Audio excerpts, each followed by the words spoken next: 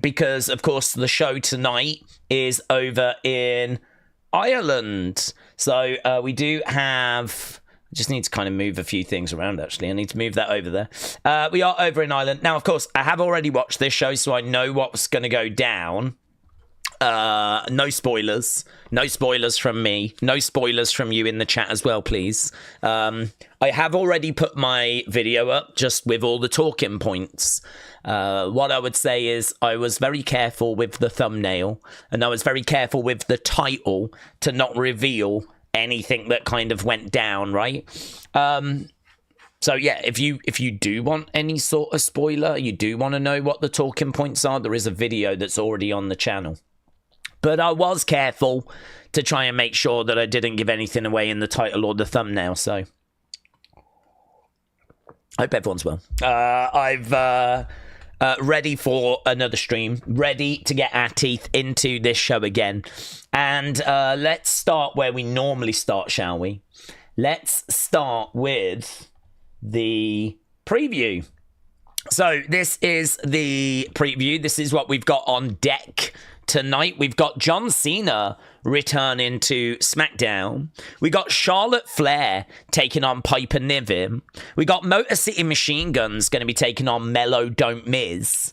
We got the Street Profits colliding with two members of the MFTs. And we got R-Truth stepping into darkness when he faces Aleister Black. So we've got all of that on the show tonight. I mean, from a card point of view, it looks okay. I think the John Cena segment is obviously the segment people are going to be most engaged with. Charlotte Piper's hard to kind of get excited for because of the fact that we did, was it Alexa Piper last week? And, you know, these matches, I've said before, they just feel like they're kind of there to kill time. It just sort of feels like we're spinning our wheels a little bit. So, you know, another kind of killing time type match. And actually, another couple of tag matches. We've really been putting out quite a few tag matches recently. Another couple of tag matches here. So, Motor City against Melo Don't Miz. Street Profits against MFTs. And then R-Truth, he is back. And he is going to be taking on Aleister Black. So... that's going to be interesting to see what we do with R-Truth, because we know that he obviously turned into a more serious character, but then he seemed to welcome back the return of his comedic side. So we've kind of got a bit of both going on at the moment. So I do think that R-Truth and where his character is at the moment is quite interesting. So yes, we'll have to see what R-Truth has got in store for us tonight. So obviously I can't say too much or talk about it too much because I know what we're getting. I know how this goes. So I'm going to try and be careful. I'm going to ask that you lot be careful as well, because obviously a lot of our American friends have been at school, have been at work, are only just getting back, and they're looking forward to their wrestling fix this week. So just like we've done this before, we were doing this during the European tour at the start of the year. So just like earlier this year, please be aware there are many in the chat that have not had a chance to watch this show yet. Right, Connor said, are you looking forward to Raw in Birmingham on Monday? I am, actually, and what I will say is I don't have like high hopes for the crowd being crazy. I mean, Birmingham, it's really hard to know what to expect because it's not I mean, we do have Aston Villa and there is like sports teams, but you know, it's not an area that's been blessed with success recently. You know, like Villa have not been like winning loads of cups, and Birmingham are like out of the Premier League. And, you know, like you look at London where they've got like Tottenham, Arsenal, Chelsea, Crystal Palace, Fulham, you know, they've got all those teams in London. You look at Manchester, they've got Man United, got Manchester City. You look at Liverpool, they've got Everton. And you look at Birmingham, and Birmingham have got Aston Villa. And, you know, Wolves a little bit down the road, and Birmingham City. It's just not the same, is it? It's not the same. I mean, like, it's a real shame, actually. Birmingham is, size-wise, I believe, the second biggest city just after London. But it's a big distance behind, right? I mean, it's nowhere near London levels. But it is like the second biggest city in England. It might have been took over by Manchester now, but I think it is still Birmingham, actually. And so I don't know what to expect. I mean, to be honest with you, I'm not going to worry about, I hope the crowd do us proud and all that. I kind of made a point in the earlier stream, and I'm going to reiterate that point. The point I made was that I really would like for each crowd to just react the way they react. I don't really want every crowd to try and outdo each other. I don't really want every crowd to try and be the loudest crowd possible. I actually think, I mean, some people might have forgotten this, but there was actually a little bit of criticism for the French crowd. It's not remembered that way, but there was a little criticism for the French crowd, which is held up as the best crowd. But the criticism was that they were singing and dancing and partying all throughout the show, which is amazing. But there was moments where, you know, the babyface was digging deep. The babyface was trying to get back in the match. And really what you needed there is the crowd to be reacting to that. Like, come on, you can do it. Like cheering on Cody or whatever. Like, come on. Like really getting behind the babyface. Like being connected to the action. And actually, if you remember in France, that was absent. I mean, it was literally party time all the time. And it was just, do you know what I mean? Like, they were just having a great time. And they were just making noise, banging on the thing. There was celebrate. I mean, it was great. There was energy. There was enthusiasm. But there was definitely some criticism about how they were just doing their own thing. And it kind of felt like there was times where, you know, we needed them to kind of be more connected with the action. So, I don't know. I think this is a slippery slope. That's the point I'm making. I think it's dangerous to kind of promote the idea that every crowd should try and outdo the previous crowd and everyone's just got to make noise. And do you know what I mean? Like, I think we're on a slippery slope where we're just going to get crowds making noise because they want to be the loudest crowds. And I don't know what you're going to get out of Birmingham in that regard. I really don't. Just because, like, as we said, we've not seen the success in Birmingham. They've not had much to cheer in recent years. So, I mean, is this going to be a noisy, vocal, passionate crowd? I just don't know what to expect. I mean, they're going to make noise. They're going to have fun. But I'm not going to sit here and go, oh, God, it's going to be the best crowd you've ever seen, you know? But to be honest, for me, I'm just so excited to see how that room looks on TV in 2025, how that space looks. It's not going to be anything special. It's not a special place. I mean, it is special to me, but, you know, it's just an arena, but it's where I saw my first WWE live show in like the early 90s. It's where I went to my first gig and I saw my first concert. You know, like the memories that I've got of that room are pretty important memories to me in the history of my life. So, yeah, the Birmingham one is going to mean a lot to me. How it plays on TV, I don't know. How the show is going to be received, what they've got booked for it, you know. I think Roman's on the show. I'm pretty sure they've got advertised. I think they're advertising Roman. So I just hope people have a good time. I hope the crowds have fun. I hope it comes across well. I don't need them to be the best crowd ever, but I hope it comes across well. I hope the show's good. Raw's been mid recently, so if it could not be mid, that would be great. And I mean, it would be lovely if we could like give it a bit of a feel of you know, being in Birmingham. Birmingham's a very industrial place. You know, it was like one of the heartlands of the Industrial Revolution. There's a lot of like factories that are kind of, you know, abandoned. There's a lot of like, you know, derelict buildings, and it's very industrial. And so, you know, it's where Pete Dunne's from. Actually, it's Pete Dunne's city. So I wonder if we get Pete Dunne on Monday. And obviously, it's probably the closest Tyler Bates ever going to get to a home sort of crowd as well. Tyler Bates from a place not far from me, where I was born. So both of us were about 20, 25 minutes outside of Birmingham. So, you know, this is probably his closest home crowd as well. So, yeah, Tyler Bate, Pete Dunne, I don't think there's anyone else really from this part of the world that's in WWE. But no, I hope it's good. I just hope it's a good show. But you should stream from Creamfield, said AB. What, the music festival? Sure, let's go. Tony said, Daze, I just want to say thanks for the previous stream. I got timed out for a comment, but thanks a lot, and I will see you next time. Well, Tony, shout out to you, bud. Yeah, I wouldn't worry about getting timed out. Sometimes it can happen by mistake. I sometimes get people getting in touch going, oh, I got timed out. Can you tell me why? It's like, I don't know. I don't know because I'm not in the chat. It's the mods that kind of control it. But sometimes it can be that the wrong person gets timed out. Sometimes it can just be that you've maybe put the same comment in a few too many times and the mods just feel like, it's getting a bit excessive. Sometimes it might be that they just feel it's a bit inappropriate. I can't really answer. But what I would say is I wouldn't worry about it. I think there's quite a few timeouts that happen, to be honest, from time to time. It's just one of those.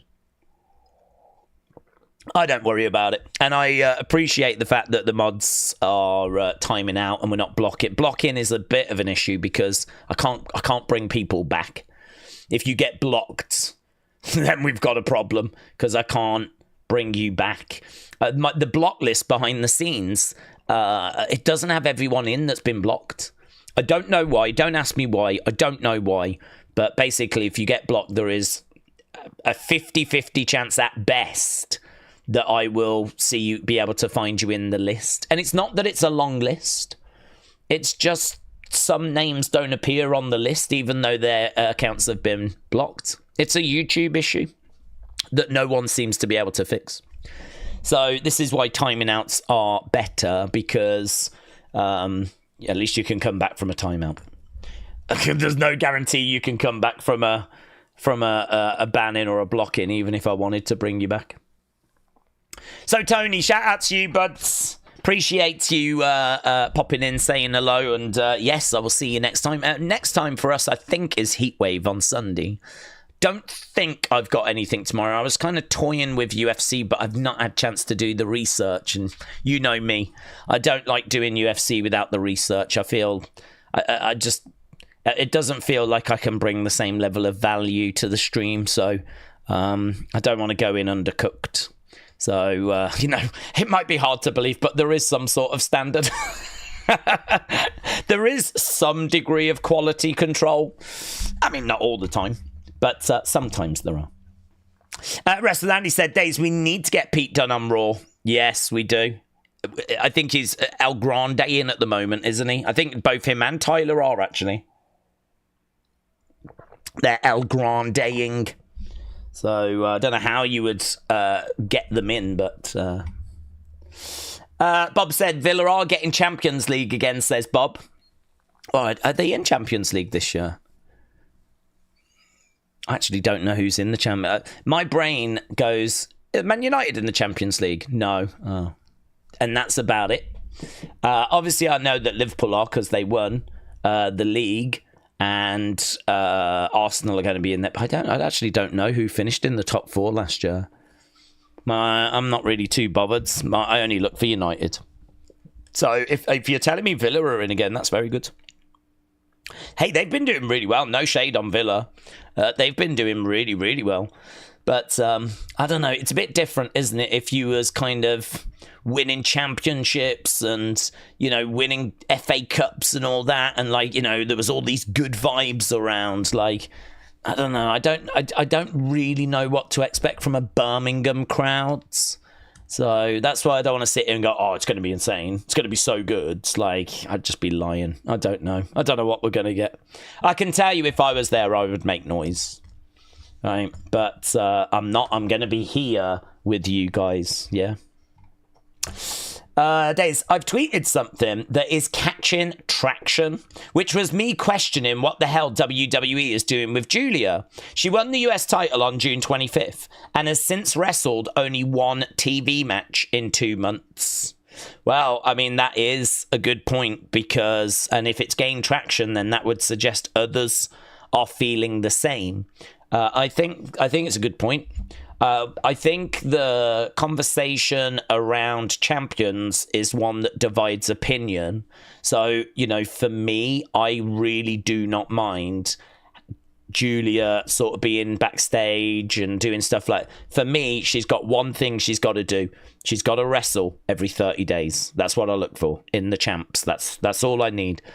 I don't need the champs to kind of be taking up loads of TV time. They can have segments, of course they can, and they clearly are going to bring some serious star power because they're the champs, right? But I do think that we need to use some of that TV time to kind of build up challengers. When we get to the match, the championship match, the champs should be fine when it comes to their star power. The champs are the champs, and so their star power should be, they're the champs. We've obviously followed them on a journey for them to get to the title, so it should be that, we've kind of already done a lot of the work when it comes to the champs, but it's the challengers that we need to build. And then, of course, you build to the match, don't you? And you've got champion versus challenger. You've just spent quite a lot of time building your challenger. Your champ should have the star power anyway. And so hopefully you can make it feel like quite a big match. So this is where, for me, like Julia being in backstage segments, I'm not too worried about it. I'm okay with it. Because do I need to see Julia in non-title matches? No. I don't, honestly, I don't need to see her in non-title matches. And the old school rule is that she has to wrestle every 30 days. So if she's wrestled once in 2 months, then that feels to me like we're at least one match down. And I can't even remember what that last match was, to be honest. So I would say there's clearly an issue there. And I can understand people wanting better for Julia and wanting to see more of Julia, but that is exactly what you should want. If you are booking Julia, you should want people to want to see Julia, because what you're doing is you're building up a challenger, and they will get that match. They will get Julia in action against the challenger that you've just built in a match that hopefully people want to see, which is going to mean that it's hopefully going to get good engagement before the match has even started. And then you can obviously get hopefully a better outcome, a better, more engaging match out of it. But of course, if you're doing a build and you've got a challenger and you've got a champion, then you need to do some sort of build. They've got to have some sort of interaction. So it's a case-by-case basis. I mean, it's hard to kind of sit here and give you an exact week 1 you do that, week 2 you do that. I mean, it just doesn't work that way. It's more fluid than that. So I would say, yeah, I agree. We could do with seeing a bit more of her if it's been once in 2 months that she's had a match. She's had a lot of little backstage bits, but yeah, for me, I'm more. If this is, let's finish it this way. If this is a scale of like seeing the champion wrestle every week or barely seeing the champion at all, right? If it was on that sort of scale, I'm probably more towards the seeing the champs less end of things rather than more, because I just think less is more sometimes. You know what I mean? You've got to kind of have people wanting to see the champions, missing the champions, desperate to see the champions, asking where the champions are, so that when you do give the champs, it's like, oh, let's go. I've been waiting for this. Good things come to those who wait. Jersey said, Daze, you're an MVP for doing the double stream. Well, we did this before, but we did it like during the European tour, and I love doing it. I mean, I sort of feel like we obviously serve a lot of our European kind of friends when we do the earlier stream, but there's many of our American friends that can't join us for that because they're at school, they're at work, and so, you know, I mean, it's a bit of a no-brainer to me that this is the right thing to do. So yeah, I'm glad that people enjoy it. And as we said, no spoilers, please. No spoilers. We are trying to just treat this like we would a normal Smackdown stream. So, yeah, big time. Well done. Congrats. I'm pleased that your tweet is gaining traction. Harjinder said, Daze, are you close to Birmingham? Not so much right now. So I think right now it'd probably take me about an hour and a half-ish, hour and 15 to get to Birmingham from where I am right now. If I was to get in the car, it's about an hour and a half, hour and 15, which in America, because of how big America is, that might not seem that long. But actually, UK-wise, I'm so used to, 20 minutes, 25 minutes being kind of close. That in my book, that's fine. If something's 20, then I don't live too far away from it, if it's 20 odd minutes away. But any more than that, like if it starts getting 35, 40, 45, then all of a sudden I'm like, oh God, do I need a packed lunch? Oh, this is far. You know what I mean? I'm having to think it's a day out then. So it's really weird because in America, there's people that tell me they travel a couple of hours to get to work. And it's like, you know what I mean? I couldn't do that. To me, that's just... in the UK, I used to live in Stourbridge. I actually worked in Birmingham. It used to get a taxi to the train station. That would, be a couple of minutes. Then I'd get the train. That would probably be about 20. I could probably get from Stourbridge to Birmingham in about 35 minutes, 40 minutes. But in a car, if I just got in a car and just drove, parked and everything, probably about 25, 30. That's when I was in Stourbridge, but I'm not in Stourbridge right now. I'm in Market Drayton. So about an hour and a half, hour and 15. But yeah, I grew up in Birmingham because that's where both my parents are from. It's where my grandparents are from. So, every weekend I would go to Birmingham to go and visit my grandparents and my uncles, aunties, cousins. They all live in Birmingham. I mean, honestly, my parents met in Birmingham and they just decided, let's get out the city. So they just moved to a town that was 20 minutes away. And then I was born. So I was born and raised outside of Birmingham, but my whole family is Birmingham, yes. So this is absolutely 1,000% the closest venue to home for me is Monday on Raw, Birmingham, UK, where Ozzy Osbourne is from, where Pete Dunne is from, where Aston Villa play, and some other things, but not many more because Birmingham's, not got much going for it. So the women's US title has been useless, said Curtis. On Raw, the IC title division has been fantastic, and they've been making PLEs regularly. Yeah, well, I mean, they've obviously had Becky, which is, arguably the biggest female star. And if it's not Becky, then, they've had Bayley as well, which is another of arguably one of the biggest female stars. And Lyra, obviously, they're trying to build. So, I mean, you've got all that. Over on the other side, I mean, you're dealing with Zelina, Julia, a little bit of Chelsea. I mean, it's just from a name value point of view, it's a bit of a step down, to be honest. I mean, I know that you should be building and investing, but I mean, I think they are getting them on TV. They're trying to build a women's mid card. So, I think it's weaker, definitely, than the Intercontinental title picture, but I think that we've got a few new elements, like Julia has not been on the main roster very long.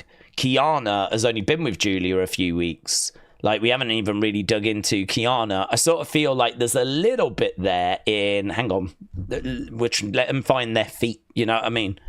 We're not dealing with stars that have been around as long as Becky and Bayley.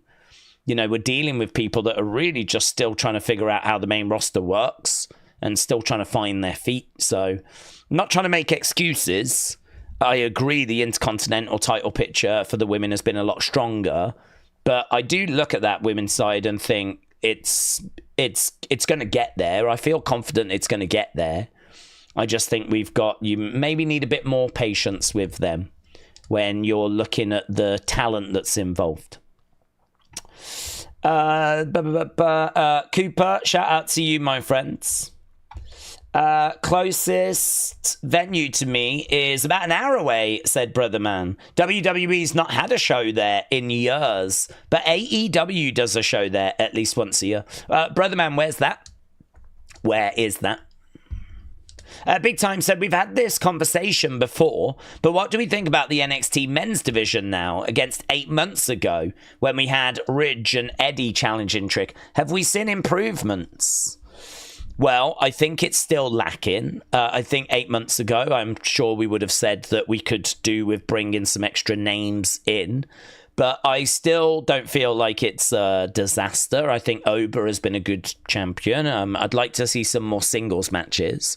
Javon has continued to develop. Obviously, we've added Jasper Troy as kind of someone that's got in Oba's face, someone that's kind of caused problems for Javon. He's not bringing anything in the way of star power, but obviously winning LFG and being added to the NXT roster has been interesting to see. So, he's not bringing in, like, he's not a king of the indies or anything like this. He's not like some amazing AEW star. And we could definitely do with getting some people in from the outside. I mean, yeah, we could easily drop in a couple of, nice names in there. I would love that. But I suppose WWE are looking for the best wrestlers they can possibly get. I mean, WWE, if there was someone available that they really thought was of value, I'm sure they would take them. I mean, one thing WWE doesn't seem to drag its heels on is they don't seem to be too hesitant when it comes to bringing people in. I mean, they've brought in Penta, they've brought in Phoenix, they brought in Rusev. It's just these people have gone to the main roster, straight to the main roster. Rusev makes sense. Penta, Phoenix, I mean, I think you would say it's worked. Penta's been really well received. Phoenix and Andrade have made a really good tag team. But, unfortunately, they've bypassed NXT. And so that means that, NXT misses out on those. So we've brought these people in, they've bypassed NXT. So, we've got Ricky Saints. I like Ricky Saints. We've got Javon. I really rate him. We've got Oba. We've got Ethan Page. We're trying to do more with Tavian now. We're trying to do more with Miles Bourne. But yeah, I mean, if there was people that were out there that we could grab and bring them in, I think we would definitely look to. So definitely, I think I feel about the same, to be honest with you. I think that NXT is okay. I mean, NXT has been putting on the best shows this year. But it has been consistently behind its women's division. But I mean, Trick Williams, I love Trick. Trick Williams, I just find him endlessly entertaining. I've really enjoyed him kind of turning a bit heelish as well. I mean, he was so over as a babyface, getting huge reactions, but he just seems to be a bit more confident on the microphone. There was a video of him kind of going down a line outside the show on Tuesday, in Philly, and he was just going off on people. It was in Unseen. I really enjoyed it. I thought it was so good. I mean, he went up to one guy and he was like, "You look like Willy Wonka." And he went up to this woman and he was like, "Listen, Mama, 30 years ago, you had a chance." And his charisma is still able to come through even with being a heel. So I think Trick's a hell of a talent. I think Oba's a hell of a talent. I think Javon's a hell of a talent. Lots of love for Ricky Saints and Ethan Page. I mean, there's 5 guys. So I think it's wrong to say that the men's division is in the toilet or that it's a dumpster fire or there's nothing there. I really push back on that. I really disagree with that. I think Tavian's got great potential. I really like him. Miles Bourne, maybe stuttering a little bit in the sense of, I think he had a bit of buzz. I think there was a bit of momentum. Do you remember when he won that? Was it a Battle Royal? And then had that match with Oba. And it was kind of like, okay, we're having a little look at Miles Bourne here. I don't think we've really kicked on from that point, but he's in this kind of weird feud with Lexis King at the moment. I don't think we've kicked on with Lexis King. So I would say we've got a core of a decent division, but we do need to add people to it. And the other problem you've got is who knows when Trick and Oba might get called up. Who knows when Ethan and Ricky might get called up. And then, of course, you're going to really start leaving some gaps. So, yeah, they do need to bring in some decent talent. They do need to keep producing and moving forward. And I don't know, man. I wonder if they put the belt on Javon this weekend. I wonder if Javon gets championship. Do you know what might be quite good? To do some sort of number one contenders ladder match. Just get a load of guys like Briggs, like Miles Bourne, like Tavian. Just get a load of guys. I mean, what about that Nico Vance that's in the Cullen with Sean Spears? Just get a load of these guys in a ladder match and just kind of see who's going to be that next breakout star. Who's going to, where's Tony gone? Just get all these people in this match and who's going to be that next breakout star. We did wonder if Hikuleo was going to get his run in NXT, and he's just gone straight to the main roster as well. So NXT has been bypassed a little bit when it comes to some of those male names. Hikuleo, now known as Talatonga, just kind of, he could have been useful down in NXT. But listen, if Triple H wants these guys to the roster, he'll just take them straight to the roster, won't he? And then that means NXT's got to figure it out. But we're okay. Honestly, I think we're okay. Could it be better? Definitely. But we're okay. We're not drowning. NXT's been the best brand this year. Daze, I'm not going to stay long, but I'm going to have an early night. The chat screen's frozen. Oh, why is that frozen? Wow, let me reset it again. Thank you, James. Have a good early night. My understanding is that James is actually around Edwards tonight, and I think they're having a sleepover. So, boys' night in. I think Edwards got the trainers on. I think right now James is modelling the man bag, and they're just having a real fun night, a fun lads' night in. So. Have a good one. Right, Daze, how are you doing? I'm good, thank you, Ramona. You are my favourite. You are the best. Keep up the good work. I'm not doing good. Oh, why? What's happened? I just read. I'm really sorry to hear that, Ramona. I'm really sorry to hear that. Yeah. Well, I mean, honestly, better off out, aren't you, mate? Better off out. I would really try and find positives in that, mate. Because that is not something that you wanted to remain in. So, Ramona, shout out to you, buds. The venue closest to me is in Texas. It's the HEB, the Heb Center. WWE show there was NXT Great American Bash, but that was back in 2023. Interesting. Well, hopefully they return. It's always lovely, isn't it, when they come close by? Just like how the Irish fans have had WWE come to Dublin, which apparently was the first televised Irish. I would never have said that. I would never have said this was the first televised Irish event in Dublin. But yeah, apparently so. So amazing. So yeah, something very special about that. Daze, what do you think about Jake Paul Javon Davis? Said Sean. I will watch it if I can. I think it's stupid. I find it very frustrating. I mean, there's a lot of things that happen in the world that only happen for money. And this is absolutely one of them. No one is clamoring. No one is asking to see Jake Paul against Tank Davis. I mean, first of all, the size difference between them. I think Tank Davis is like, what, 135? Jake Paul has been at 200 odd pounds. I mean, the difference between them is like 60 odd pounds. So, I mean, and the thing is that 60 odd pounds is loads, but you could say that Tank Davis has got a real advantage, of course, when it comes to boxing ability. So, you know, I would say that it is a freak show. It's a sideshow. It's a God only knows. I mean, I'll watch it. But first of all, it doesn't matter as to who wins. It's an exhibition. I don't know if because it's an exhibition, there's going to be like no knockout clause. I mean, I'm guessing, are they going to have headwear on and everything? I mean, if they're going to, like, do you know what I mean? Like, how...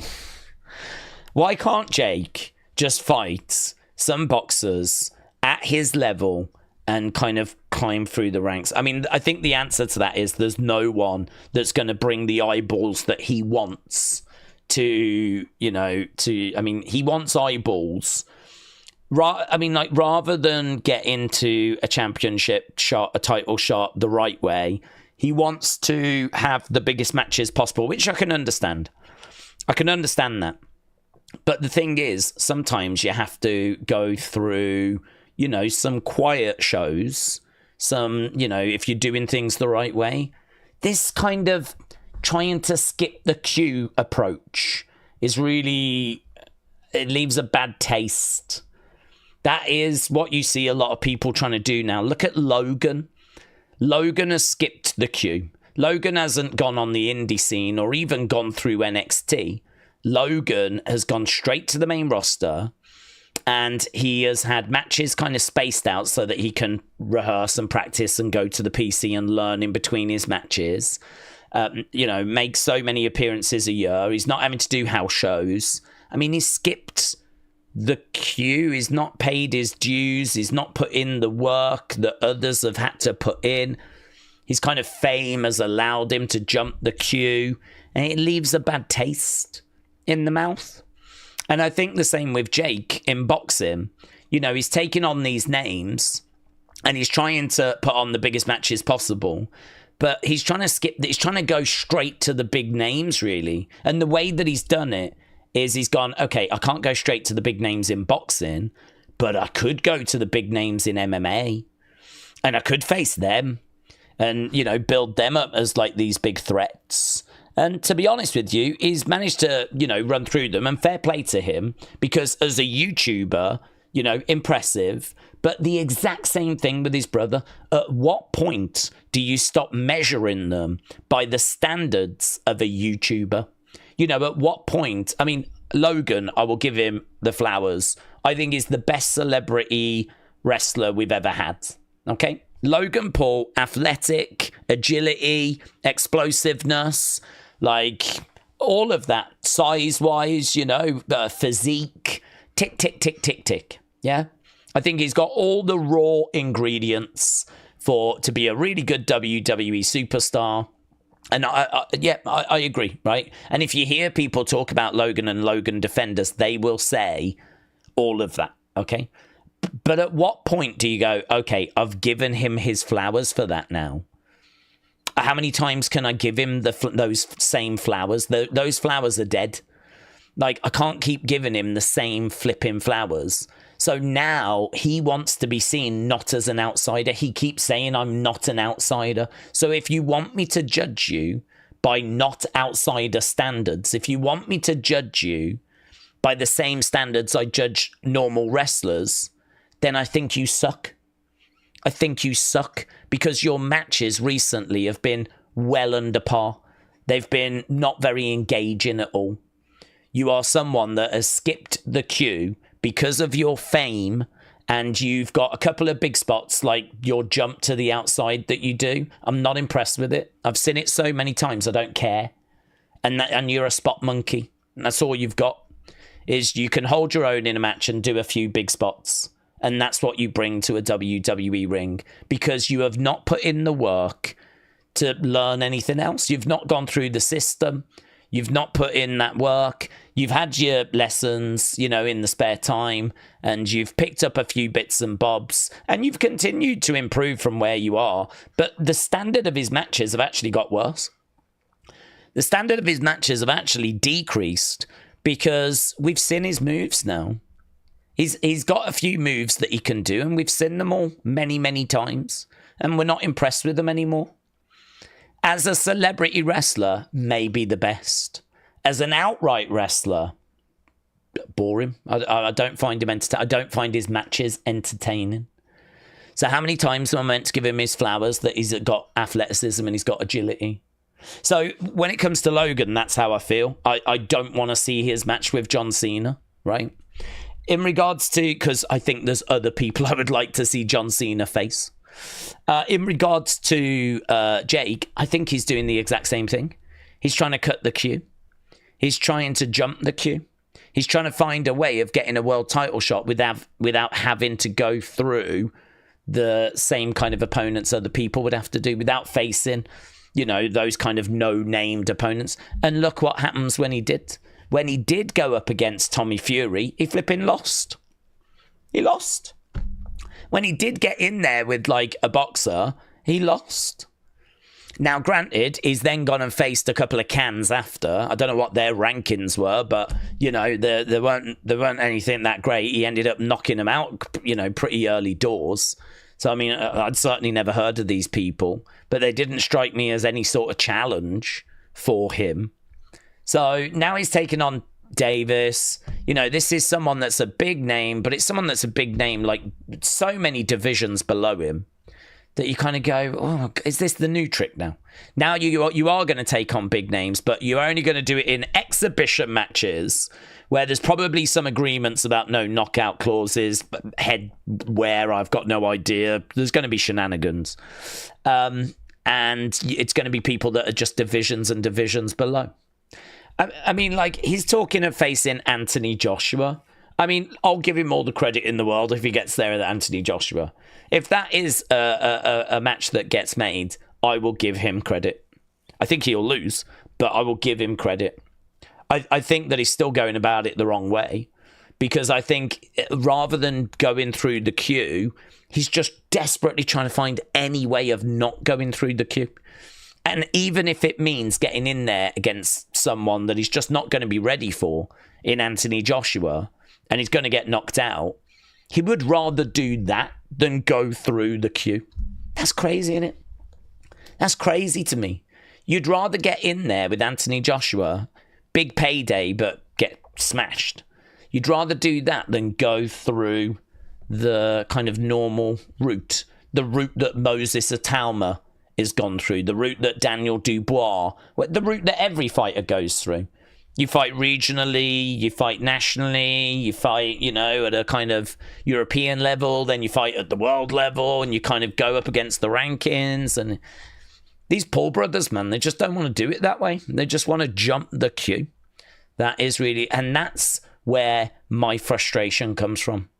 With Logan, obviously, you've got the Crypto Zoo stuff, you've got the Suicide Forest stuff. I mean, he is the when you think of those YouTubers that give YouTuber a bad name, YouTuber is not a word that sounds great, is it? If you say to someone, I'm a YouTuber, it kind of does come with a connotation. It does sort of come with like a bit of a, sorry about that. And the reason for that is because there's people out there that have given it that connotation. There's people out there that have given it that reputation. And those people are Logan Paul. People like Logan Paul. These kind of like work shy. Well, you can't say he's work shy, to be honest. But it is perceived as being work shy. But he is someone that obviously has just done these like heinous things. He tries to scam his audience and all that kind of stuff, allegedly. And, this is where the backlash kind of comes from. And then add in the fact that he's trying to jump the queue. Add in the fact his fans are like, why can't you give him credit? It's like, how many times do you want me to give him credit for the basics? How many times do you want me to give him credit for the bare minimum? I mean, what is this? A participation award? I mean, if you're going to judge him by wrestling standards, then he's lacking. He's not in the same league as other wrestlers who can go out there and put on great matches against, other wrestlers, whereas Logan has to prepare for his matches for months on end and hopefully add a new move to try and make the match interesting. That's what happens when you jump the queue. So those are my thoughts. Big Time said Daze, the carry cross movement might have cooled off. I think it's cooled faster than I think anyone could have imagined. Even if it is a work, people aren't keeping his name out there alive. I must admit, I find the carry... I mean, I think the carry conversation is sort of parked for me, to be honest. The reason why is because I still don't know what's happening. I really do feel like something is off, and my opinion has not changed on that. I know that Karrion did the Ariel Helwani interview, and he said, listen, people think this is a work, and if you feel like something is off and that it's weird, just know I feel that way as well.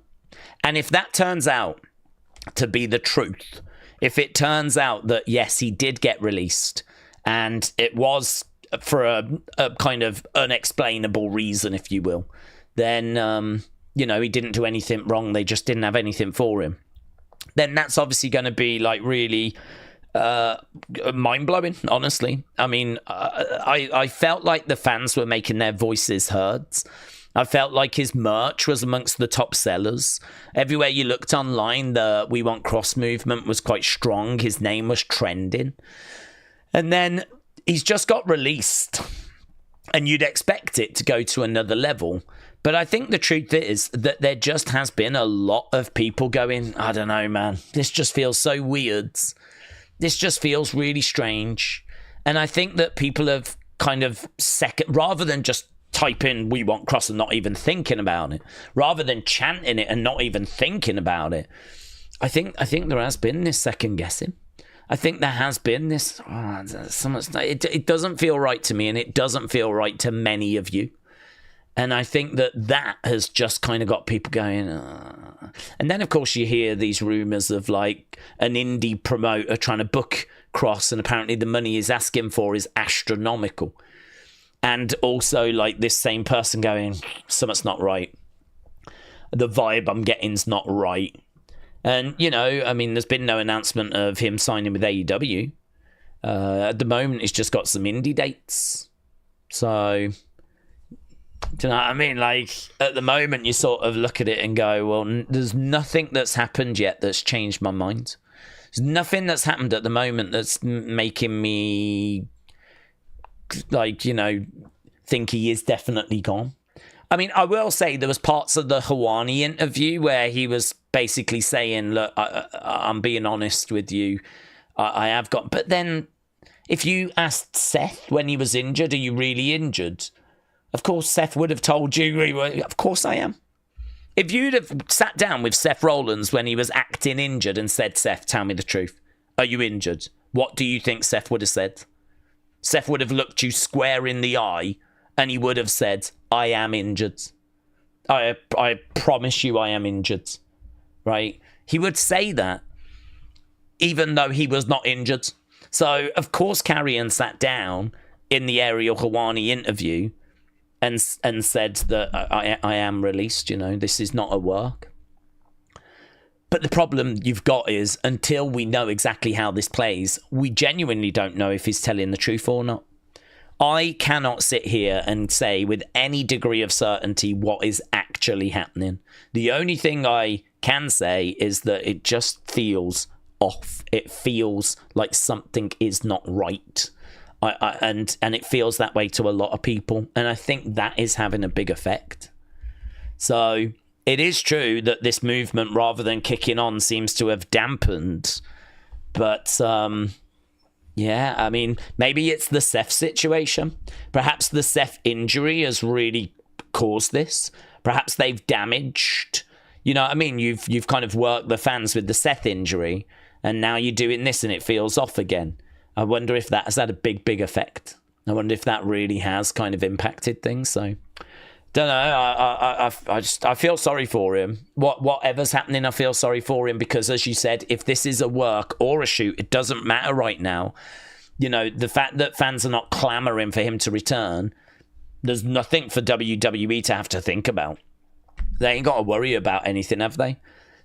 Triple H ain't going to be worried right now, thinking he's made a bad decision if he has actually let Karrion go. And if it is a work, as you said, they would have been hoping for the fans to have made their voices louder. But listen, they've done this to themselves. I think they've, screwed themselves. It's like a Brett screwed Brett type situation. They've done it. They've screwed themselves here. So, yeah, it's a hard one to have a conversation about. I can't really add much more than that. I mean, the only thing I can tell you is that Sean Ross Sapp said, it's not complicated. He's definitely out of contract. That's what Sean has said. But what I don't know is, that's fine, but what if they've said, we're going to bring you back under a new deal in a month? Like, you know, there's a contract we've got ready for you, but let's do something here. You can go and do interviews saying you're not under contract, and you can tell the truth, because you're not. But we will re-sign you in a month's time, bring you back as we head to 2026. Go do your book. Go do your book tour. Go do a few indie dates. Go do those, and then we'll bring you back in, and, you know, off we go.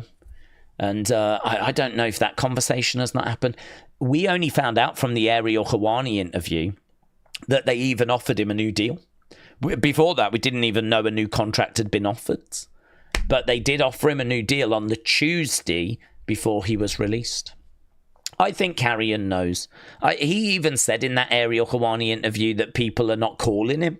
AEW haven't called him, and there's other promoters that haven't called him because they're not sure if this is a work or not. They're not sure if they can trust this or not. So he knows that people are struggling with this. He knows that people have got doubts about this. And honestly, if he has actually been released, it sucks, doesn't it? Doesn't this suck? That he might have actually been released and we're all sat here not just, you know, demanding his return. Instead, we're like, do you think he has? Do you think he has? WWE in 2025, eh? What are they like? Kader said, I say content creator, not YouTuber. Yeah, the YouTuber thing has got that bad connotation. I mean, look, it's not just Logan. I think, you know, it's things like, is it Family of Five? You know? And I don't know, BitBoy or whatever. There was a crypto guy, wasn't there? It was huge. I was only watching a video on him yesterday.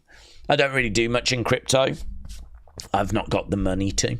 But, you know, as it was all popping off during the pandemic or whatever, it was quite interesting to look into. And there was a big crypto YouTuber, had like over 1 million subscribers, constantly talking about his portfolio. And I saw a video of him the other day. He looked worse than me. Do you know what I mean? My beard is out of control, right? Because I don't give a flip. But he was like, you know, mugshot, arrested, beard was like out here. He looked like a crazy, like, homeless guy. Just like eyes just white. And it was like, go back a few years ago. And this guy was like hosting a massive YouTube channel, talking each day about the different things that were happening. And it's like, you know, it's things like that, isn't it? It's things like Logan, it's things like Jake, it's things like, is it Family of Five? I can't remember. Family of Five. You know, it's those kinds of things that give YouTuber like a bad name. Daze, Cross and Scarlett won't go AEW because of Don Callis. Whilst they was in Impact, Don sexually harassed Scarlett. Oh, really? Well, I've never heard that story. So that's interesting. Did he really? Interesting. Benny said, Karrion is a loss to WWE. I feel like he had a lot of times to get himself over, but it took a long time. I think Karrion will do fine wherever he goes. Sammy said, I think Karrion's situation is that he's been released, not a work like Seth Rollins, said Sammy. Yeah, there are people that have got really split opinions on it. I mean, all I can say is it feels off to me. Something's not right. I don't understand how the crowd can be so behind him and his merch can be a top seller. And I don't think their wage was that high. Because, like, he was on the outside of the company. He got brought back by Triple H. I don't think Triple H would bring him back with a high wage. So, I mean, he got brought back. And then, okay, creatively, they couldn't find much for him to do within that time. But, you know, he was just starting to get going, wasn't he? Like, with the crowd connection. The crowd were just starting to get behind him. And then at SummerSlam, "We Want Cross" was the chant. And, of course, famously, Triple H heard it as "We Want Brock." But, of course, Triple H would have been told, he will know now. Triple H is not walking around thinking they said Brock still. Someone, somewhere, will have said to Triple H, you know they were saying Cross. So he knows. And there was a contract that was offered as well. Even Crossers told us this in that Ariel Hawani interview. So a contract was given to them. So things just feel weird and off, and it doesn't make sense. He wouldn't have been on that much. And the crowd are demanding him. And he's one of their top merch sellers at times. Not the top merch seller, but there are plenty of times where his shirt was selling. There's plenty of times where we want Crosses trending. And they're just going to let him go, potentially to AEW. It just doesn't add up. The math don't math. So, I don't know. I don't know what's happening. We'll have to see. There is a theory out there that he comes back at Clash in Paris. I saw a video about it that someone sent me, and there is a very interesting theory. I'm not going to go kind of into it because it might lead to absolutely nothing, but there is a theory that actually this is a work and it is connected to Seth. And just like how Seth played us with his injury, this could be Seth playing us once again. This time it's Seth playing us with Carrion, and that Carrion is actually going to... There was a theory as to why. But it involved Shakespeare, and it involved like the artwork that's being used, and it was kind of interesting. But to be honest with you, without knowing if it's actually going to go that way or not, it's hard to know how much to kind of buy into any theory, right? It's just a fan theory. But the fan theory was that once again, Seth is going to outmaneuver the fans. So Seth outmaneuvered you, or tried to, with the injury, and this is now Seth outmaneuvering you, or at least trying to, when it comes to Carrion. You know, okay, you might have not fallen for the injury one. Maybe some of you did, maybe some of you didn't. But he's going to get you with this Carrion one. And Carrion comes back, helps Seth retain at Clash in Paris, joins the Vision. And the Vision gains another member, that person being Karrion Kross and Scarlett. That's a theory that's doing the rounds. I don't know that you can put any faith in it. But it's a thought, isn't it? That Seth is trying to outfox us again. I think this is part of the problem, isn't it? People just don't know what to believe. Daze, with everything in the news, I just take it with a pinch of salt, says Ben. Bora said, Daze, John Cena has the most PLE main events in history, 76. Oh, the next active list is Roman. He's fourth with 55. Orton with 54. Do we think any of those could pass Cena? PLE main events.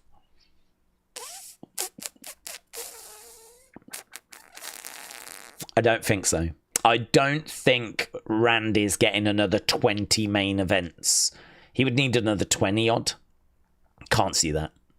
I mean, if it was PLE appearances, you know, that's different. Is Roman going to get another 20 main events? I mean, he would need to be champ. I could see Roman getting another championship run, but with his reduced schedule, you know, if Roman had a really good full year and main evented a lot of the shows, let's say he main evented like 8 of them, 9 of them, you know, that would be a chunk that would be took off. But he would still need another chunk, wouldn't he? I mean, I think Roman could main event some more WrestleManias and SummerSlam, certainly with them being 2 nights. And who knows, if Royal Rumble goes 2 nights, there might be an opportunity. So I would say no to Orton. I think Roman unlikely, but not impossible. But yeah, so that looks like it's going to be Cena's record for the time being. I do think that'll get beaten though, because as we are moving to more 2-night shows, that's more opportunity, isn't it, for people to main event. So I do think that it will get beaten. I don't think that's going to be Cena's record forever.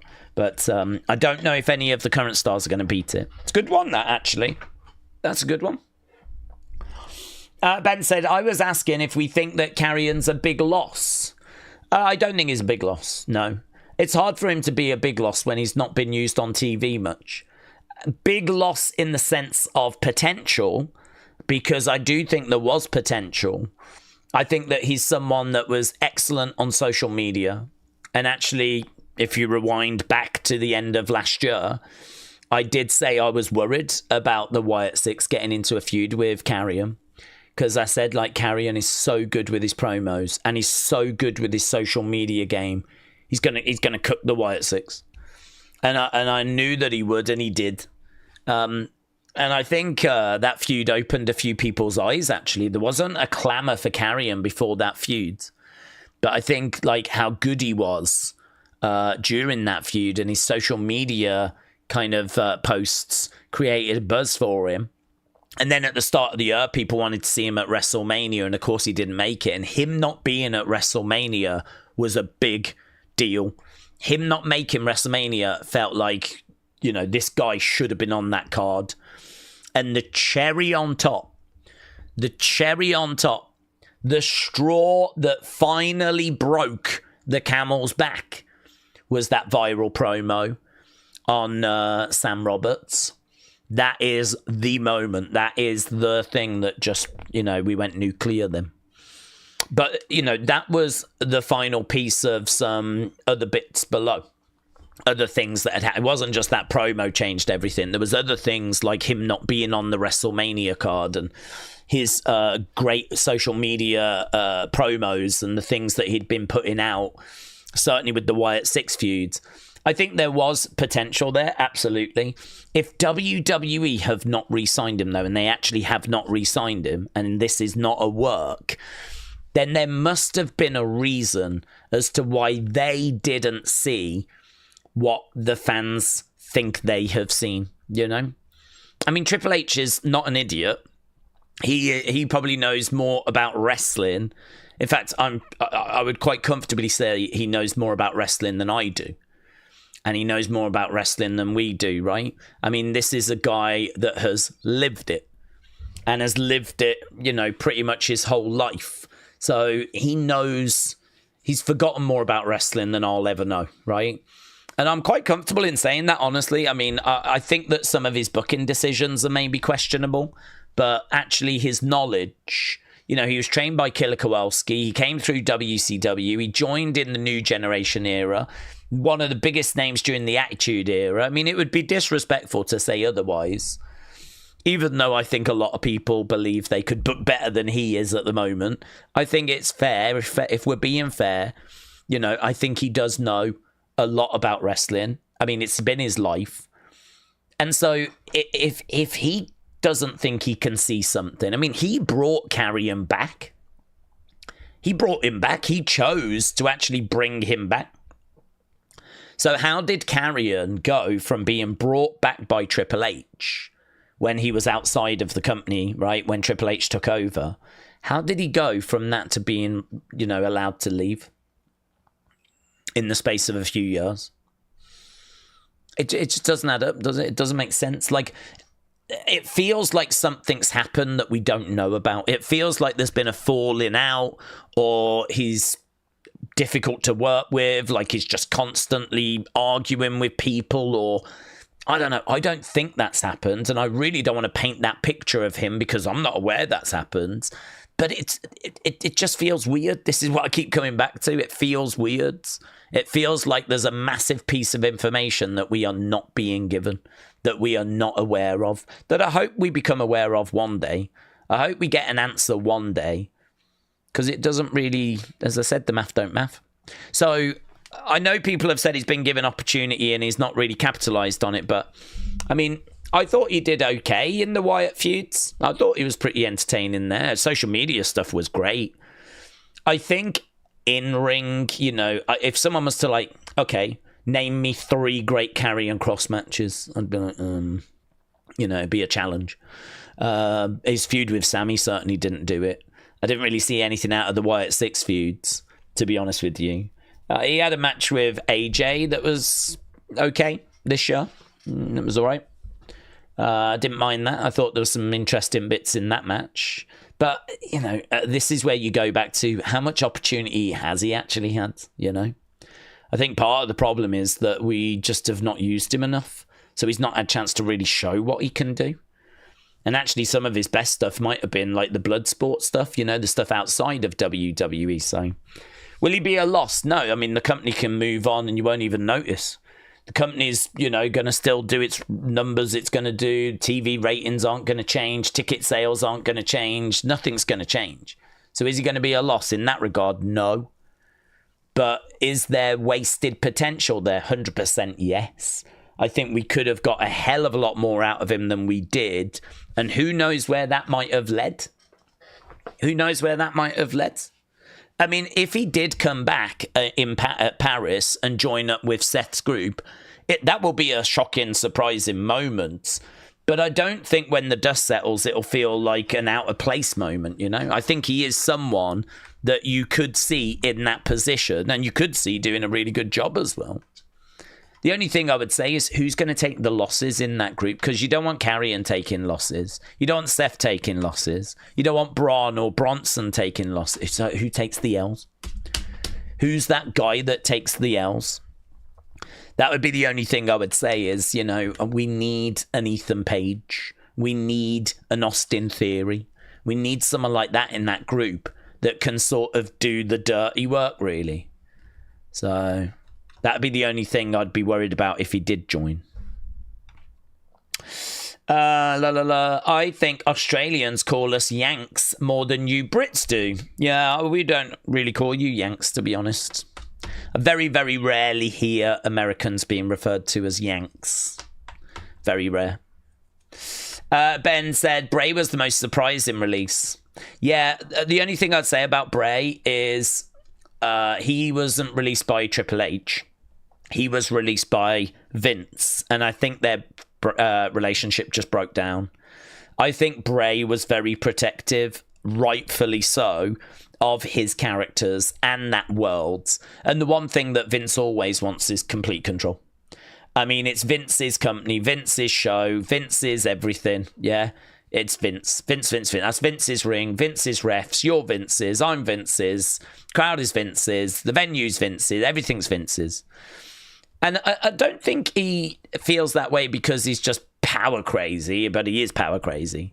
I think it's more because he genuinely believes his own hype that he is God's gift to booking. And in his mind, no one's going to come up with anything as good as what he can.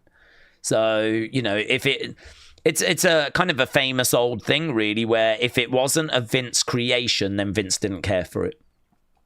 This is like the NWO and things like that, Sting. If Vince didn't come up with it, he wasn't interested in it. And I think with Bray created all these characters and created this world. Vince didn't. And I think as a result, Vince just didn't. He probably could have took it, if Bray had sort of handed it over to Vince. Here's some toys to play with. And Vince could do what he wanted, take it in directions that Bray didn't want it to go, and Bray just went along with it. Then I think it would have been ruined, right? Definitely would have been ruined. But I think Bray wouldn't have been let go. But I think Bray was arguing back, pushing back, standing his ground, not wanting to see characters go in certain directions, and I think that just sort of, led to his release. I think when it comes time to bring up some people from NXT and you need to save some money, if you was in charge of WWE and there was a guy that was doing their own thing, had created their own world within your company, not really allowing you to provide your input, right? They're doing what they want and they're on a big wage. I wonder at what point you would end up cutting that person. And honestly, from Vince's perspective, I genuinely think that's what it was. I think that he struggled with Bray's worlds, didn't like the fact he didn't create it, didn't like the fact that he couldn't really, influence it because Bray just didn't want to do certain things. I think Bray was on a decent sized contract as well because he'd been around for a while, renegotiated a few times. So I think he was, I think cutting that off the wage bill kind of helped Vince in a way. He didn't have to cut loads of people. If you cut Bray, then you've kind of got the wage bill back to a decent place straight out the gate. And so I think we just reached a point where that seemed like the right option to Vince. So, yeah, I mean, the fans loved Bray. There was big backlash, you know, all that sort of stuff. And, of course, as soon as Triple H took over, one of the first things he looked to do was to reach out to Bray and bring Bray back, which made total sense, of course. But unfortunately, Bray would sort of pass away before we could really dig into much more of this new universe. And we were so robbed of that. I mean, I could see a lot of... I don't actually see a lot of hatred for Vince on that subject. There's lots of reasons to hate Vince. But I actually don't see much online of people saying, I can't believe Vince took away all these months of Bray that we could have had, you know? Like, we could have had months and months and months of Bray in WWE when he was out of the company. And we could have had all of this kind of, you know, character progression, and we could have had all this kind of interesting storylines digging into that world more. But instead, you know, Bray got released for, I think, the reasons I've just stated. Ended up coming back under Triple H. And then, you know, I mean, little did any of us know that he wouldn't be around all that long. Came back at the end of, what was it, 2022? And then, you know, sadly passes away kind of mid-2023, having missed WrestleMania when he was advertised for it. And so, you know, we end up his last match being the Royal Rumble pitch black match. So it's horrible. It's, you know, obviously, you know, you wish things had gone differently. And there's just not... I wish there was some positive that you could end on there. I wish this conversation, you could spin it and go, but at least this came out of it. But there's not. There's just not. I mean, the Wyatt 6 came out of it, but I think we would all swap the Wyatt 6 to have Bray back. You know? Of course you would. So, I mean, you can't even... I mean... There's nothing. I wish there was something positive I could end on there, but there's nothing. A Big Time said, Daze, even if that shoot promo was a work, it wasn't approved by WWE and Triple H was upset. You got to remember that there was truths to the lines and fans can easily be into it. Well, true, but he did get asked to do a promo like that by a producer. So, I mean, that producer has got to take some of the blame as well. I mean, that was allowed to air on... I think it was a WWE platform. I mean, it was the Sam Roberts show, but it was a Sam Roberts show where he was talking about WrestleMania. So I think it was like Sam Roberts's kind of post show that he did, and it was in with WWE. I mean, you know, the producer said to Karrion, will you do the Sam Roberts show? So it's not like he went off onto some interview and WWE didn't even know about it. He was asked to, he wasn't even booked, but the producer asked him to go on. And so, you know, did no one kind of ask him beforehand, what are you going to say? I mean, I think he was asked to go out there, just shoot, just be yourself, just create some buzz. I mean, he did what he was asked by that producer. It's hard, isn't it? I mean, who's he meant to check with as to what am I allowed to say here? I mean, I don't know how easy it is to manage to get a hold of Triple H. So I sort of feel like if Karrion carries the blame for that, like that's... What's he meant to do? He's being asked to do... This is why, like, the left hand don't know what the right hand's doing sometimes. If Triple H didn't like it, then I can understand. But is that Karrion's fault? I would like to think that that is not the incident that has derailed Karrion. I would like to think that that is not the incident. I mean, apparently he waited for Triple H and had a word with him and smoothed it over. So hopefully after Triple H has had that conversation with Karrion and heard it from Karrion's side, hopefully that, you know, resolved any issues. Honestly, I think it would just be horrific if that was the incident that did it.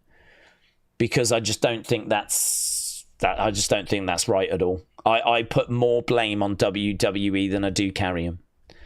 Because the producer asked him to go and deliver something exactly like that, and he did. So the company did ask for it.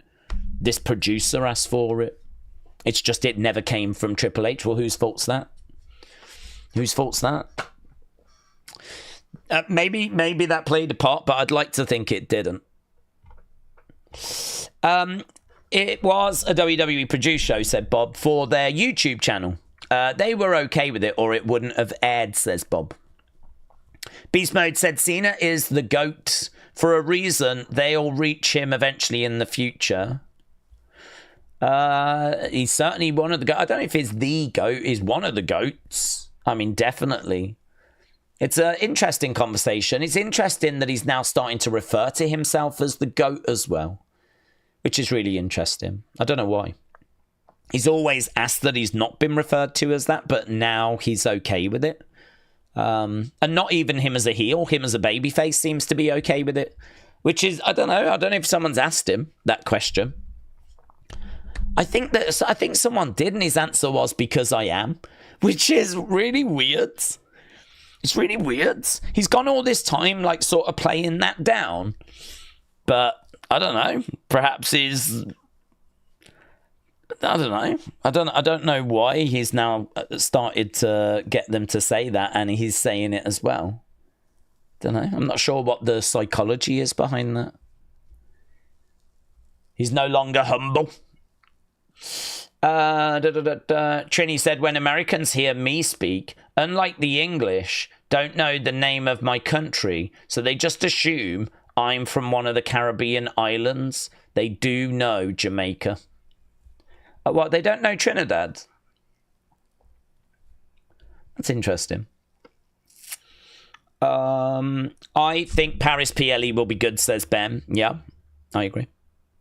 Where are we time-wise? Oh, we've only got 40 minutes. Rhino said, I'll admit, as a balding man, I was offended when Cross grew his hair back. And it was luxurious. I was like, all this time, this MFer could have had hair. It's true. I think that's how he lost a lot of support, to be honest. I agree. Kader said, wasn't Bray's last match before he got released in 2021 against Randy at WrestleMania 37? I believe it was, yes. I believe it was. Hannah said, Daze, a huge Smackdown set for tonight. I hope that Cena puts Logan in his place, and I hope that Cena makes a last impressive footing in his last few months with WWE. Yes. I mean, like, I think this is now the Cena that we, expected. This is the babyface Cena now. I mean, we know that babyface turn was a true babyface turn. So, what we're going to get now for the final few months is going to be, I think, what we expected this year. So, I am looking forward to this period. I mean, it's the final countdown, isn't it? It's the final. We've got John Cena on this show, and I think, didn't he say there's 11 appearances left? So is this number 11? Which means next time we see Cena, that is 10, 9, 8. I mean, like, the countdown is now real. The countdown is real. Like, every Cena appearance has got to matter now. It's got to. Those stupid throwaway promos that he was doing, those little, like, face-to-face promos with Cody, where Cody was like, what have you become, and all this sort of stuff, like, and we wasn't really getting much out of John in those appearances. Like, we can't be doing stuff like that now. These Cena appearances, they've got to matter. I believe this is number 11. I think after this we're into the final 10. No, most Americans don't know Trinidad unless you're in New York or Florida, says Trini. Nate said, I'm from New York. I know about Trinidad. Well, point proven. She said people in New York do. I'm getting sick of the payment changes from WWE. It's just more money and less content, said Akeem. Well, I think it's more content, but the quality content might be decreasing. I think that it's been a struggle in 2025, and I think, was it the first stream today, we did like a big conversation around 2025 and the creative and the booking, and, we kind of got our teeth into that. So, yeah, I mean, there's been some interesting conversations today. I didn't get a chance to start 2 hours before the first stream. I did an hour and a half. But obviously we're going to have done 2 hours here, so we've kind of we've had more conversation today about where we are with the current product, where we're hoping to be as we head into 2026. Bit on carrying cross, of course, in this stream as well, and yeah, I think we're in an interesting place right now. I think that our attention as we get closer to the end of the year is going to be more and more on John, because John Cena's last match is easily going to be the biggest moment of the year. I don't care about anything they've done this year. John Cena's last match, December 13th, eclipses it all. There is absolutely no way that John Cena calling it quits is not going to be the biggest moment of this year. I mean, you could make the argument about Brock coming back, and I will definitely listen to that. But for me, John Cena actually saying goodbye, actually walking away, having that final match and being done with wrestling. Come on. It's going to be huge. So as we get closer towards December, I mean, honestly, so big, I even thought, should I set the stream up now, right? Just set the stream up now and just have it there so that people know we're doing it. I don't want no doubt about this. I think that thing is going to rival WrestleMania for views. Honestly, I mean, WrestleMania for us was doing like 70-odd thousand, whatever. And because obviously it's very competitive. There's lots of people that do streams these days. I think the numbers for that are going to be huge. I think the numbers for that Saturday night's main event are going to be absolutely huge. What wrestling fan does not want to see John Cena's final match? Come on. Everyone wants to watch it. This thing's huge. So I was like, man, maybe I should set that stream up now, even in August. Imagine that, a December stream set up on the channel. I might do it, honestly. It's a big deal. So as we get closer to it, of course, it's going to, our attention is going to go more and more on that. We've got to get through Survivor Series first, though. That's a pretty big show, and God only knows how big they're going to go with WrestlePalooza. We haven't even spoke about WrestlePalooza. So, that seems like it's going to be a massive deal. That seems like where we're going to get John Brock. It seems like where we're going to be doing Cody, Drew. Like, it's all going down at WrestlePalooza. Big Time said, I think it's a huge mistake for WWE to not do Cena's last match on NBC. Oh, that's not their choice, though, is it? If the idea is let's make it exclusive, it's a 4-year special. No one's keeping it monthly. It's a 4-year special. No one is keeping it monthly. Well, I don't believe that's WWE's call. I think WWE, they are contracted to provide Smackdown on USA Network each week, and they have to provide 4 specials. I think it's up to NBC as to where those specials air. It's up to those guys as to what they think is right for their business. And with all these PLEs going over to ESPN earlier than Peacock expected, I think now, understandably, Peacock and NBC, who I think own Peacock, they are looking and going, we do not need to lose a load of people from Peacock now. We do not need to say goodbye to a load of subscriptions. So how are we going? I'd imagine there was a meeting where they were like, right, crisis meeting. We're about to lose the WWE PLEs. How do we stop the WWE fans from unsubscribing to Peacock? And they're like, right, ideas. What you got? And it's like, how about we move Saturday night's main event to Peacock? Okay, yeah. And we've got, I think, John Cena's last match is in December. Okay. I like that. Put that down. What else you got? Well, we've still got the NXT PLEs. All right, put it down. We've got the back catalogue. Oh, yeah, okay. Put that down as well. We got that. Honestly, I don't think it's WWE that are like, we want to go to P. I think it's the network that are trying to figure out how the hell do we not lose subscribers now that we've got this ESPN deal happening. Hannah said, Daze, I am very positive about WrestlePalooza, the name, as bringing back old pay-per-view names is nostalgic. Even bringing back Starrcade, Beach Blast, or Battle Bowl. Well, it is and it isn't nostalgic. It is nostalgic for those that watched WrestlePalooza, But I've got to think the vast majority, 99% of people don't even know that WrestlePalooza is an old show. I think it's only playing to a very small audience. I mean, you've got to have kind of been aware of ECW, and many of the fans these days aren't, right? ECW is, I think people know that it is a hardcore promotion, and they know that it is Paul Heyman's promotion. But if you actually was to ask them questions about ECW, I bet people would struggle. I think there's a chunk of modern wrestling fans that know buzz phrases, words, things from the past. But actually, if you was to dig into it, like, we're on dodgy ground, you know? Like, if you speak to people about ECW, they might be able to mention Barely League or One Night Stands. But, you know, are they going any further than that? And are they going to mention a WrestlePalooza? I'm not convinced. It's a little bit like those, you know, girls that wear, like, band shirts. And if you ask them, can you name some tracks from that band? They're like, I just like the shirt, you know? I saw a good video, actually. I got tagged in a video of a girl that was wearing a Nirvana shirt. And she was like, I'm hoping someone asks me to name some tracks, because if they do, these are the ones I'm going to say.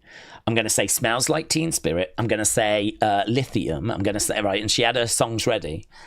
And she was then at the airport sort of like doing that, like hoping someone would ask her.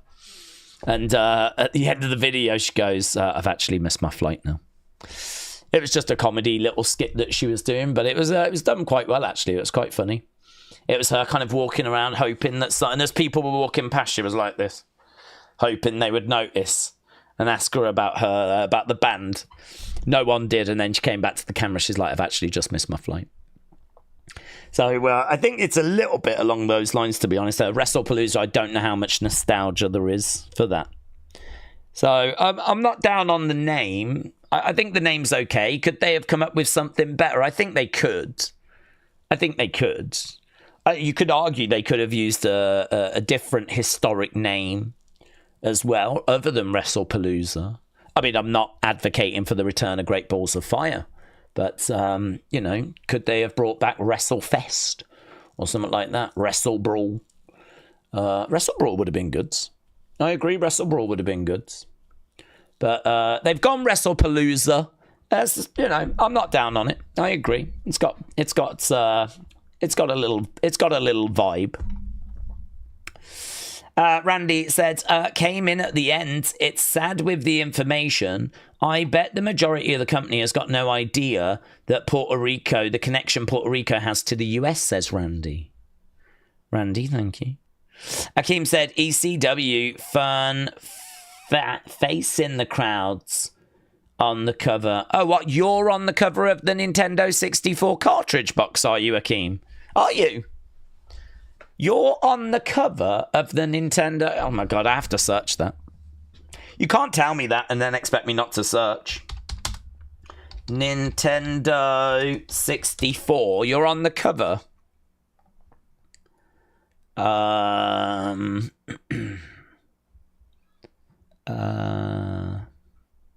don't you dare.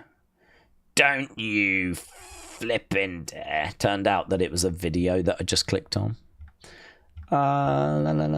64 cover art.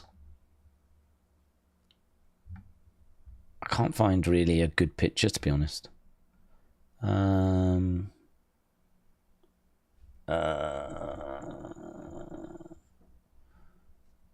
you like one of these? So are you like in the background of this thing? Because you can't really see the crowd, can you? But are you saying you was at this match? I can't really find a good picture, to be honest. You can sort of get the vibe from that. But if I click on it, it's actually a video. So if I click on it to try and make it bigger, it just starts the video. So I can't do that. Yeah, well, there we go. Dead end. Sometimes there are just dead ends, and that one, unfortunately, is a bit of a dead end. Boom. Barely legal if they wanted to bring back an ECW pay-per-view name. Yeah, well, do you know what? If WWE did a show called Barely Legal on ESPN, I mean, I'd imagine there are some people that would be like, oh, I might check that out. All the perverts would come out, wouldn't they? And they're going, oh my God, I can't wait for that show. Oh, I've been waiting a long time for ESPN to have a show called Barely Legal.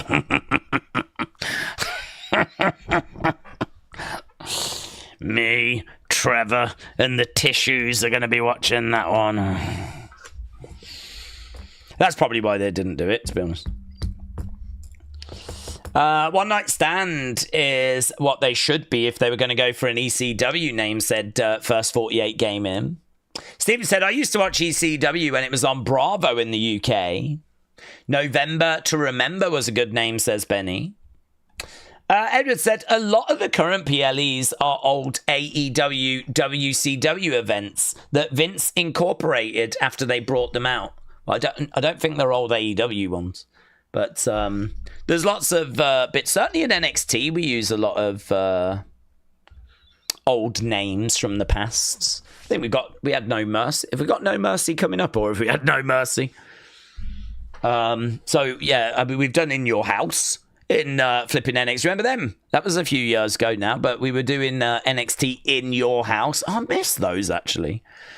We had flipping... Didn't we have Todd Pettingale doing some bits and Sean Mooney as well?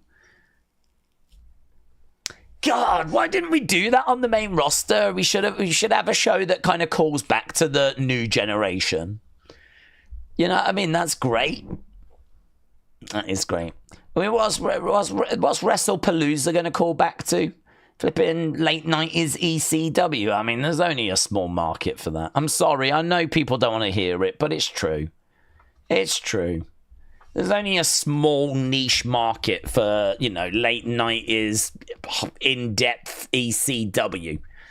I mean, it's not like what the masses are tuning, the casual fan. The kids aren't tuning in dreaming of seeing Tommy Dreamer, you know? So we need Todd Pettingale. That's what the kids are dreaming of. That's what the kids. You've got to give the kids what they want. They're listening to the new Doja Cat track, right? Which is fine. I thought it was all right. And they are going, oh, I hope this is the week I get to see Todd Pettingale and Sean Mooney. That's what they want. Yeah. Stupid company. Wrestle, you loser. ECW had a pay-per-view. The Doctor is in. Imagine next year we get WWE. The Doctor is in. Brilliant. Let's go. Let's go. Great way to bring Britt Baker in, though, isn't it? To be honest. Great way to bring Britt Baker. You'd have to, legally. You would have to bring Britt Baker in that case. Dormouse, hello, my friend. Shout out to you. Appreciate the support. RBB says Armageddon could have been another pay-per-view to bring back. Yeah. There's ways that there's plenty of shows that they could bring back if they wanted to. Good news. He weebles and he wobbles, but he doesn't fall down, says Rhino. Rhino, shout out to you. John Kane said Kane is here. It's gotta be Kane. Kane in the house. Shout out to you, my friends. Right, we are getting closer towards the start of the show. We're only 20 odd minutes away, friends. So, is she WWE bound, said Scott? Nah, there's no words. I mean, I don't think she's got the strongest relationship with AEW, but I think she's still got some time that she's got to kind of work. Let's go over to the preview. So here, John Cena returns to SmackDown. So we've got John Cena. We're in Ireland tonight. John Cena returns to SmackDown. Charlotte Flair battles Piper Niven. Motor City Machine Guns look to take down Melo Don't Miz. Street Profits collide with the MFTs. And R-Truth steps in there with Aleister Black. Don't forget, if you've seen the show already, because it has aired on Netflix, don't put any spoilers. We are not interested in spoilers. We are treating this as if this show has not aired yet, but that is, for anyone that wonders what is on deck tonight, that is what we are looking at tonight on the show. Lovely. Edward said, Daze, how are you again? I'm good. I've had a great night. I've now got pizza and wedges. Got some lovely food. Got a beverage as well. Got a cold Coppersburg. Can't beat it. Let's watch SmackDown. Let's go, baby, said Edward. Edward, shout out to you, my friends. There we go. If you wanted to know what was in Edward's man bag, it is a nice cold Coppersburg. Yeah, always keeps one spare if needed. He's got a few wedges in there as well. He's got a pizza. I could have a pizza, actually. I haven't eaten yet, you know. I haven't had a chance to have any food yet, so that would be nice afterwards. And I've already done my talking points video. Yeah. So I need to get the review done. Need to get Unseen done. So I will need to get those things done, but... yeah, don't know. I won't have pizza, unfortunately. I don't know what I'll have. Probably some microwave meal. Puerto Ricans think wrestling is real and they get carried away, said Jason. God bless them. God bless them.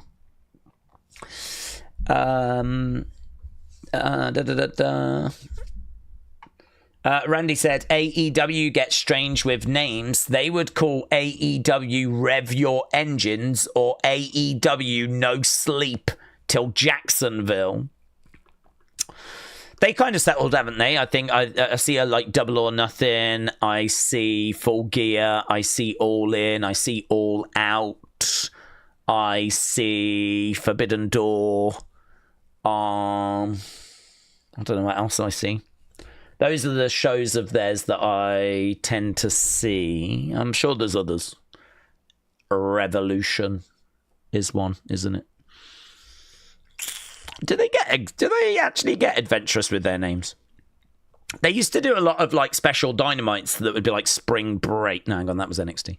There was I can't remember what their specials were called now, but they did used to have some TV specials that they would put, because they were, you know, in the early days they were going head to head with NXT on a Wednesday, so in order for their shows to look special, they were doing like some TV specials, giving their TV specials their Dynamite's a bit of a makeover. Winter is coming, that was one. Winter is, do they still do that? Winter is coming. It was very Game of Thrones. Surely we've left that behind. Game of Thrones is not relevant anymore, is it? Winter is coming. Do you know what I mean? It's like flipping Walking Dead.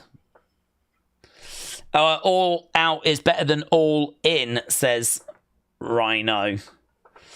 Trini said, I always wondered what was in a man bag, because women's bag have everything.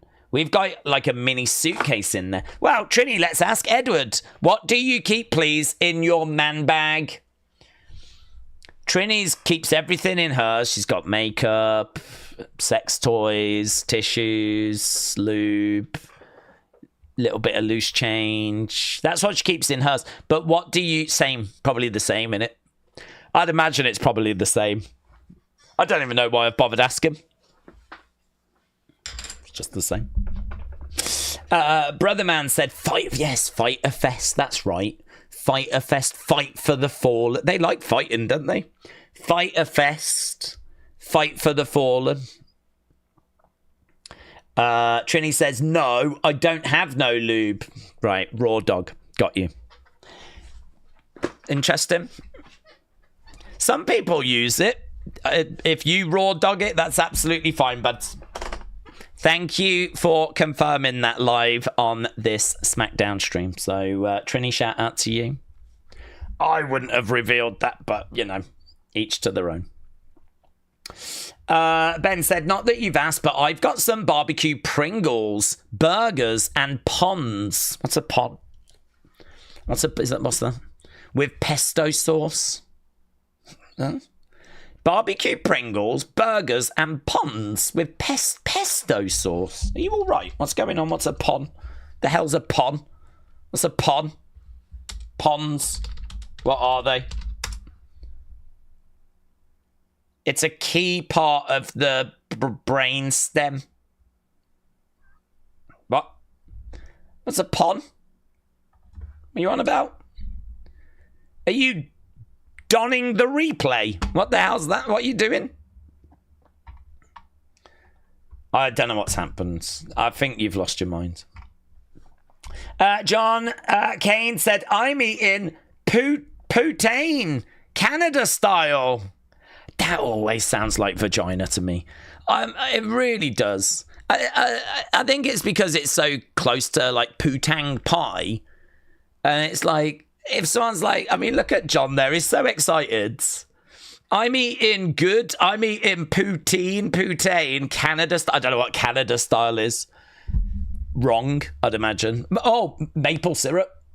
That's where you get the lady and you get the maple syrup and you just, you know what I mean? You go to town. Yeah. And you have to do it whilst being dressed as the Mountie.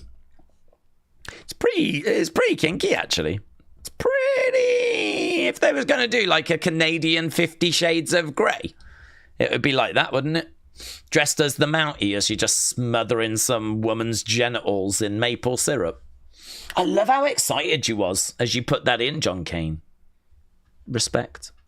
I don't even know if we have poutine in... It's not a word I ever encounter. What is it? What are you? Oh, we looked at this before. It's French fries with cheese curds. Yeah. I mean, if something's curded, I'm all right.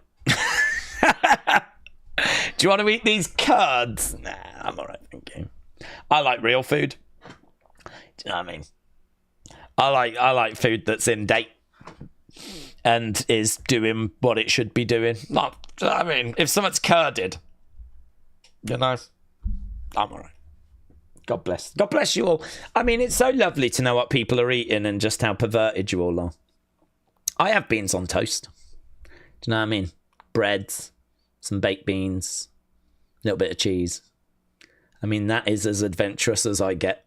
Do you know what I mean? That is it. That's how we roll in Britain. We might have some crumpets. That's about it, really. I mean, we're not having like curded cheese or lady vaginas. So, God bless you all. James said, Daze, AEW all in and all out next year. They're going to have AEW shake it all about. Let's go. Let's go.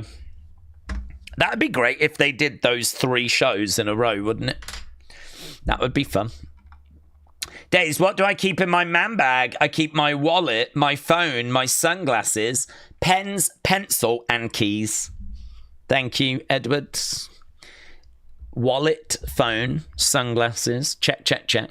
Pens, not pen. Pens. How many pens do you need? Pencil. What are you doing? Pens, keys are fine. It's the pens and the what? One pencil, but many pens. What for? What are you doing? Why do you need pens? I could understand a pen. Pens, that bugs me, that does. I mean, you might say that you have pens because one might not work, so you always want a spare. I can sort of understand that. But what about when your pencil needs sharpening? Do you carry a pencil sharpener?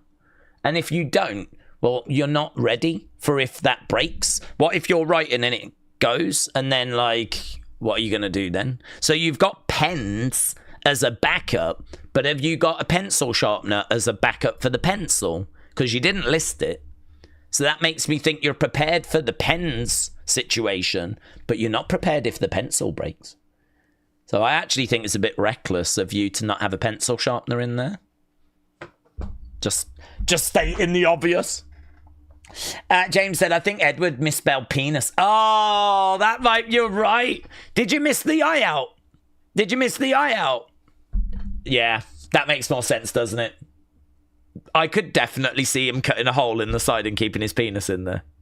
That makes sense. Big Time said, Daze, reports are going around that Roxanne could win the world title. Do you think she's ready for that role? Imagine it would set up a Liv return around Mania and have her crowning moment. Well, I think she definitely... I don't know if she's ready, and I don't know that she knows that she's ready. But I think she's definitely going to be a world champion. So, do WWE just want to get it in now? Much like Edward and his penis with his man bag, do you just get it in now and just see what happens? And, obviously support her, work with her, and, try and make the best of it. I wouldn't expect it to be like an amazing run or anything. I think it's like, okay, here we go. First time. Let's, take it a step at a time. So I'm not sure it'd be an amazing run like we were seeing out of her in NXT at this point. Ready is a hard question, isn't it? I would feel like we were moving quite quick. I don't know that I need it. I'm all right to build. But as you said, with Liv coming back, it would make sense, wouldn't it? Rather than doing a Liv Rhea feud, let's do a Liv Roxanne feud. And actually the title being in the mix, I'm not against it. I mean, look, we're going to have to go down a road we wasn't ready for because we know Naomi was going to be champ. So this is not plan A. It's not plan A. They're having to turn to plan B. And, they've got an opportunity as well because they didn't expect to have this opportunity. So, I don't know. Let's see. I think WWE is going to do what they feel is right. And I am here to support that decision. I'm here to support them. That's what I ask James every night, Days. Want to get it in now. That's what you ask James every night. Want to get it in now. That's what you ask to James. Really, Trini? Blimey now. I knew this was a close community, but I really didn't know we were that close. Oh my God, I'd love some little Trini Chadwicks. Imagine that. Imagine if we had some Trini Chadwicks running around. That would be so great for this community. That would be so great for this community. Smurfatoon said, when it comes to Big Jim, is that James? He didn't proceed with caution. He went all in, did he? God, these rumours are getting out of control. Days, I meant grilled prawns. Shrimp, said Benny. Oh, grilled prawn. Well, that sounds nice. I can go with that. Yeah, Porky Pig's not sure. Porky Pig's not sure. Dormouse said, enjoyed the stream, guys. Hit the like. I gotta go for now, but much love and respect from the community. Dormouse. Oh, I love the fact your name works with emojis. Dormouse, shout out to you, my friend. I'm sending a kiss. Look, I've sent 2. They've gone to you. She's probably gone already, actually. Those kisses are going to end up going nowhere. Entasiab. Saludos, Mr. Daze Wrestling. Saludos to you as well, my friend. I hope that's positive. Romana said, Daze, you are my favourite. You keep up the good work. Same to you, buds. Shout out to you. Alan said, that would be disastrous. What, to have Trini Chadwicks? Be a lot of bad language. A lot of bad language. Them two combined. Could you imagine how many Fs would be given? Minus numbers. Minus numbers of Fs given if those two had children. I caught those kisses. Oh, really? You got them, did you, Cooper? Okay, well, I'm really pleased they didn't go to waste. I'll put them in the jar, said Cooper. Cooper, I'm so pleased you got them. It was actually you secretly I wanted to send them to, so love that for us. Ali said, Daze, I've been watching for a week. I gotta say, you are the best wrestling streamer I've seen. Well, Ali, thank you, my friends. I appreciate the kind words. We just do what we do. We just do what we do. It's not entertaining. It's not informative. I don't even know what it is. A mistake. I think it's a mistake. I think that's what's happened here. Right, kids, how long we got? 8 minutes. 8 minutes. Entasis. How do I say your name?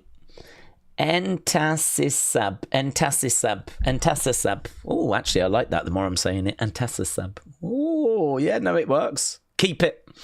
Saludos is like greetings or shout outs. Saludos. I like it. I won't remember it, but shout out to you.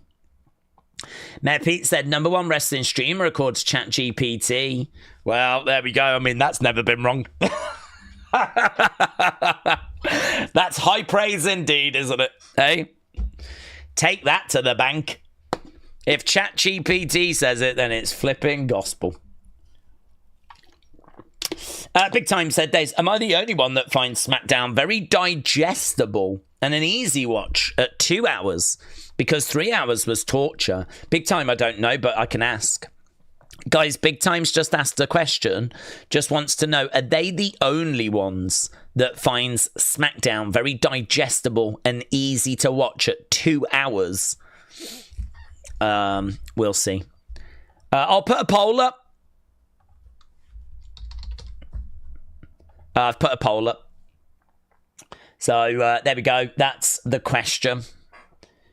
Big Time says, am I the only one that finds Smackdown very digestible and an easy watch at 2 hours? 3 hours was torture, so you can vote now.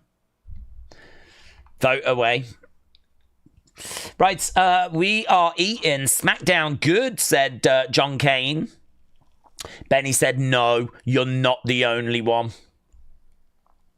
Cooper said, I would like a little more. I'd like 3 hours, but 2.5 hours. 2.5 hours. Jason said, I hope half the WWE roster is pregnant. And then it turns out Sami Zayn is knocking these broads up. And he's a deadbeat dad, not worthy of a championship. Oh my God, that would be such a great story.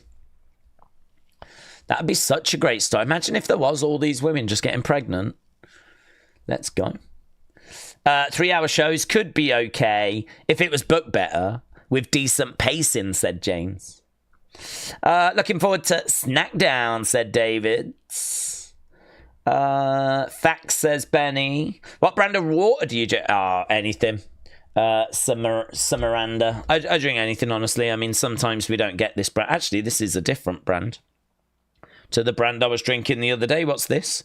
This, I don't even know what that is. It is Aqua Vale Still Spring Water, bottled at source in Cumbria. Oh, well, that's quite nice, isn't it? Bottled at the source. So bottled from the actual spring in Cumbria.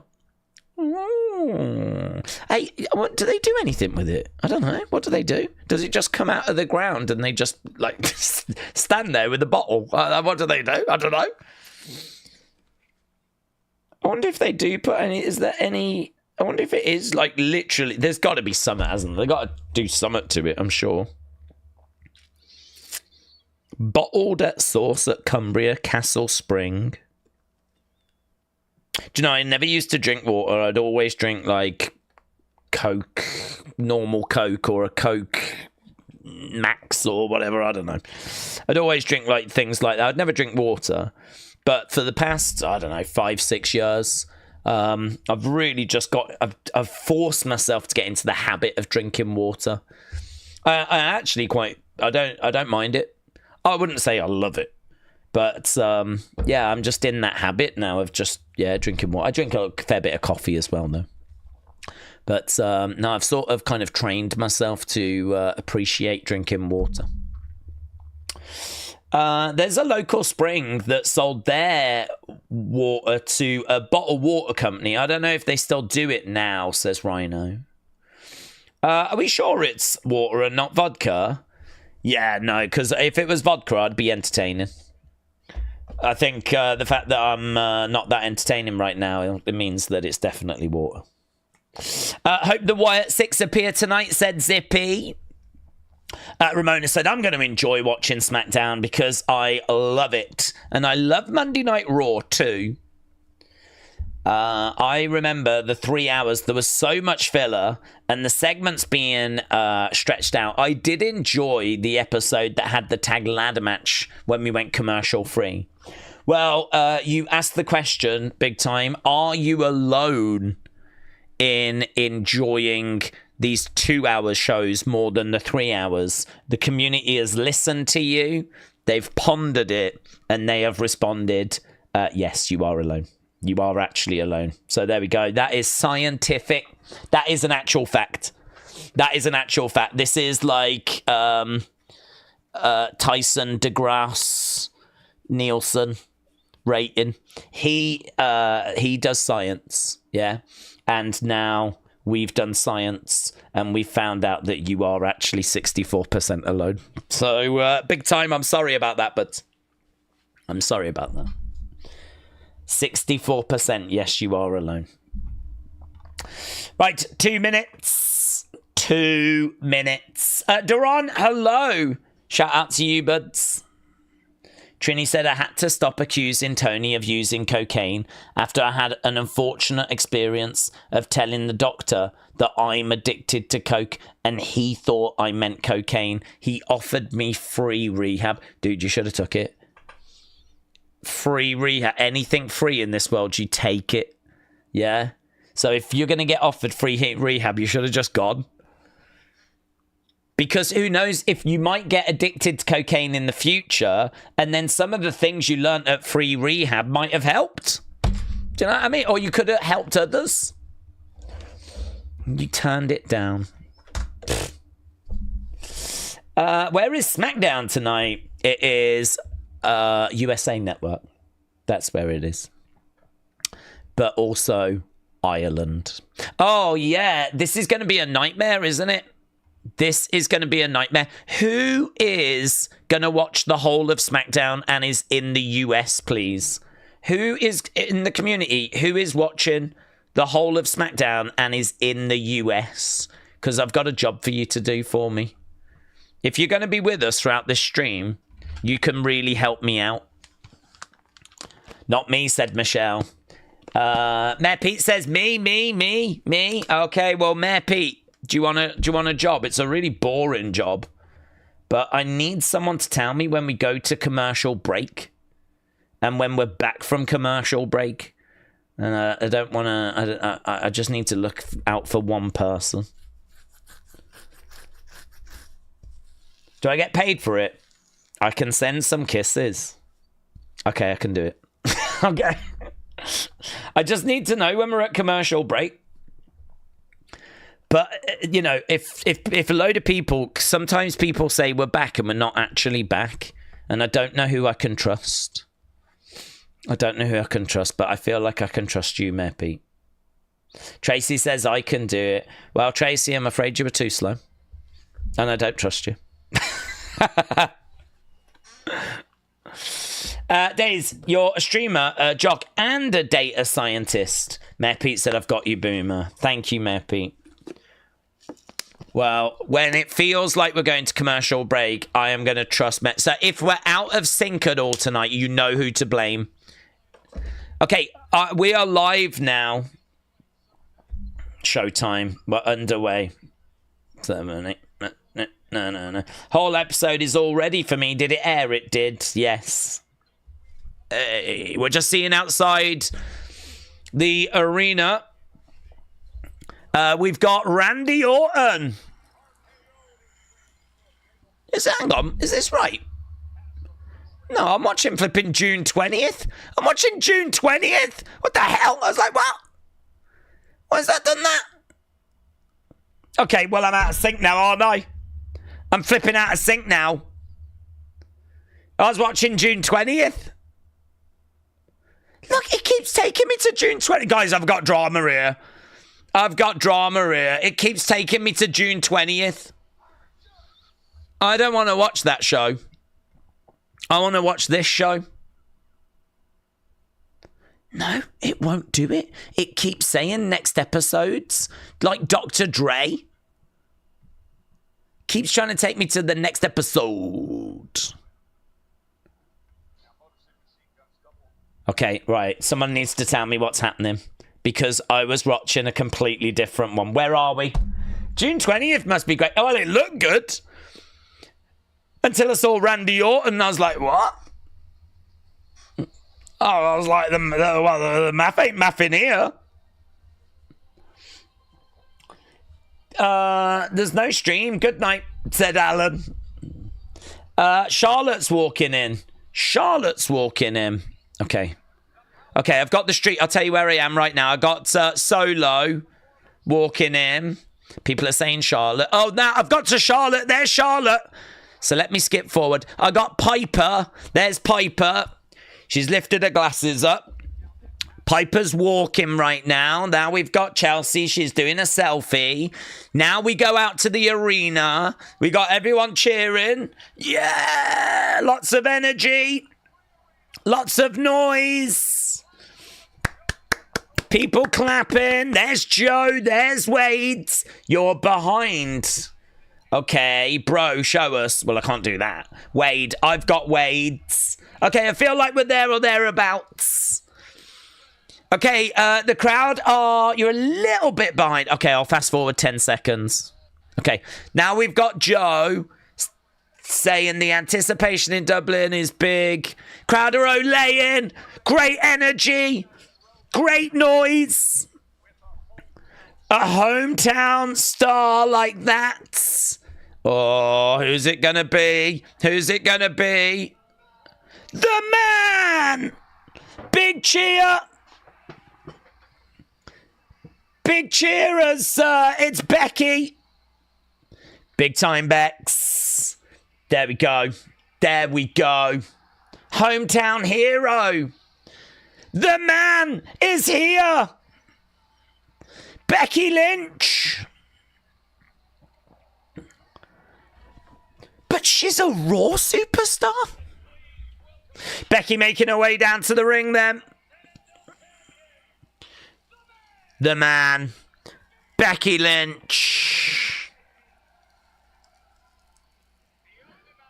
Na, na, na. Boo, Becky.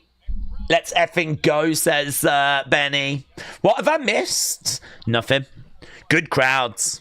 That's what you've missed. Hot crowds.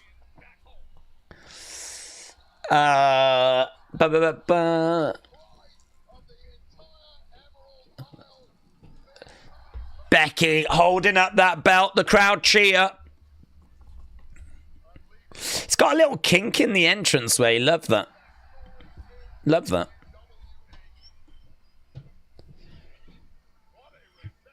Yeah, brilliant reception for Big Time. Becky's new theme is Fire, said Hawks fan. Days today is August 22nd. Yes. Thank you. Right, we've got Becky in the ring. Austin, hello. Austin, what? Have you got married? DL9DH, what's that? Have you married Dilda? Austin Dilda, what's that about? Crowder O'Layan. Olay. Daze, where can I watch a Smackdown feeds? Well, you could try watch wrestling. I mean, I'm watching it on Netflix. I'm having to rely on people telling me when we go to commercial. Olay. It's pronounced dildo. Oh, right. Austin Dildo. Shout out to you. Look at us, lads. We're on the telly.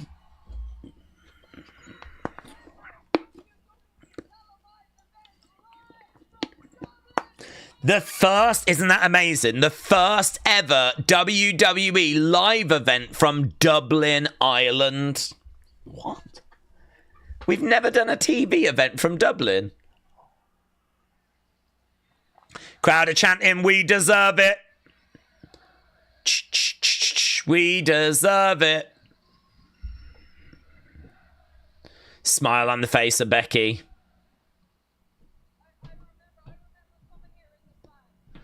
I came here as a fan. The Point Depot. That's what it used to be called.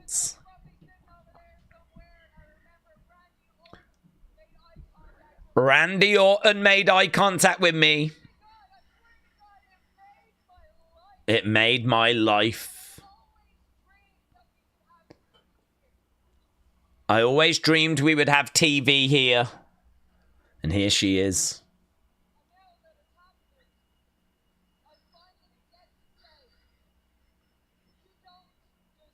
You don't deserve it! You don't deserve it! None of you deserve it. No. She's right, preach. I petitioned to try and get this cancelled.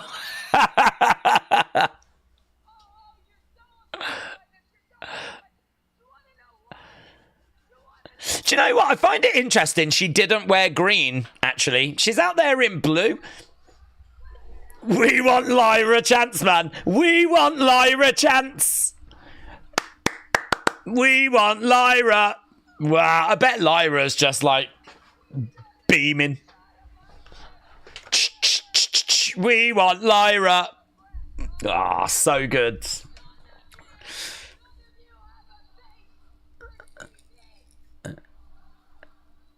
We want Lyra. I think there was even a Lyra sign that was being held up in the crowd. You don't appreciate me, says Becky.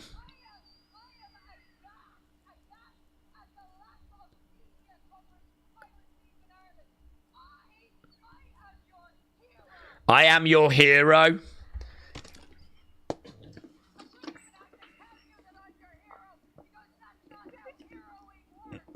That's such a great line. I shouldn't even have to tell you I'm your hero. That's not how heroing works.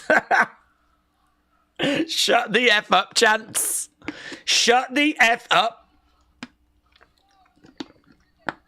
Shut the F. This crowd, said Hawks fan. They're great.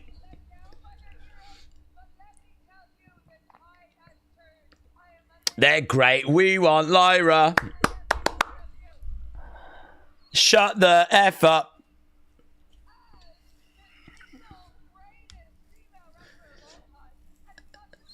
Single greatest female wrestler of all time.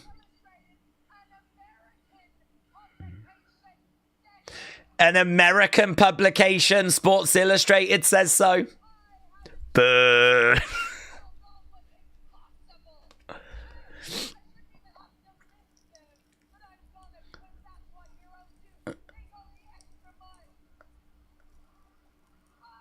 Do you know, I said this point earlier, Charlotte, when she was being berated by fans, got thrown off by it. Becky, no.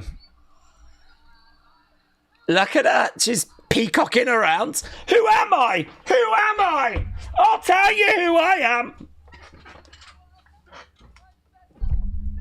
I'm a New York Times bestseller.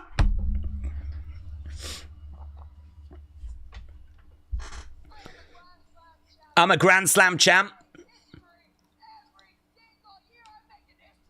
I'm making history every year. I'm making history right now. I've got a very hot American husband. Not me. Not me. Becky is out here saying a bunch of nothing. She has said nothing. What is this, said Wrestle Rants? It's for the local crowd, isn't it? This is the first time they're doing a TV event in Ireland. This is for them. So she mentioned Seth, and that has prompted CM Punk chants. No one wants that old ass, says Becky. Few boos. She's building a lot of heat, says Joe.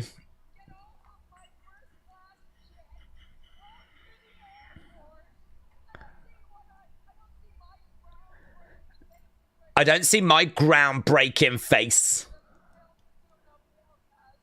at the airport. Katie Taylor gets a mention.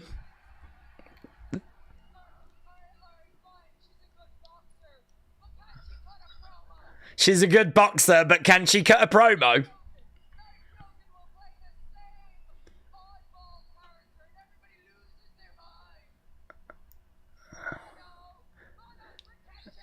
Bono's protect. She's going off on Bono.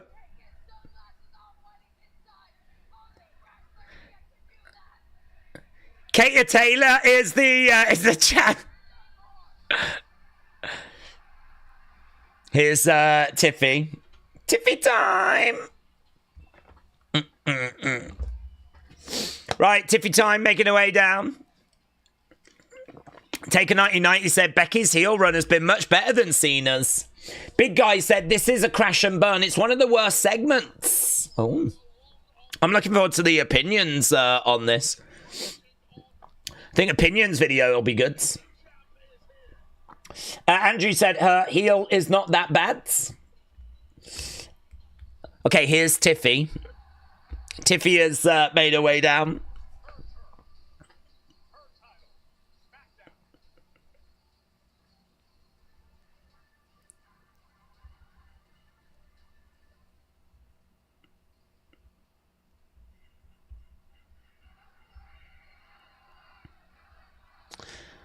Okay, a few Tiffy time chants. There's another We Want cross sign in the distance, which I never... You disgust me, Becky says to the crowd.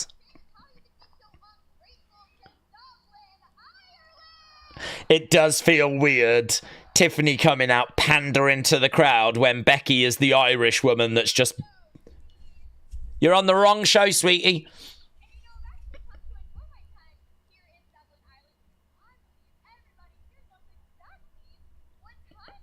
I think everyone here knows exactly what time it is.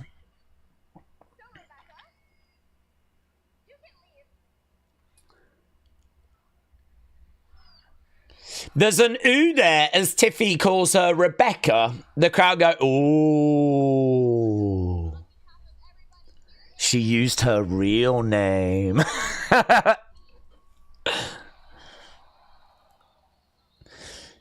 Okay. This is now, the segment goes from good to great. Here's Nia Jax. I'm joking. She had a banger against Lash Legend, though.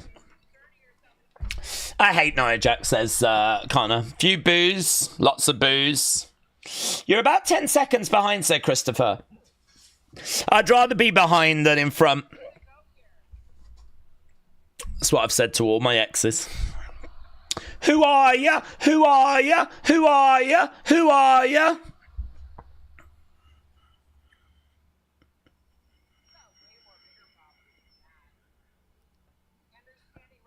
She could have said, you can call me... Well, she couldn't, could she? It'd be really good if she went, you could call me mommy, but then she would be encroaching on Rhea Ripley's catchphrase. You can call me mother. But you can't, can you? That's the problem when you're, like, having to react in the moment. Like, there's things that might work in your head, but when you say them, you might go, oh, no, that's a Rhea Ripley thing. Going for a clothesline over the other side. Big boot there by Jade. Nia goes down. I love the kick that Jade does, said Austin. Yeah, Austin Dildo, I agree. It's a good kick. Here's Becky sneaking up behind, but Jade knows. She knows. She turns around. She knows. She knows. Why did Lyra not come out? She's a Raw superstar, and we wouldn't have Raw superstars on SmackDown. Tiffany getting in the ring. Drop kick. Down goes Nia. Becky is a joke, said Richards. I'm glad that WWE are pushing Jade more, said Andrew. Oh, big cheer for Nick Aldis. How dare they respect the hometown hero, said Benny. Big Time Bex is causing big time trouble. Big Time Bex is in the big time main event.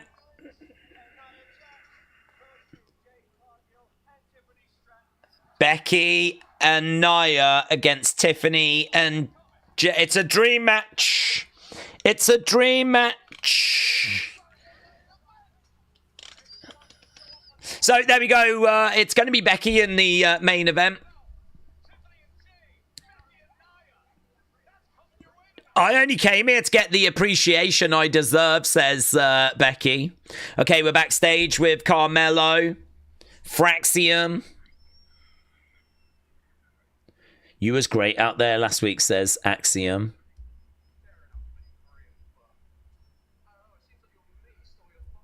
Seems like your mate stole your thunder.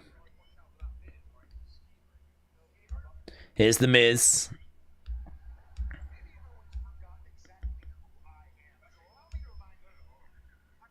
I got this, says Carmelo. In the background.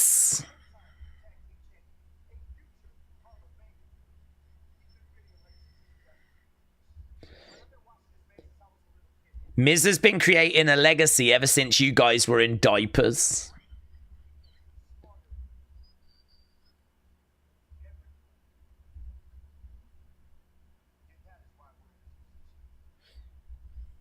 Well, there we go.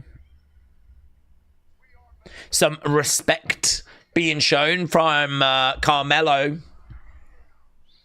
Awesome is awesome. Is awful in it. Awesome.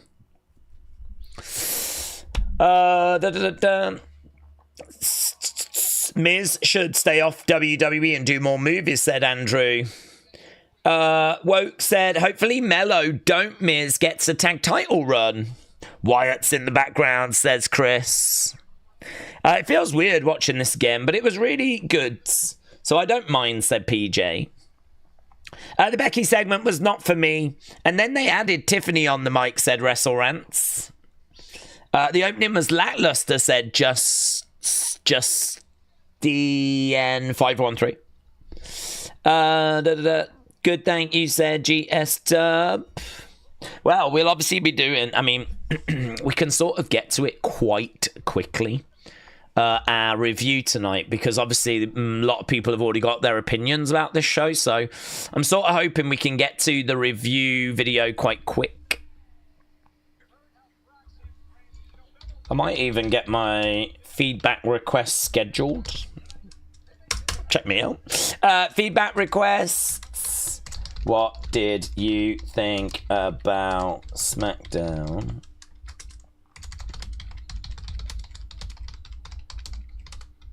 Oh, no. Oh, ESPN.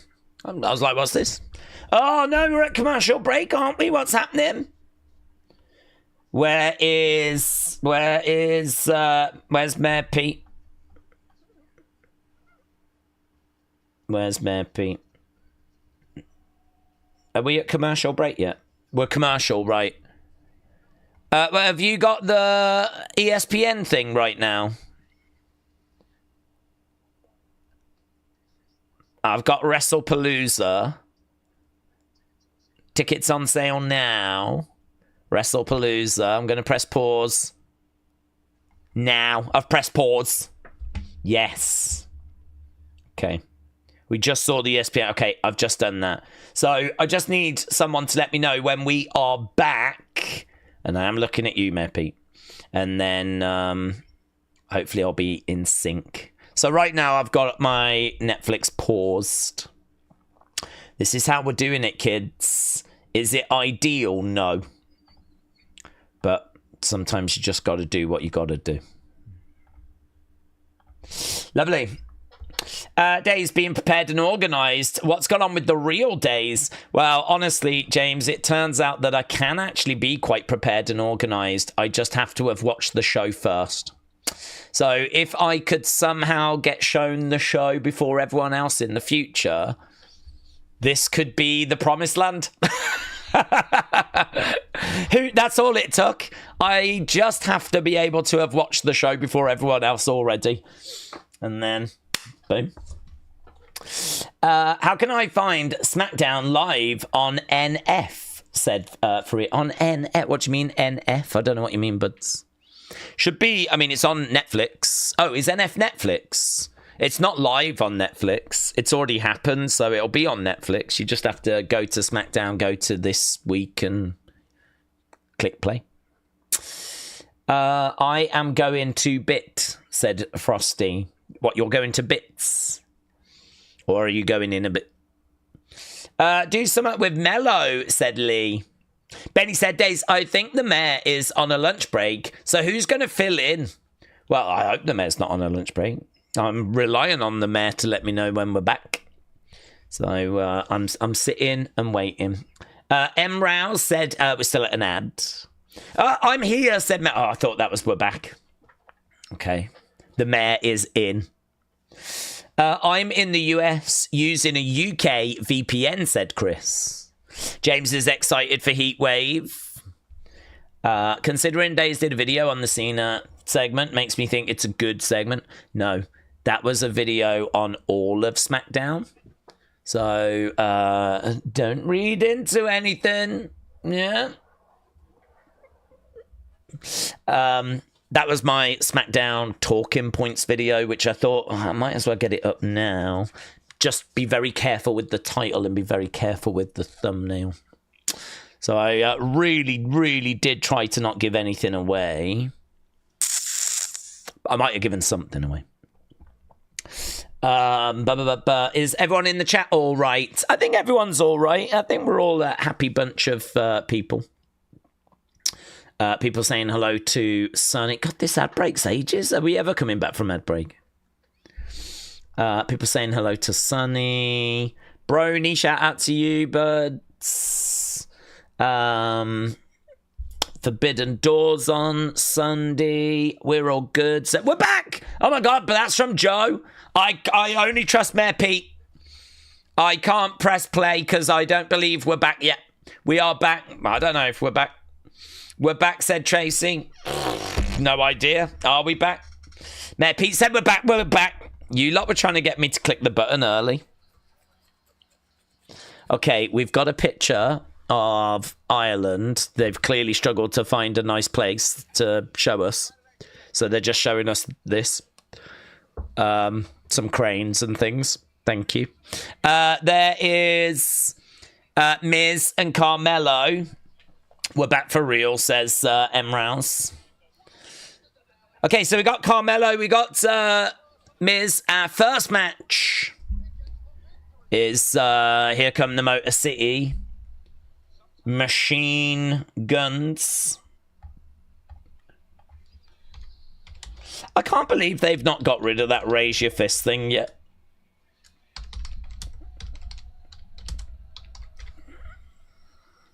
Literally no one raises their fist. Not even they raise their fists.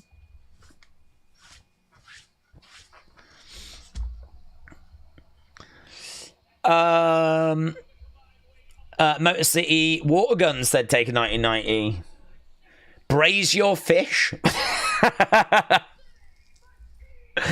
I've said before, if they come out and do that, that would be the best. Motor City have got some nice hair colouring, said Real Russ. I missed the big Smackdown fists. That'd be better. Imagine if the start of their song was Smackdown Fist. Smackdown Fist. Smackdown Fist. And they just showed on the screen lots of different images of the Smackdown Fist. That would be way better. Smackdown Fists. I could get behind that. Smackdown Fist. Daze, he raises his fist, especially to young people, saying back in my... Oh, like that. One of them. Oh, back in my day. Oh, get off my lord. Okay, Miz telling Carmelo to get out the ring. Bella sounded. We're already 26 minutes into the show. And Melo has tagged himself back in. Melo getting in there. Now, I've got the score for this match. Do you know what? I don't think I did, though. Because I was just so excited. I don't think I actually got a score for the main event in the first stream. We want Miz is the chant. The Smackdown Fist era was cool as heck, says Davids. That We Want Miz chant is wild, said Brony. Now the crowd want Miz this week, said Austin Dildo. Josh said, did you not already watch this? Yes, but thankfully I've forgotten everything. So I can watch it again. Plus, you know, a good wrestling show is like a good album. You can enjoy it many, many times. Backslap tag there by The Miz. Miz coming in the ring, going over. Oh, drop toe hold going down.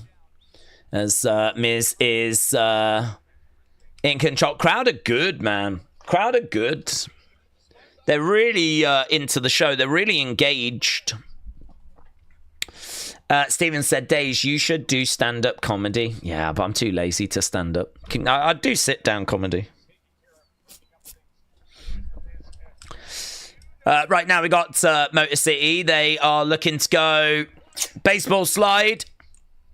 Down goes Miz. Down goes Melo. Sabre. Suicide dive. And again, down they go. Okay, guys, we're about to go to commercial break again. Here we go. Jesus Christ. I've paused. Commercial, thank you. Appreciate it, buds. We've done it. We've made it. This crowd is going to be hyped all night. Well, I mean, it's the first time that they've had a TV event in their a TV event in their country, and so I mean it's a huge deal for them. Kind of said I hate these blooming commercial breaks. Second commercial. Miz should go home, be a family man. No more WWE, says Andrew. No more. Benny said, Daze, your memory was erased, so you can just watch it again. Yeah. I hope we don't get a new community member anytime soon. I don't want them thinking my name is literally Dildo. I mean, it's all right. I mean, it does look like that, to be honest. But, you know. I don't think Daze know how to stand up now. I just have to, like, wheel myself around in this chair. It's fine. Do you live near the O2 Arena, said Javi. No, I don't, but I don't. I wouldn't mind if I did, because that would mean I've got a hell of a property. Wrestlelandy said, who is your all-time favourite Miz tag team? Awesome Truth's the first one I think of. But do you know my... Sandow in it. Miz down. It's got to be in it. They cracked me up. I flipping loved Mizdow. Mizdow doing like the stuff. I actually saw a clip of him the other day where he was saying that he did that first one a bit by surprise. Like, I think that, I don't know that it was like this creative idea that came from creative. I think that he sort of did reaction on the outside, and then one of the producers was like, did you just do the move that he did? And then from there it became what it became. I loved that. I wanted to see them do more with that. So yeah, Mizdow for me. But 107 says Miz Show, Awesome Truth. There's been quite a few, hasn't there? I mean, he's had quite a few different partners. Obviously Morrison. I didn't love the Morrison thing. I didn't love the recent run that they had. Daze, will that toy hunt you recorded a while out come out? Honestly, I'm just a bit worried it's now completely out of date. I mean, the one that I recorded is months and months old, but what I never found was the time to sit down and edit it, so it's really hard. When I used to do toy hunts, I wasn't committing to as much content as what I commit to now. I mean, we do Raw, Smackdown, NXT, Evolve, something on the weekend, Unseens every day. So actually trying to find a window in there it's hard. Miz just can't keep her friends, said 107. Who can? We're back. Thank you. I'm going to skip forward 10 seconds. Joe said, I walked 4 miles 6 days in a row. You could stand up, says Joe. It would be such an emotional moment if I ever actually did. They could do a Netflix documentary series on it. Oh, lovely work there by Saban with a big DDT. As shoulder up there by The Miz. Joe, shout out to you. You walked 4 miles 6 days in a row. I'd be thrilled if I walked 4 miles this year. Crowd are chanting, this is awesome. I just had Big Jim and Sammy. Am I behind? You are ahead. You are ahead. James said, do you remember the stupid stuff Morrison used to do with the stick shiz? And people blamed WWE for bad creative. Well, he was doing that same stuff in AEW. Was he really? Perhaps some people shouldn't be given creative freedom. Oh, God, the Miz Morrison stuff from, like, the 2020 run was horrible. No, I really hated all that.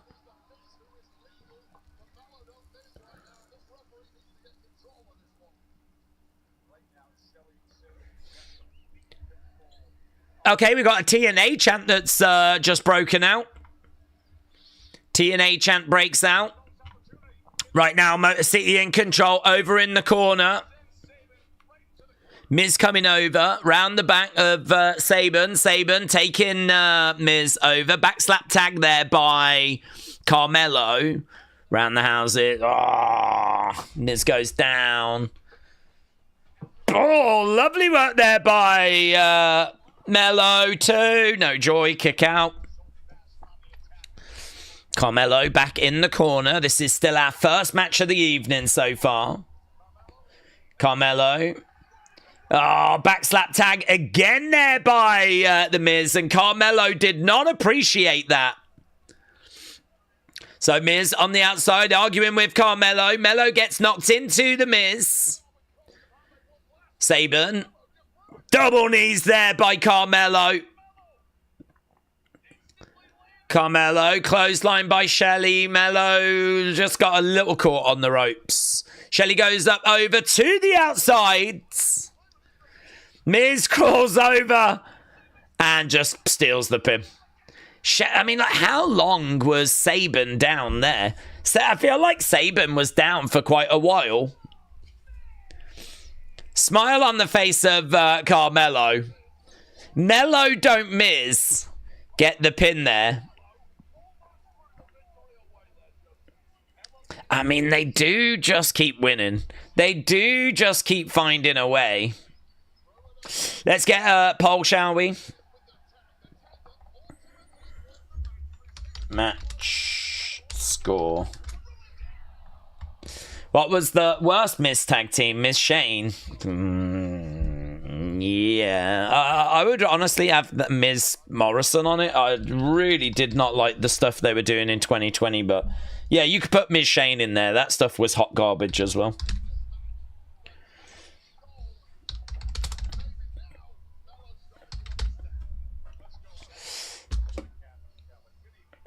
Okay.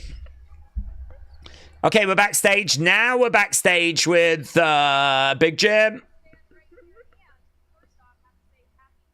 Happy birthday.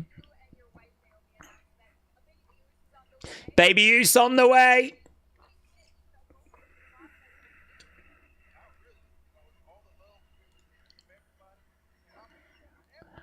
Here we go, Sammy. Sammy's in, giving Big Jim a big hug.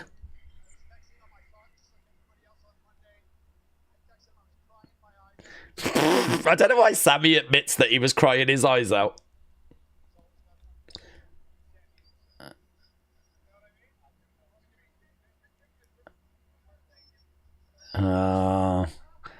Hey, here's actual family. I honestly, it's not what I would wear, but I love what Kathy Kelly is wearing. She looks great.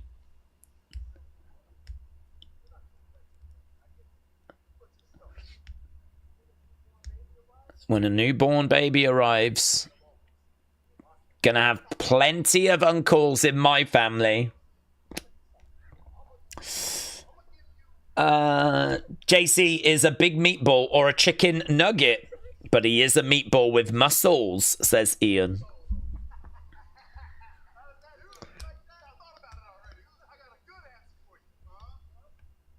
No, yeet. No, yeet.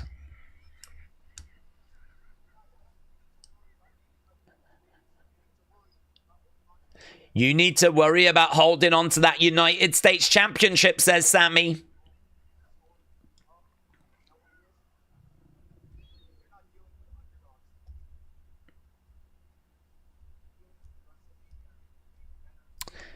Oh, you're not dealing with underdog Sami Zayn. You're dealing with WrestleMania main eventer Sami Zayn. See you later. There we go. Charlotte Piper up next. Mayor Pete said we're at commercial. Oh, it looks like I'm a bit behind them because I've just still got a...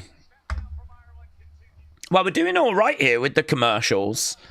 It doesn't feel like it's been a massive chore, to be honest, at the moment. But I think I'm a little bit out because only now have I gone to commercial. Hey, have you had the WWE Shop commercial yet? I've got a WWE Shop commercial. Have you lot had that?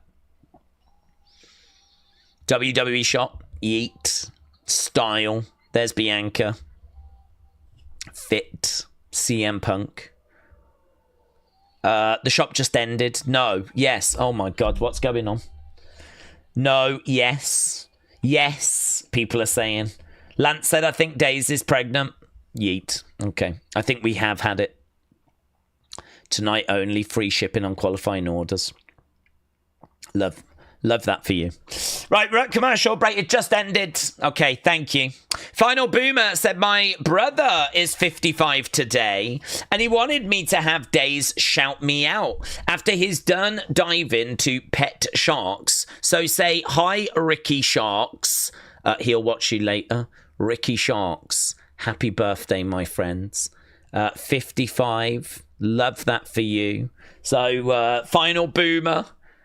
Thank you, my friend, for bringing to our attention that it is Ricky's birthday.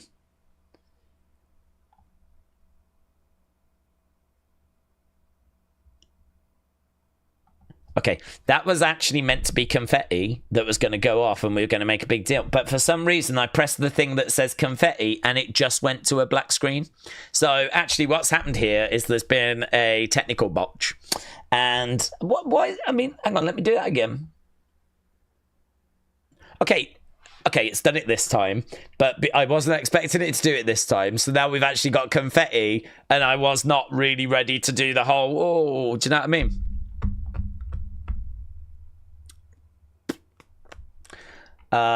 Happy birthday to Ricky Sharks. So...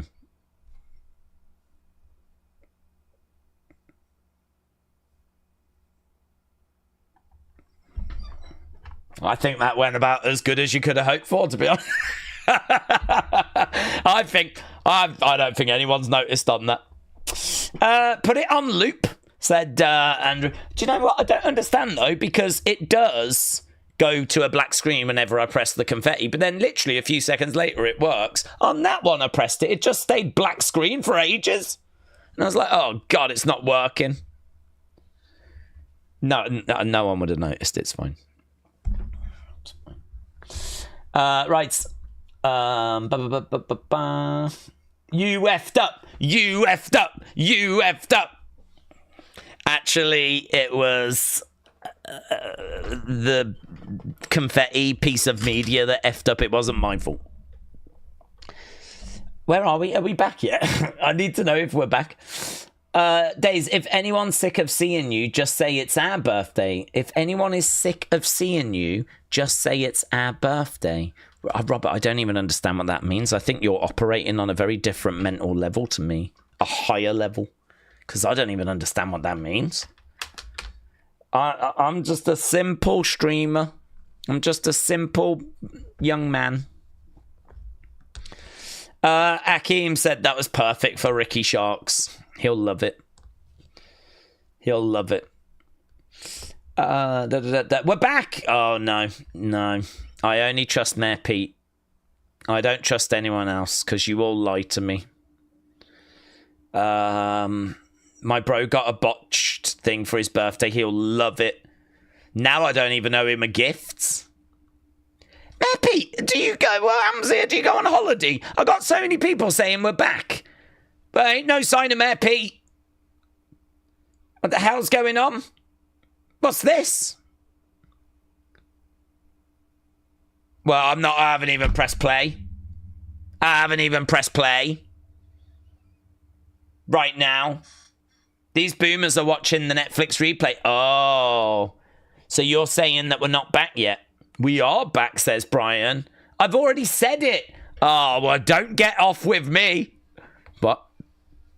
That sounded off. Did you say it? Where did you say it? Where did you say it? I want proof.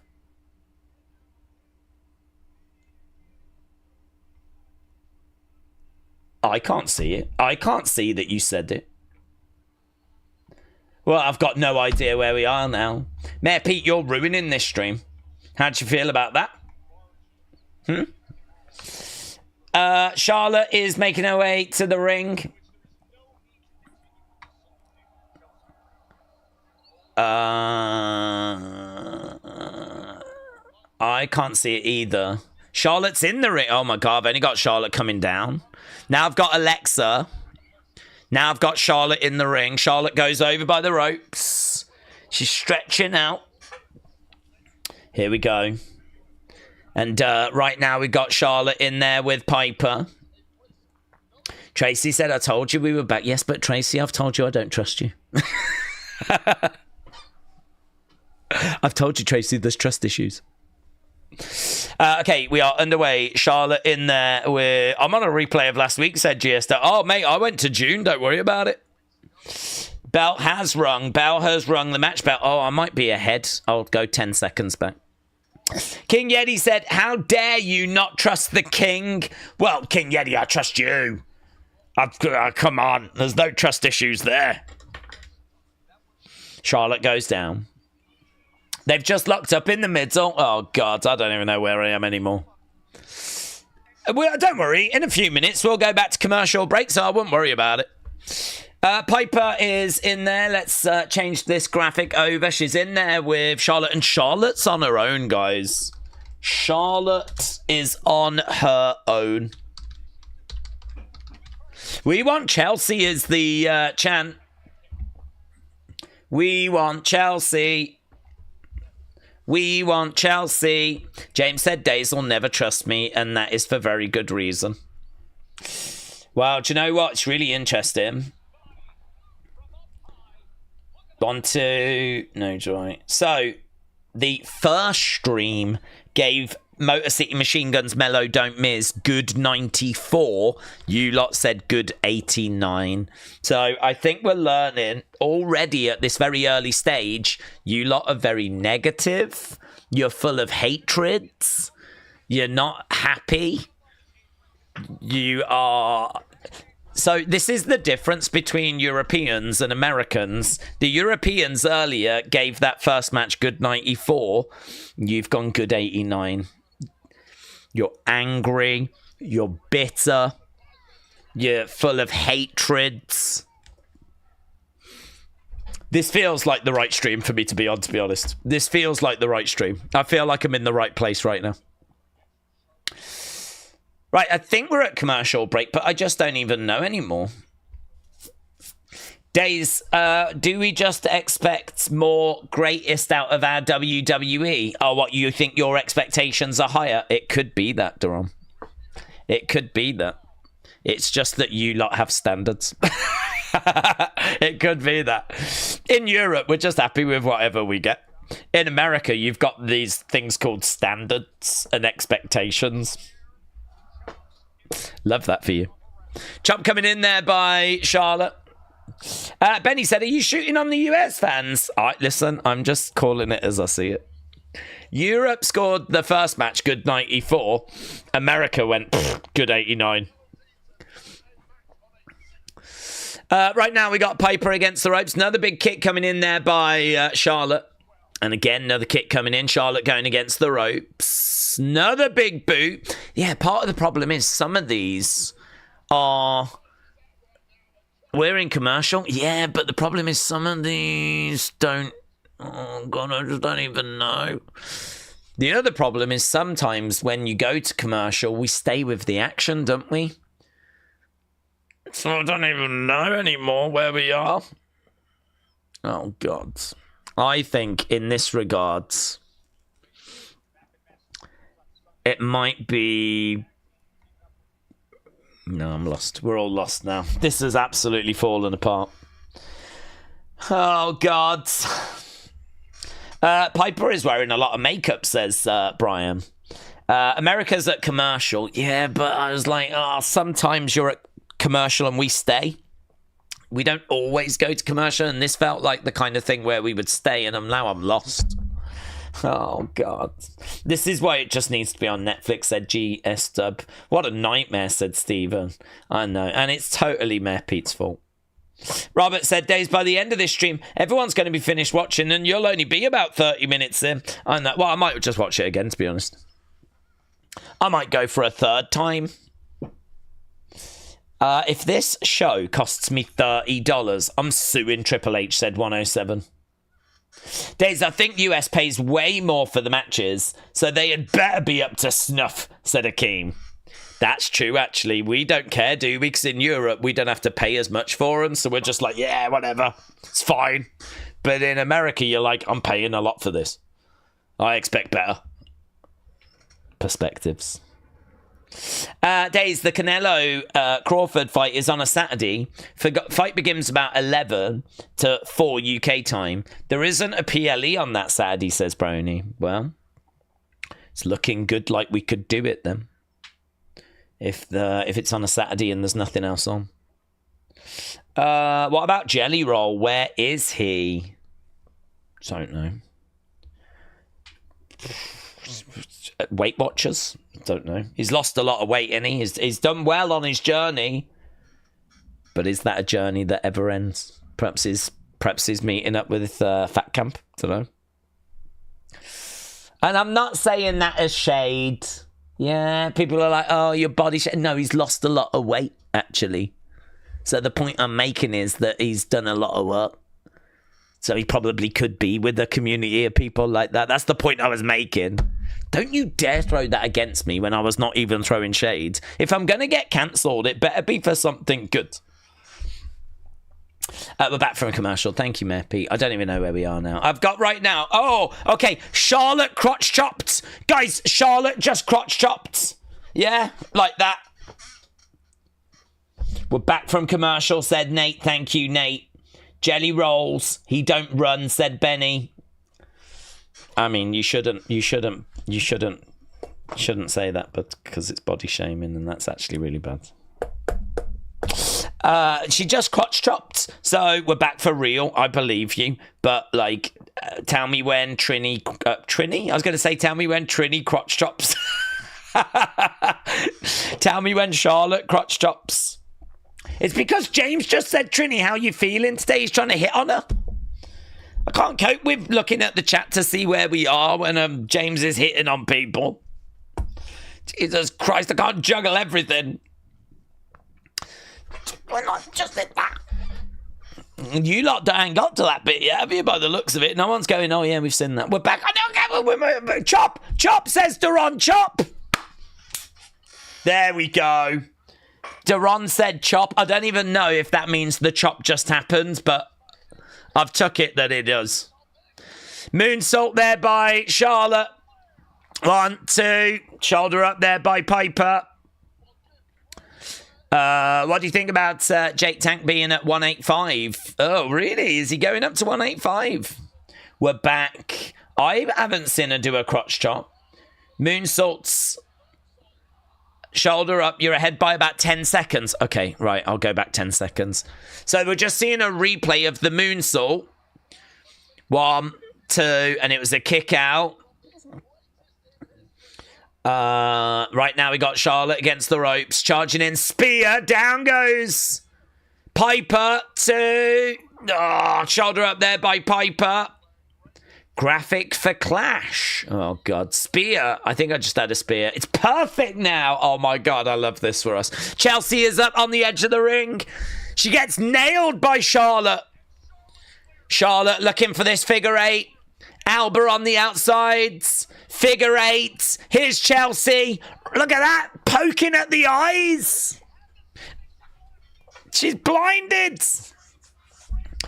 Oh, big splash there by Piper. Piper's shirt coming undone. She's doing a striptease. Michinoku driver. 1, 2. Piper wins. What? What? Charlotte Flair, the queen?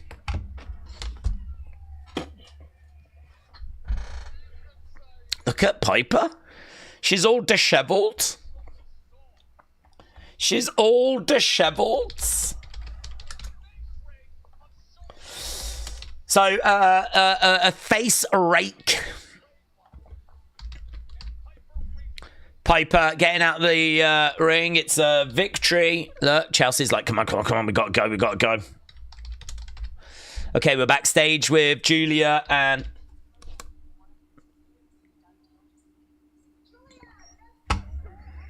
One is a done deal. Michin wants an appointment with the champ. Oh. In the background. Oh. If you want to get to Julia, you got to go through me.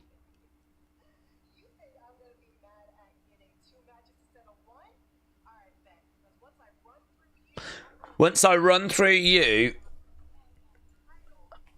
I'm coming after Julia. I'm not worried, says Julia. So Michin, Kiana coming up. Coming up next. Logan Paul. Cena is going to put Logan over. Hannah said this show has been a lot better than other shows. We're at commercial. Oh my God, commercial. What's this? Monday. Here we go. Let's go. Unstoppable energy. Game-changing matches. We're changing the game. Roman Reigns is coming to Birmingham. Oh my God, he's going to flipping hate it. Do you know what I mean? This is a man that's used to Samoa and, you know, amazing things like that. And now he's got to come to Birmingham. Oh, Jesus Christ. It's so unfair. They've done him dirty, mate. Of all the dates, he only works limited dates and they've got him going to Birmingham. I feel sorry for him. People are excited about ESPN right now. I got an ESPN advert. Daze, is the Irish crowd better than the English crowd without any bias, says Benny. I don't know, mate. A London crowd is always quite good. I think the London crowd has maybe not... I think this crowd might be better than recent UK crowds. But let's not throw shade on UK crowds because they've been excellent. A lot of people were holding them up as like a gold standard not long ago. You know, like Hey Bailey and all that sort of stuff. And then France came and stole the thunder. But yeah, this Irish crowd are excellent. They are excellent. So my answer is the UK crowd is a great crowd, but I think this Irish crowd is better than recent UK crowd performances. Okay, I'm getting all confused. We are back. Right, Daze, I've got 97 Funkos and I'm 3 away from 100. That is how maths works. Sonny, shout out to you. Do you know what your next 3 are going to be, Sonny? Ice said Birmingham is where I got circumcised, so I hate it. Oh, Ice. Love that for you. Thank you for sharing that on this stream. I always like to give as much information about like Birmingham and these places we're going to, so now people can think about the fact you got circumcised there, and that's just going to help to make them feel more connected. Best vehicle entrances from pay-per-views, says Sophia. The best vehicle, it's a bit random in it, but the first one I think of is that tractor with Brock. I mean, that was incredible. I remember sitting here watching that, just like, I think when they were doing things like the milk truck and the beer truck and everything, like Attitude Era, there was always bonkers stuff like that happening at the time.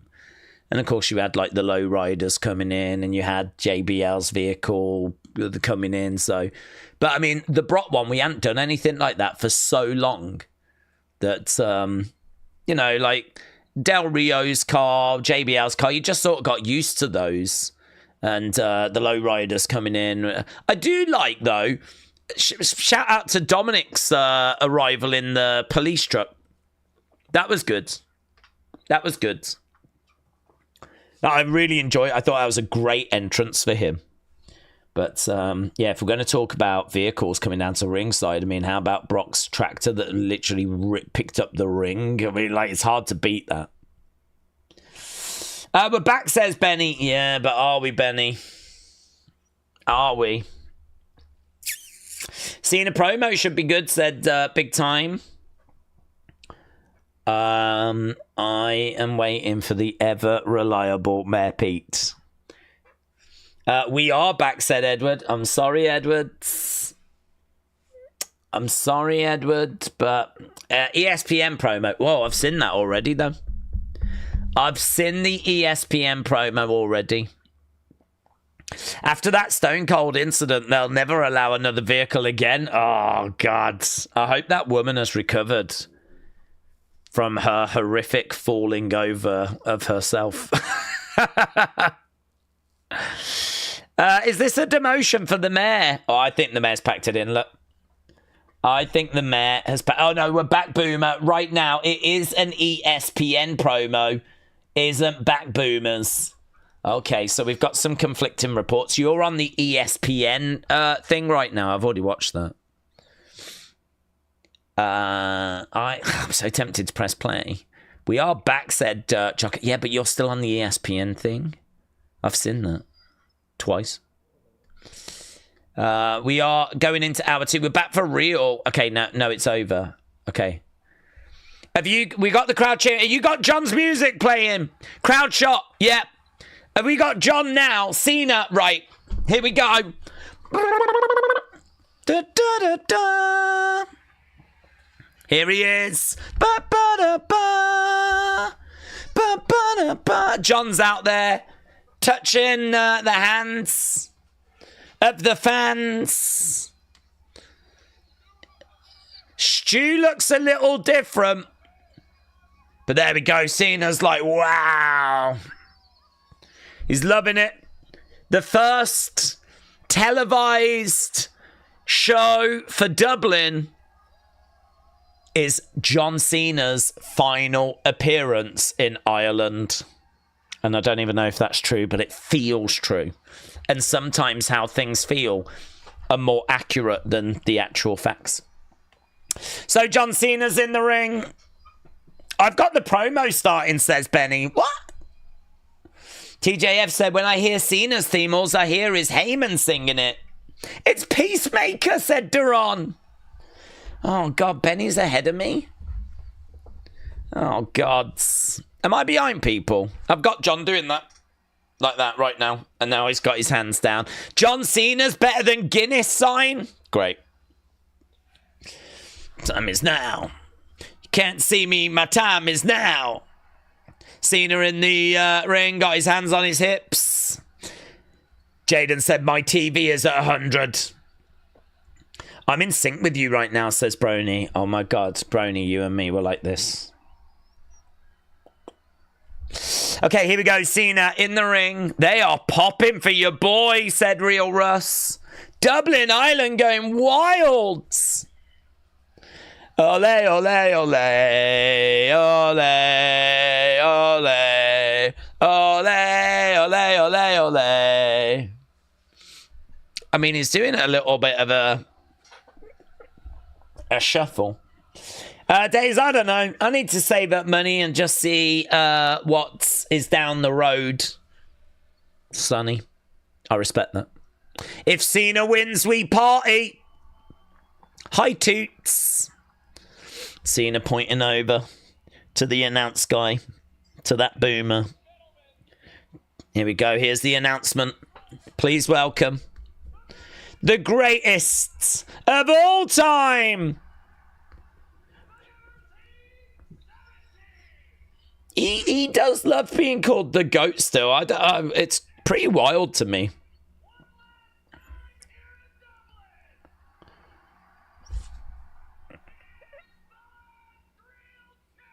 First real champ, John Cena.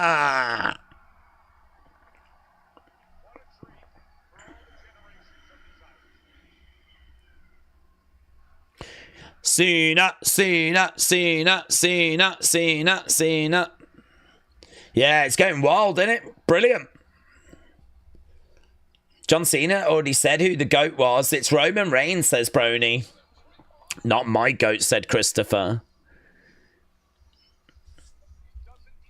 Humble. Here he is. The Maverick.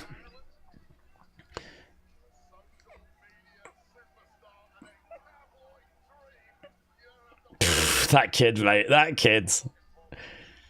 Logan touches the hand of some kid in the crowd. He's like...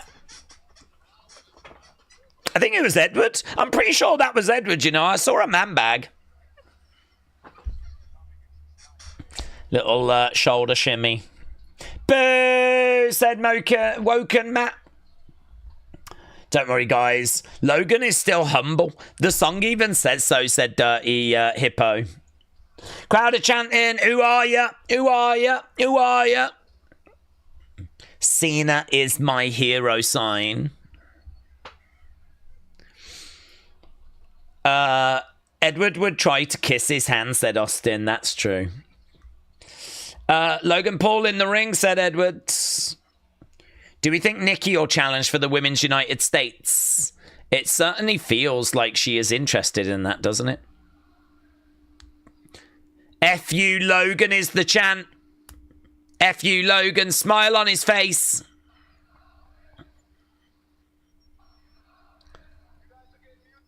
You guys are getting muted. You guys are going to get muted. It's good to be back in England. Wade Barrett enjoyed that line.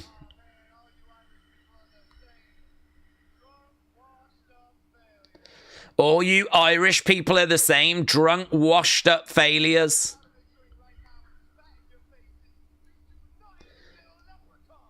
If I got out this ring and spat in your faces, you'd do nothing.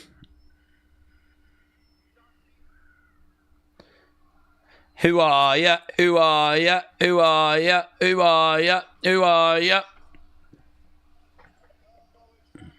You all know exactly who I am.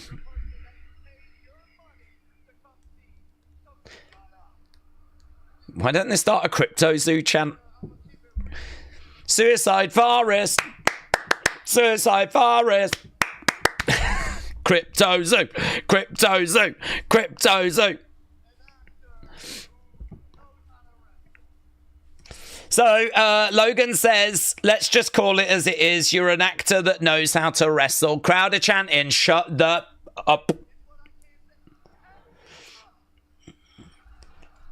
Logan's upset with them. They're bleeping you from TV. No one can hear you, which means no one can hear me.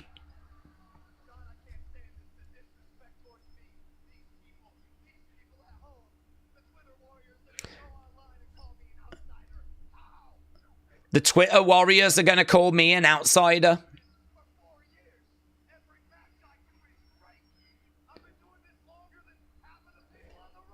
Every match he does is great. Is he watching other people's matches thinking it's him?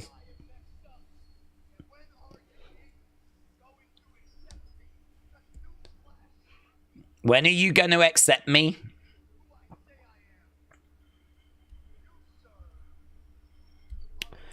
They should do a "You're a scammer" chant, said Kader. I'd love to see how he would react to that. You're a scammer. Yes, you're a scammer, Crypto Zoo. You're a scammer, Crypto Zoo. You're a scammer. Let's go. Allegedly, he's a scammer. Allegedly, yeah. I am a moment maker, says Logan. Why is Logan employed, said Brony.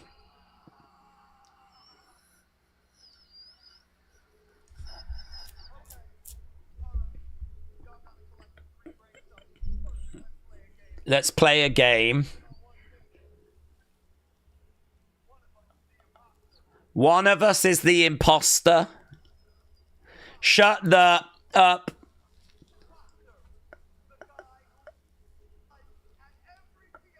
Actually, it's a good idea, isn't it, to chant "shut the F up" when Logan talks, because they do have to bleep it out. They do have to mute it. It's a great way of muting his promos. Why don't they just chant the F word repeatedly? Like that, right? And then they'd have to just keep muting. You could completely block his whole promo. They completely block out his promos going forward. You can mute this guy, crowds. You have got the power to mute this guy. Just chant swear words.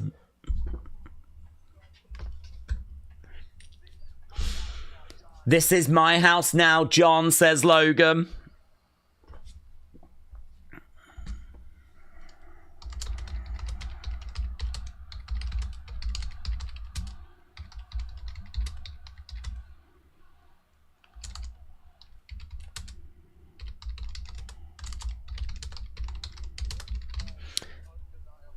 Oh, God, this annoys me so much. Why does he have to always start by giving flowers? Don't. He's a tremendous athlete. He's an undeniable presence.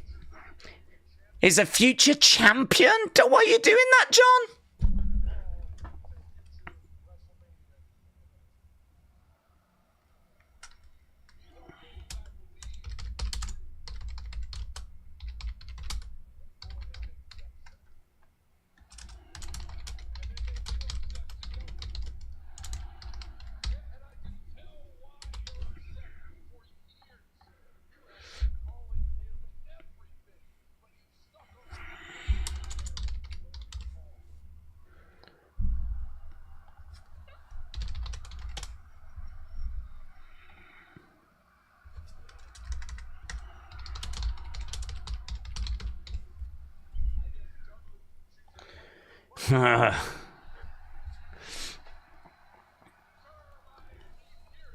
The term I keep hearing is Logan is an outsider. Big cheer from the crowds. We're stuck with him, he's not leaving. God, John, I thought you said never give up. We can get rid of this guy. We haven't got to just accept it. Logan is a disappointment.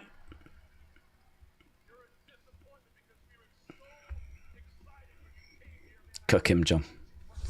Cook him, John. We opened our arms to you. I don't quite remember that bit, John. John gets out the ring. Goes to the Prime Hydration Station. Oh my God! It's so good! You use us as a branding opportunity to buy another Pokemon cards. Tips over the Prime Hydration Station. Cena gets back in the ring.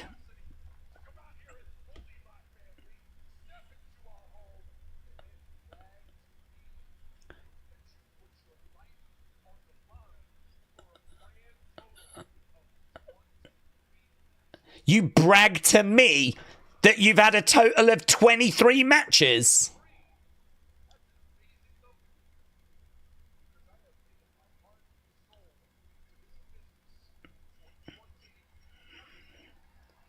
I've given my heart and soul for 23 years.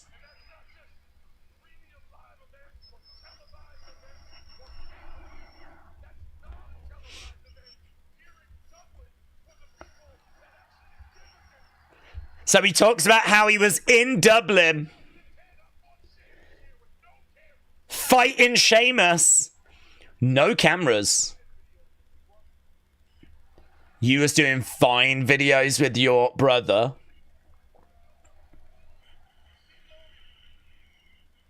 Cook him. Cook him. Cook him, John.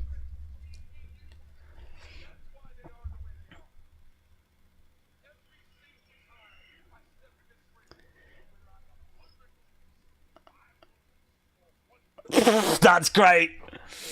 Whether I've got 100 moves, 5 moves, or 1 move.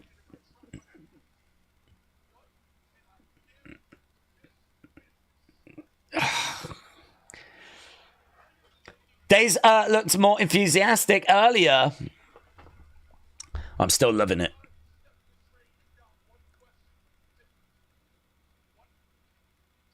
What can you take from this business?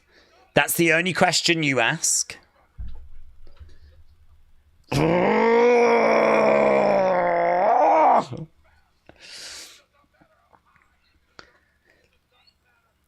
This is one of the best Cena promos. It's one of the best promos of this year.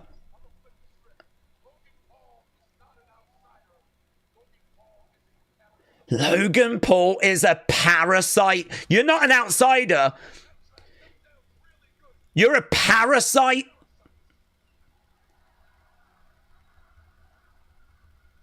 Parasite, parasite, parasite. Cook him, John. Cook him.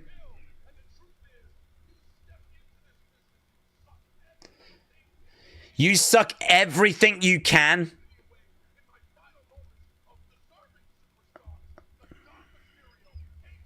Yes, Cena says, instead of deserving superstars.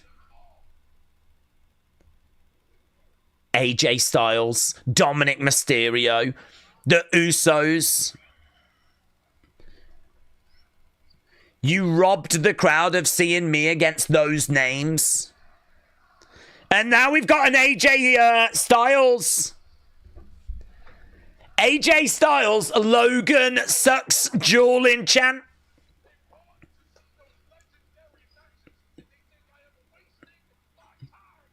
They think I'm wasting my time with you.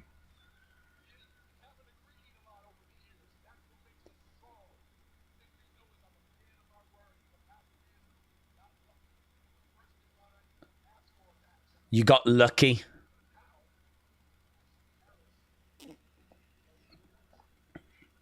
Clash in Paris is the most important match of your life.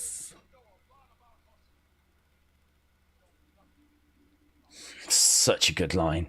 Such a good line.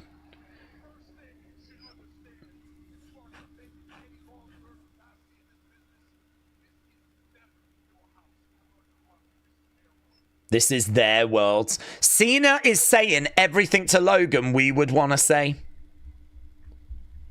You're a parasite. You're only here for your own self-interest. You're not here to make this place better. You're here for you. I read the news. You got plenty of legal trouble.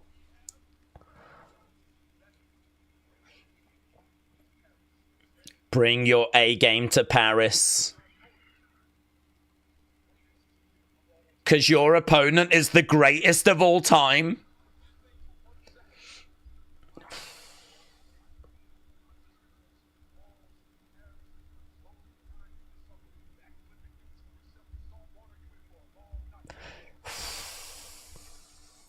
So many killer lines.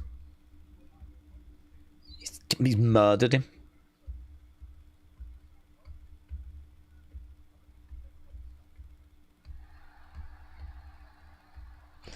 It's brilliant. Cena did great, says Garrett. Logan knocks the cap off of Cena.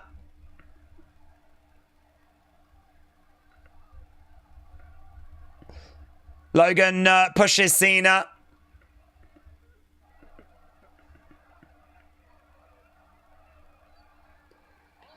Right now, Cena has got Logan on his shoulders. Bang. Such a great segment.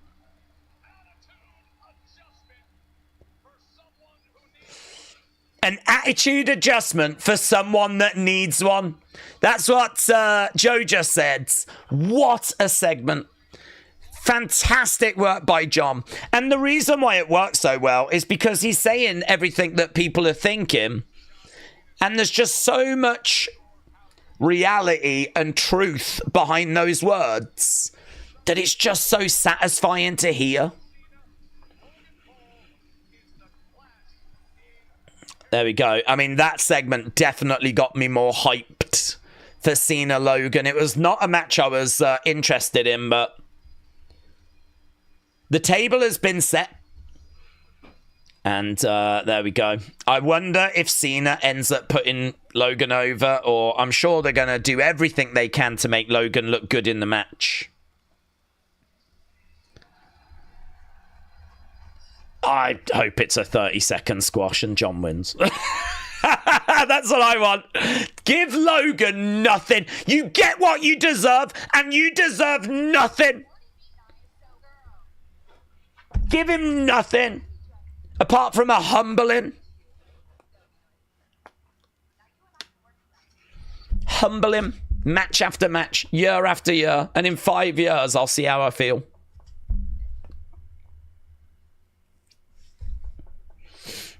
Okay, we got Tiffy. We got Jades. Okay, let's end the second match. You lot said the second match was good 92. Good 92. The stream earlier, they said good 93. So you lot are still really negative.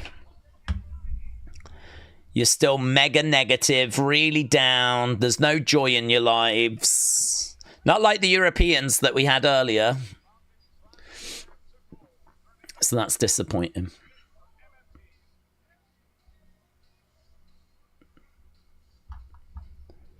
Okay. Commercial. Oh, this November. What's this? This November.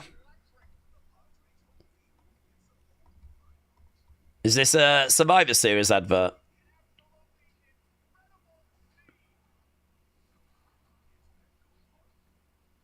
Petco Park. Petco. I go where the pet goes. Right, I like heel Logan, said Akeem. Survivor Series commercial just ended. Right, I'm just on that. Mine's ending now. Hannah said it was an excellent promo from Cena. Maybe not as good as Marina's You Know Me promo, but it was still very good. Well, that is the gold standard, isn't it, to be honest? You know me. Yes, you do. You know me. Okay, we are at commercial break. Haven't had joy in a long time, said Austin. Well, I think that is definitely showing in people's scores right now, yeah.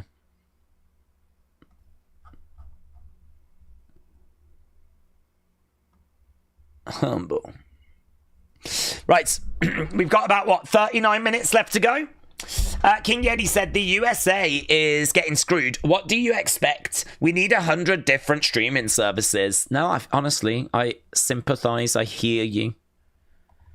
I understand. And you was only 1% out. So, Motor City against Melo, don't miss. You lot said good 89 earlier. They said good 94. Charlotte Piper, you said good 92 earlier. They said good 93. Coming up next, we've got match number 3, Street Profits against the MFTs. So, we are getting there. Versus MFTs. Okay, it's all lowercase. Don't know why. Daze, what about Dom for Cena's last match? I don't know that that's a match I would particularly be excited by. I would do it at a Saturday night's main event or something like that. I mean, I suppose he could help put him over, give him something to brag about. Dom could certainly use it well.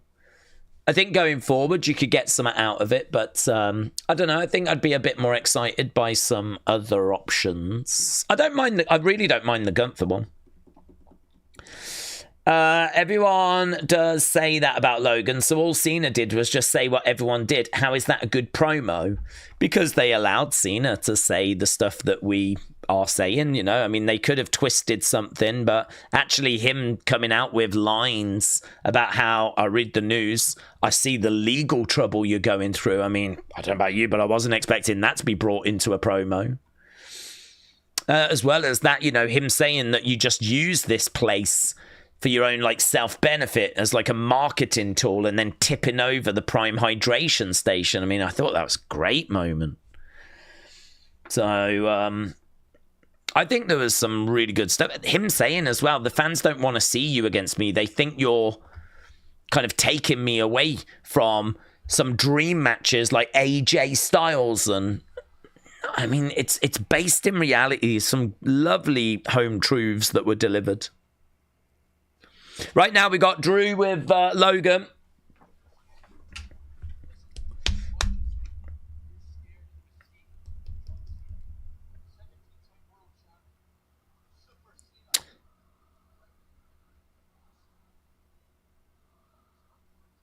It's not 2010. That's not Super Cena. He's still John Cena, but you're Logan Paul. So Drew is trying to give some words of encouragement to Logan, who's all rattled.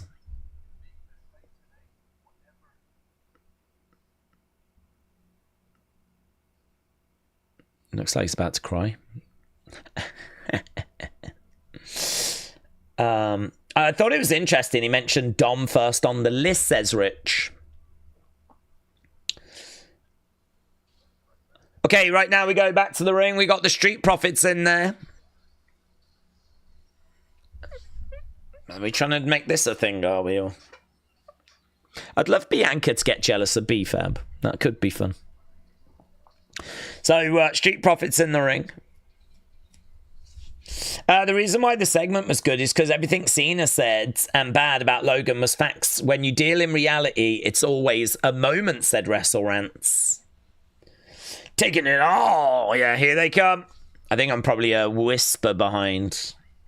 Bianca would squash B-Fab. That would be fun, says Dildo. WrestleMan said, love it. Profits, B-Fab in the ring. Here come the MFTs. Tala. Tonga. JC. Solo. Solo, you suck. Nepo baby sign. That's great. I didn't even notice that earlier.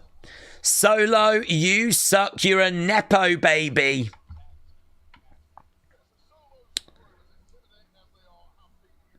Right now we've got Solo in the ring. So we're about to get underway with this. We've got 34 minutes to go. We've still got the main event. We're about 3/4 of the way through this show so far. I missed Tamatonga. Yeah, Tamatonga.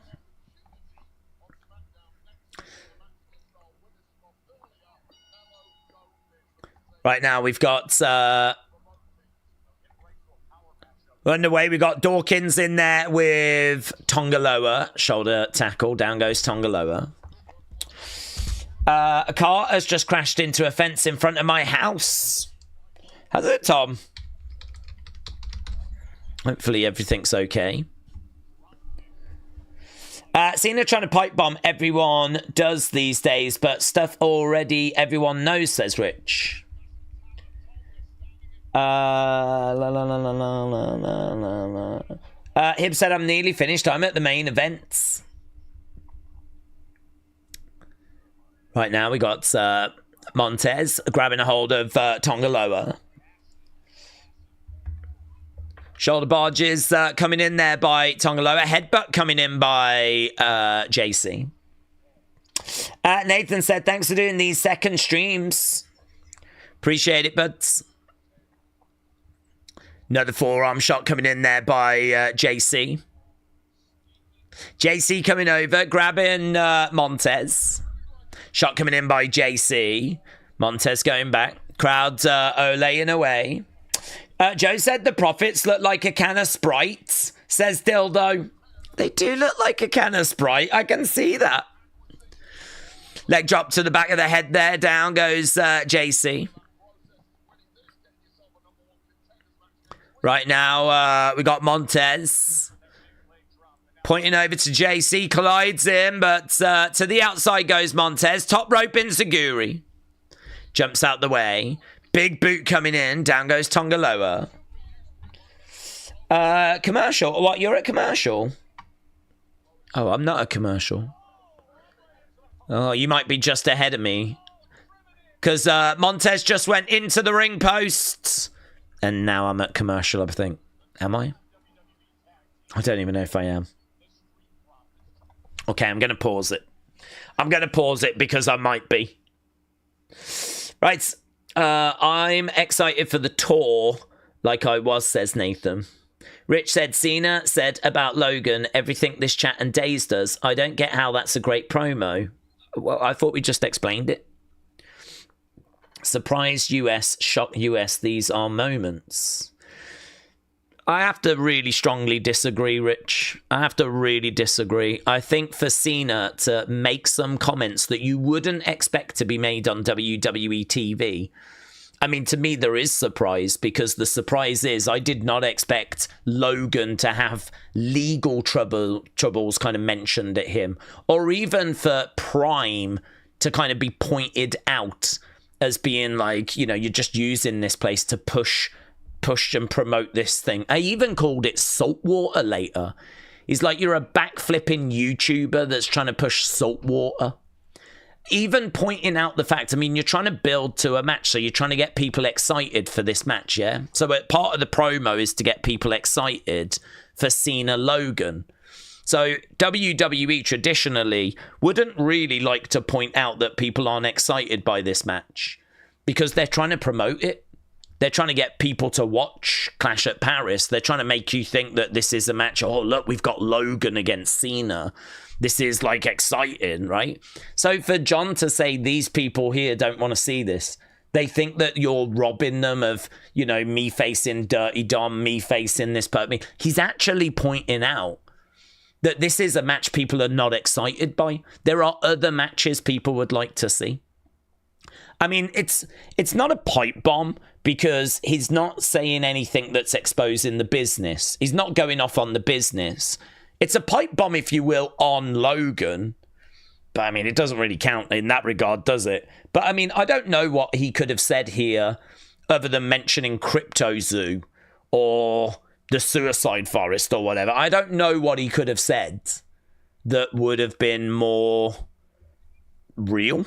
Do you know what I mean? Like, he's got in there and he's gone off on Logan. And I think he's said everything that pretty much he could say. He's gone further and pointed out things that I wouldn't have expected WWE or even Logan. I mean, I wonder if Logan okayed it in advance. But if he didn't, I mean, I wonder if Logan was like, dude, Jesus. But, you know, Cena's a pro. He knows that this promo is going to resonate with people and it's going to actually build excitement. Like, for me, I think it's a great promo. I think him pointing out stuff that we're saying, that doesn't make it a bad promo. Oh, he's only saying what we're saying. The fact he's been allowed to say it, the fact that he has said it, when on so many occasions WWE would not be brave enough to go to some of those places. I mean, he cooked him. He just said a lot of stuff which just really exposed Logan, and you know, he basically said to Logan the things we would like to say to Logan. If you gave me a microphone and I got in there, these are the things I would like to say to Logan Paul. You're using this place. And sometimes, you know, we just don't get that. Sometimes we don't get that. Sometimes we don't get people saying to these superstars the things that we would want to say. I'd say the bit I found frustrating was the beginning. I don't like the bit at the beginning when he's like, oh, you're going to be a future world champion. You're going to be a future WrestleMania main eventer. I can't stand Logan Paul. I don't like him as a person. I don't like him. And I don't want him to stay in WWE. I don't think I'm alone in that. I think the majority of people feel this way. So hearing Cena, like, giving Logan flowers, whatever, I'm so past that stage. Logan could have flowers when he was a celebrity wrestler, but now he's just a bad smell that doesn't go away. I don't really like that part of it. I would not say that part to Logan, but the stuff that followed after, Cena just said to Logan what I would love to say to Logan. And that prompts a, yes, John, stick it to him. That's exactly what I want to say. I think it's a great promo. It's a bit hypocritical. WWE would put any star on TV. Well, I don't like the stars being on TV. We're back. Yeah, I've got it playing. Rich said, I do feel you on that one. The legal line was great. Logan also digs into him being a heel in real life. But Logan also digs into him being a heel in real life.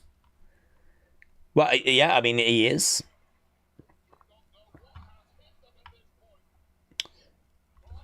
Logan is the only heel in wrestling. I hate the person myself, but I miss days of actual heels.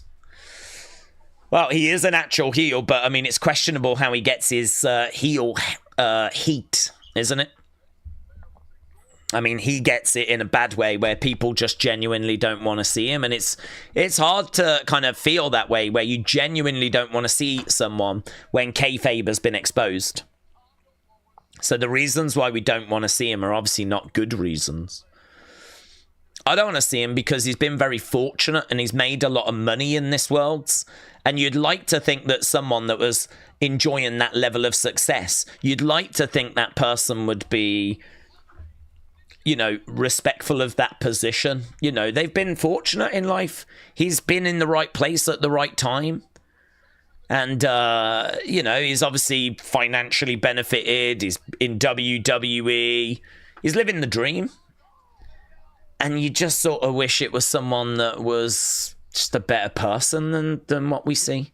You know, it's clear. I mean, like, it's true, isn't it? I mean, here he is in WWE, and, you know, one of his primary concerns is how do I get my Prime hydration station on, you know, to be flipping shown on all the shows?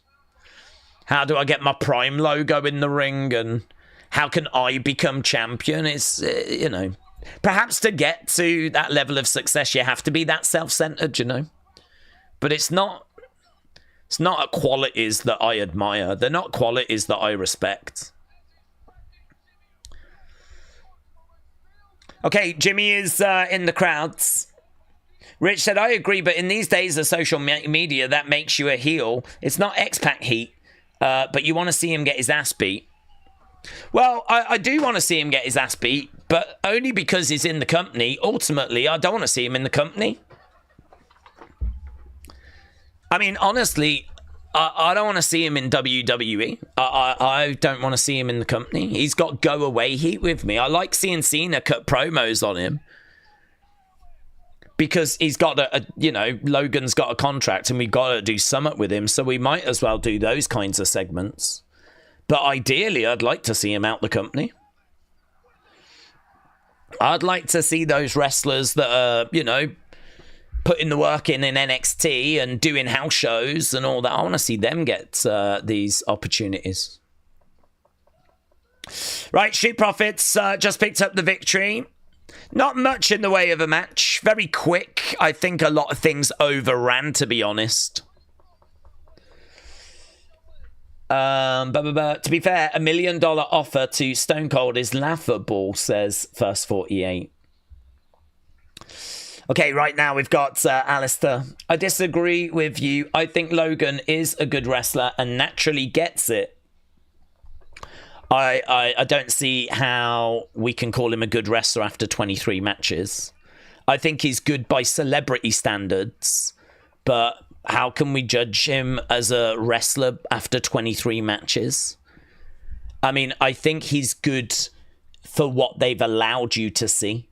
And what they've allowed you to see is matches that are structured around his limited abilities. I mean, you would have said that Ronda Rousey was a good wrestler after WrestleMania 34 because WrestleMania 34 was built around her strengths and they eliminated her weaknesses. And guess what? We brought her in and she had more matches and she got exposed. Logan would very quickly get exposed because all you've seen are matches that are structured around his strengths. Because do you know what? He doesn't have to do the same work as the other wrestlers. He doesn't have to do matches on a regular basis. He doesn't have to go out there week after week having matches. Instead, he just has premium live event matches that are built around certain spots that he wants to do. You know, let's have a flipping frog splash to the outside. I'll film it and all that sort of stuff. I don't see how you can judge him by the same standards as other wrestlers. I don't see how we can sit here and say he's a good wrestler or he's better than this other wrestler. He ain't even doing the work the other wrestlers do. Treat some of the other wrestlers the way Logan is treated, they would also look much, much better, I assure you. Because you are just showing off their good attributes, hiding their negative attributes. You're doing everything you can to make them look good. These matches are produced that way, just like Ronda at WrestleMania 34. So to me, like, it's not a fair comparison. If people are going to have arguments saying that Logan's better than this person or better than that person, how about you get Logan to do that workload first?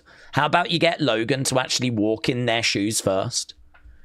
Because it ain't comparable. It ain't comparable. Show me someone else on the main roster that's had 23 matches. 23 in 4 years? 23 matches in 4 years. It's not comparable. First 48 Gaming said the only people who think Logan was good were Logan fans before he wrestled. Listen, I think Logan's good for a celebrity, and I keep saying that. I think he's good for a celebrity, someone coming in that's got athleticism. He's athletic, he's agile, he's got a good physique, his cardio holds out, he's got attributes. You know, as someone that can come in and put on a good match, like if you structure it the right way, yeah, man, definitely. I'm willing to give him those flowers, and I've given him those flowers so many times, and we had this conversation earlier. I've given him those flowers. But at some point, if he's going to keep going on about how he's not an outsider, and at some point, if I'm now going to have to compare him to other wrestlers on the roster, well, you know, then we've got to start having a serious conversation, haven't we? And the serious conversation is not going to be to Logan Paul fans' liking, to be honest. Logan is humble, says Brony. Right, I've got this paused, by the way, because I've got Aleister coming down. So I don't know where we are in commercial. Okay, Duran says we're at commercial. First 48 Gaming said if you had 4 months in between matches, you could wrestle somewhat as well. Rich said the storyline right now with Cena is them trying to push Logan on you so that he's taken legit. Oh, yeah. I mean, WWE are constantly trying to find ways of getting, like, Logan into feuds. And I've got no doubt whatsoever that this match will happen and Logan will be made to look good in that match once again. I mean, look, John Cena just said this is the most important match you've ever had. He's just cooked him on the microphone. He's just absolutely cooked him. And so, you know, Logan now has got to find a way of showing that he is, you know, worthy of being in there with John. And, you know, I'm sure they'll have a match. John might even shake his hand after. I mean, you're going to have things like that I'm going to hate, that are going to suck. because he'll shake his hand afterwards and he'll kind of make out, oh, mate, good job. You did so well and all that sort of stuff. And it's like, Jesus Christ. We had to go through all that nonsense at the start of Cena's promo. Aleister Black. So, yeah, you know, it is what it is. I mean, he's got a contract with WWE, and as Cena just told us, he ain't going away anywhere. So, it's one of those where it's true. Like, you do have to just go, listen, there's every chance this guy is going to be a world champion. Because there's every chance WWE are just going to get him there, naturally, as time goes by. Because he's still only, 28, 29. If he hangs around for the next 5 years... I mean, it's going to be hard to see because he's already done 4 years, is it? So if he hangs around another 5 years at some point, gotta think he's probably going to find his way to a world title. But I'll quite happily push back against people that want to compare him to other wrestlers, considering the work Logan's done and the work they've done. It'd be a nightmare to try and get him respect, to be honest. But if they was to try and get him respected, he'd have to start doing house shows. They released the likes of Carrion and Dijak, Keith Lee, Dakota, B. Priestley, people that trained their asses off. And they were just tossed to the side for Logan. I hear you. James, I hear you.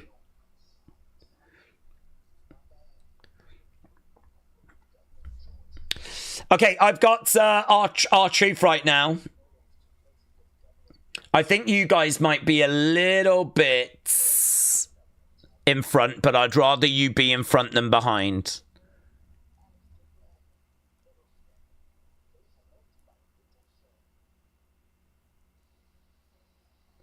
Damien and Cross. Okay, yeah, I am behind. I've got Damien coming out now. That's good. I didn't want to ruin anything.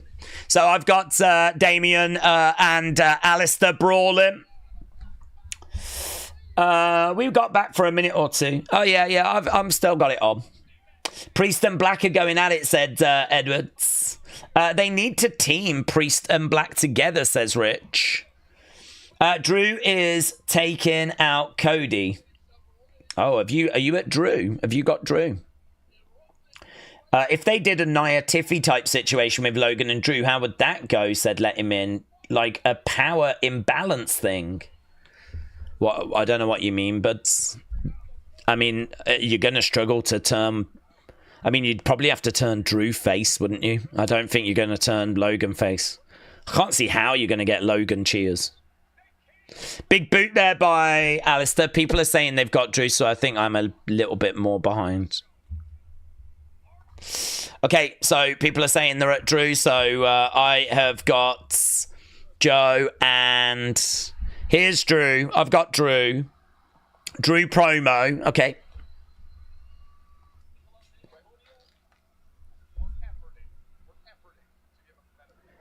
Okay, so no medical update for Cody. I thought that was going to be a match. Yeah, we did wonder earlier if it was just a case that things had overrun so much. I think that Cena segment went a little longer than planned. Maybe the Becky thing at the start as well. Pretty good though, isn't it? With R-Truth saying he went to the wrong Dublin.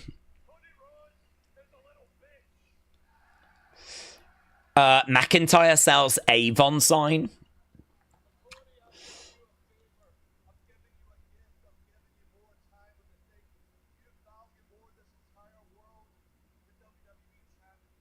There is a We Want Cross sign. I'm excited for next year. I'm going to get a new Star Trek. It's called Starfleet Academy, and Becky is in it, said Nathan. What if they give John the same time as Goldberg, just cut him short?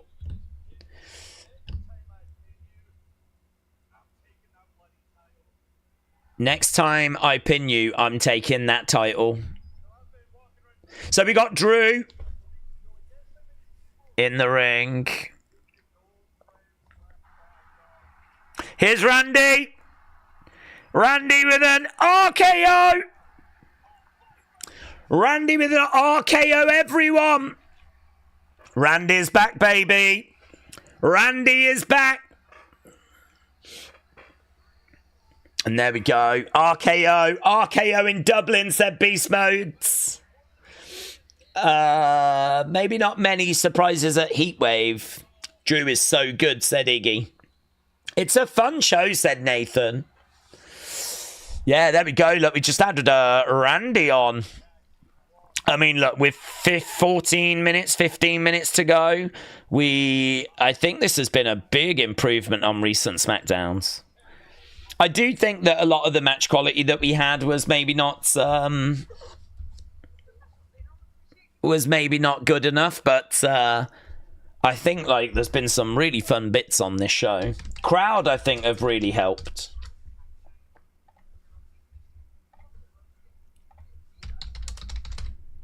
We are still mortal enemies. Oh, right, okay. You not at the promo main event time? Yeah, we've only got 13 minutes to go. 13 minutes to go. Main event, and there's 13 minutes left, said Rich. It's really tight. It's really, really tight.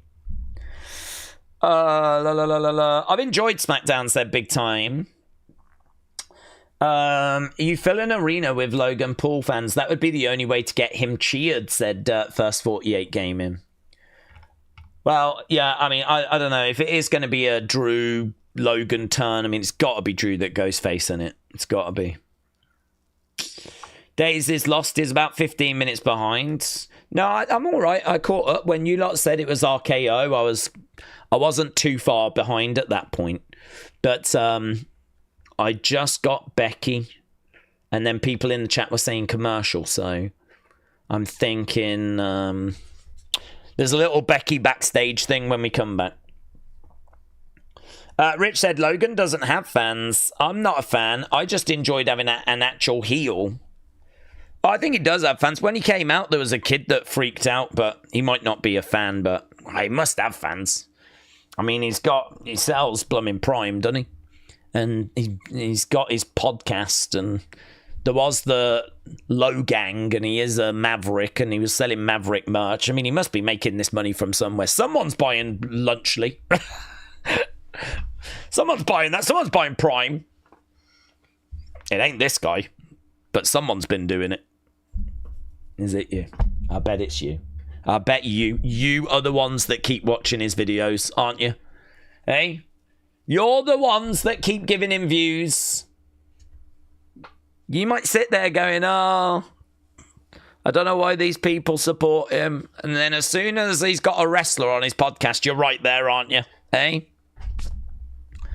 I just watched the clips. I bet you're all sat there right now with your Prime and your Lunchlys, eh? And your Crypto Zoo coins. I plead the fifth, says Benny. G Fuel is better. In the United States, Prime is on like every clearance shelf. People watch Logan to hate him. Well, tell him to stop. Listen, if you want to get rid of this guy, just have his views dry up. That's how you get rid of him. If you want to get rid of him. Don't people know that views and likes and engagement is the new money in this world? That's the new currency. I've come around on Logan, says Mayor Pete. Well, someone had to. Austin said, outside of WWE, I won't watch Logan or Jake. Right, where are we on things? Smackdown is back, said Durham. Okay, have you got Becky? I've got Becky. How long we got? 10 minutes. 10 minutes. Oh, I think Becky was before the commercial. Oh, God. Okay, are they running down next week, are they? Solo and Sammy. We did get the Wyatts. Nikki was in the background, said Edwards. We are back. We're getting a promo. Castle in the background. Oh, yeah. Castle in the background. Alexa, Charlotte against the Secret Harvest. Jake has got a boxing match on Netflix. Well, I might watch that, to be honest. That's not going to affect WWE. Daze, I agree to disagree. I want to hate heels. Logan is heat. Unfortunately, other wrestlers that have been doing it decades don't make me hate them. Even if you're a fan, not hate. Well, I'm clearly not a fan of Logan, am I? I mean, come on. Are you watching this on mute? I'm clearly not a fan. But the where I disagree is that I'm not praising Logan for being hated, because he is actually hated. You know, if we brought Hitler back from the death, right, brought back to life and put him in the ring, I would hate on him being in there as well, right? I wouldn't be sitting here going, well, in all fairness, it's great to have Hitler back because at least he is actually hated. Do you know what I mean? That's where we're disagreeing. I mean, we could let a lot of murderers out of prison and chuck them into wrestling, and I'm pretty sure we would all hate them as well. For me, like, heel heat and that sort of go-away heat, they're different things. Logan has go-away heat with me. I tolerated him at first. I actually wasn't that negative on him at first. I was very much where some of you lot are. I was like, do you know what? Fair play. He's very athletic. He's doing a brilliant job. You know, he's certainly got transferable skills, good cardio, good agility. He's bringing something here. And I had praise for him. But as I said, you get to a point where the conversation has to change, because he doesn't want to be viewed as a celebrity wrestler anymore. He wants to be viewed as a wrestler. So to me, it's really clear. Okay, start doing the work that the wrestlers do, and then, okay, we'll have a look. I mean, he had a match at SummerSlam, and you know, his recent stuff has not been good. I don't even. He says that he has like some of the most entertaining matches. I mean, recently I would say no.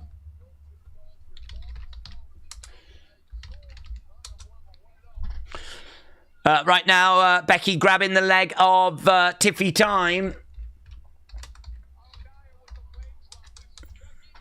How long have we got? 6 minutes? Oh, Jesus Christ. Jesus. Hey, I'm going to need you to score this, because I don't have a score for this main event.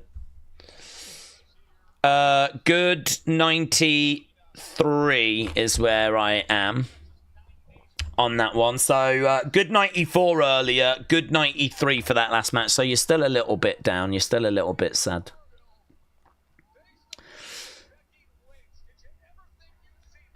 Okay, shot coming in there by Jade. Jade in there with Becky. Becky goes down. And again, boom, spinebuster.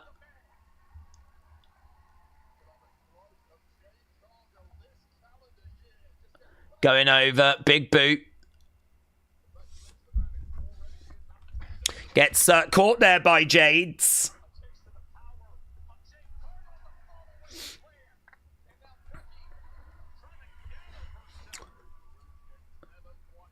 Becky over in the corner. Chelsea was mentioned. I'm surprised the show's not sponsored by Proper 12.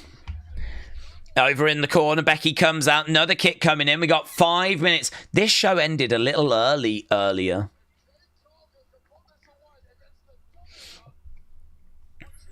Oh, planted. 1, 2.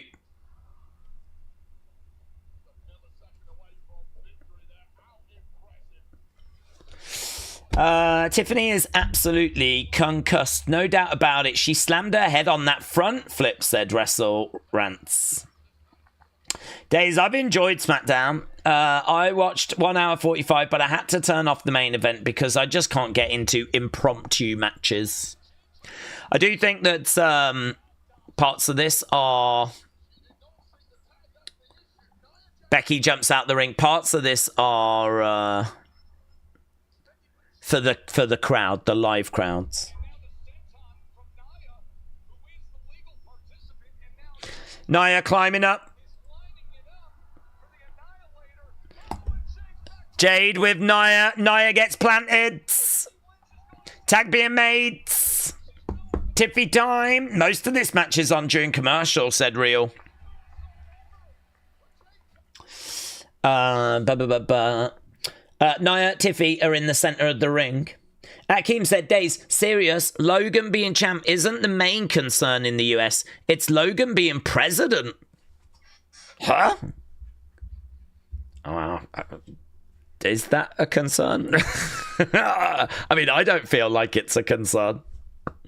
Nathan said, I'm off Monday, and I'm excited to go watch Monday during the day. It's going to be great. What, for Raw? Becky is in there with Jade right now, said Beast Modes. Oh, right. I think I'd slipped ahead again. Well, that's okay. There's only 3 minutes, and I know how this goes. 4 minutes to go, says Garrett.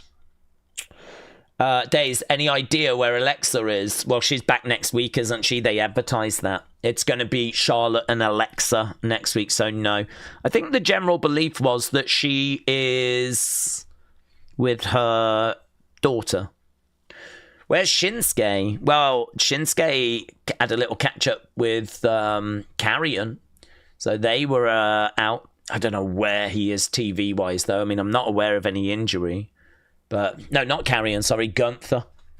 We saw in Unseen that Gunther the other day went out and had a meal with Shinsuke. And he looked fine. He looked drunk. He looked like he'd had a couple of drinks. We're back now. Yeah, guys, we don't care about Shinsuke anymore, said Dildo. Usually, when a tour like this happens, I just watch the replays. Spartan said, do we think TKO will have a say in creative and booking? Will have the final say? No. I think Triple H has the final say. Well, not the final say, but the final say on 99% of stuff. If TKO feel that a show it need a boost or they need to get a bigger rating, they need some more buzz, then clearly that's where Ari will pick up the phone to The Rock and say, listen, we need some, we're struggling. Because apparently that happened. That's what The Rock said. So I think I don't think TKO get involved because I don't think TKO know what they're doing. I don't think TKO would have a clue what to even ask for. But I think TKO know if a plan feels like, or a show's plans feel big enough, you know. The Powerhouse just went out in my place, said Smurfy. Rich said TKO could throw Dwayne in. He can ruin storylines, but then Triple H has to try and make it make sense. Ali said, check your internet connection. It's fine, buds. It's fine. I've got no dropped frames. Big Time said Smackdown quality has been a little better than Raw lately. Does feel like both shows are going in opposite directions.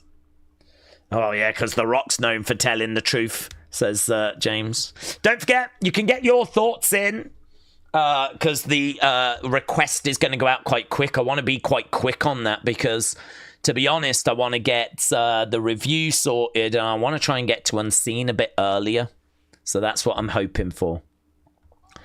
So there we go. It's Jade and Tiffany with the win. Very, very quick main event. We do need to get a score up for that because I never got a score for the main event earlier. I never got a score for that main event.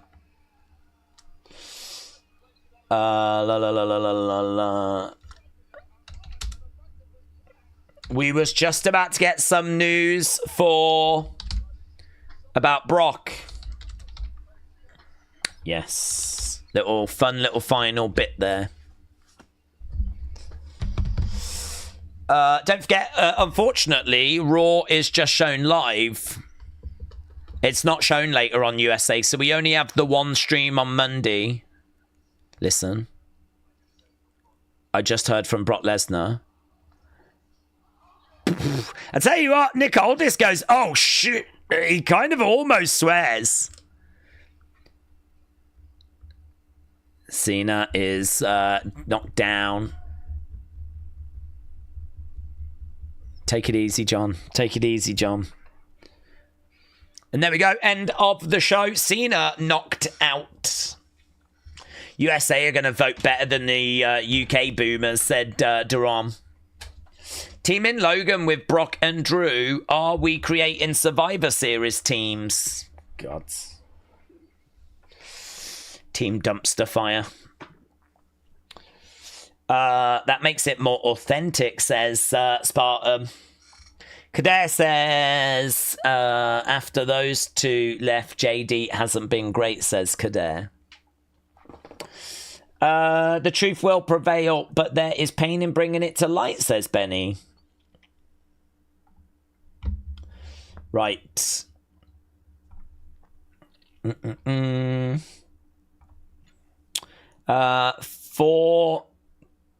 10, 3 stars, said Black Onyx. Well, get your votes in.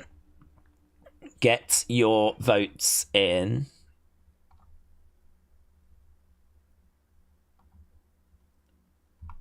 Do you think Blake Monroe is holding back? I think she wants to bring out Mariah May. Well, I don't think she's necessarily holding back. I mean, Blake Monroe is who she is now. I think she was. I think she was more entertaining with Toni Storm. I don't think this creative's been very good. I don't like the extra layer we've put on it personally. I don't think it needs the body issues to be applied. I think if you're going to do that, it needed to be built better. It just feels it feels off. So yeah, it's not for me. I'm not keen on it, but you know, it is what it is. Survivor Series is going to be Cena's last PLE. The teams that are created is a huge deal, says Rich. David said this cooked. Vibe said that match was trash. All 4 of them sucked tonight. Poor performance. 7.5 is my score. Well, I'll tell you what, I mean, I certainly don't think this show has been as bad as recent Smackdowns or Raws. I think this was much, much better, and I think that crowd played a big part in it. So, yeah, I mean, I don't think this is anything mind-blowing or, like, you know, crazy, but I think it's acceptable. I think it had some stuff that was worth watching. And I think it's going to be a better received show than maybe what some of the recent TV shows have been, so... 725. Woke Matt though says 5. Tracy says 7.5. Jeff Hardy fan said I love the show. Okay, 90. Good 95 for that main event. Good 95 for that main event.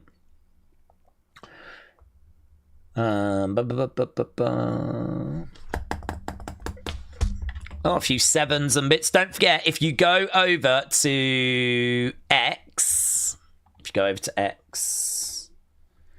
can leave your comments. We've had 7 comments so far on this post. I mean, we normally get a lot of comments coming in, but I'm just pointing it out because, yeah, I mean, I don't really have, like, I feel like I've already said a fair few bits in the video that's already on the channel, so... You know, the Talking Points video is already up on the channel, so I just kind of feel like I can spend a little bit longer maybe going through the comments. So if you've got a hot take, feel free to put your comments in there. That's what I said earlier. If the crowd just chanted nothing but bad words during Logan's promos, then WWE would have to mute the whole segment. You know what to do, Leon. You know what to do, yeah? Just put it out there. I'm just saying. If Leon needs any inspiration. But Spartan said the Phoenix teams are terrible. They are useless. Did they lose again, Spartan? I'm thinking of doing a 9 to 5 job, but my shift starts at 7 and would finish at 7. It's going to be physically demanding. Work is, buds. Work is. Daze, if a show has talking points, then it indicates a good show. Don't know. I mean, you can have talking points that are not good, but I think the worst thing a show could be would be boring. I think, obviously, if you've got, like, some segments that are cringe and you're watching and you're like, what is this? At least it's still engaging you, right? I mean, you're watching it because you don't want to, you don't want to miss a historically bad segment. So, I mean, what are we doing? What is this? I mean, that's better than watching something that's just dull and not grabbing you at all. So, I think that talking points keep you engaged. I don't know that they necessarily indicate it was a good show, but I think there was a lot of good talking points that were on this show. And actually, I think, well, for me, I think there were some segments that delivered. So, Rich said, if you want bad shows, then just watch those great Carly years. Oh, hard times. Do you see you Sunday for Heatwave? Ali, see you Sunday, buds. AB said, I dipped in for a bit. I came back with pretzels and jalapeno stuffed olives. Felix, shout out to you. Smurfy said, I don't have hot takes. I just have hot cakes. I have heard that about you, actually. Yeah. Big Time said, do you think we're cleared from a round of releases until at least next year's WrestleMania? Don't know, to be honest, because I think that it seems to be when contracts are expiring, they're quite happy to just not renew. And I think that's kind of a way that they're sorting the budget out. So, if like R-Truth was coming to the end of his deal, Carrion came to the end of his deal, if that is legit. And it just seems to be a new approach. So I think it might depend on when if someone's contract's up in November, I don't know that they're going to renew it. So I don't know that you're getting like this big release. Instead, it's just as contracts are coming up, they're making decisions at the moment. So I think we're clear of lots of releases until whenever the draft is. If a load of people get called up from the draft, then we might have an issue. If there is no draft and there is no major call-ups from NXT, I mean, I think the call-ups from NXT would be what's doing it. Right now, I would have to think that the main roster is probably there or thereabouts on its budget. I don't think there's any reason to think the main roster is wildly overspending right now. So, you might get the odd contract that kind of expires. But I think if you call up like Trick, Oba, Ethan, bring up Jordan, or, you bring up a chunk of NXT talent, then all of a sudden that main roster budget might start going over. And that's when you might see releases. Camden said, Daze, WWE should move for Kingo before that AAA heat becomes generational. He's just going to get booed out of every building. Yeah, I don't know, to be honest. I don't know if we're going to see... I don't know if that's going to bleed in. I mean, maybe it'll be a problem. There was a lot of people that did tune in to Triple Mania. So maybe it would be a problem. But... I don't know. I sort of feel like the main roster and a lot of people that watch the main roster, they're not watching Triple Mania. I think there's a lot of kids and casual fans that just are watching Raw and watching Smackdown. So I think he'd be okay. It'd be interesting. I mean, obviously we're in uncharted territory. When would whatever's happening over on Triple Mania sort of bleed onto the main roster? I mean, I suppose you got Mr. Iguana. But it's hard, isn't it? I mean, Mr. Iguana, how many people know him? I mean, it's tricky, that one. I don't really have a read on that one. Because the thing is, Mr. Iguana, like, you have a reaction first time you see him. When I first saw Mr. Iguana, I didn't know anything about him when I saw him in NXT. And I reacted to seeing him. So, I mean, you can bring Mr. Iguana out, and I've got no idea how many people are popping because they just like what they see and like, what's this? Or how many people are popping because it's Mr. Iguana and they saw him on, like, AAA. There are pops. I mean, he comes out and there will be a pop, but I popped the very first time I saw him, and I'm sure you did as well. So it makes it hard to know why people are popping. So I don't know, yeah. I mean, I don't know. I don't know if that for Kingo Heat, how big of a problem it is. He's a great talent. I mean, you could just move him to the main roster. You could move him to NXT. That wouldn't be a problem. But I don't know. When does that heat become a problem for the main roster? It's an interesting one, that I don't think I can give you an answer. Triple Mania was really good, said Brian. Apart from the Mr. Iguana Finn Balor stuff, which was just a pee take. Yeah, that is difficult stuff, to be honest, because that's not the kind of thing we're doing on the main roster. But it's the kind of thing I believe they do in Triple Mania with like all the puppets and stuff. Some people are into it, some people not so much. Judgment Day versus AAA is a great feud for transfer fans, said Rich. Big Time said, do we think Tavian and Tyra are going to get much in the way of reaction? I don't think so. We don't really know Tyra. I mean, we've dug into the Team USA thing, but in fairness, Chelsea was getting chants.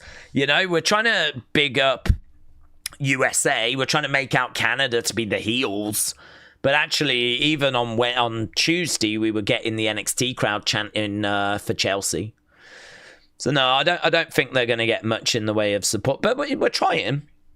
Do you know what I mean? We're trying to present the Olympic gold medalist as being a babyface and a hero. It's just a shame we don't have a bigger name to put her with. We're putting her with Tavian, who I think also...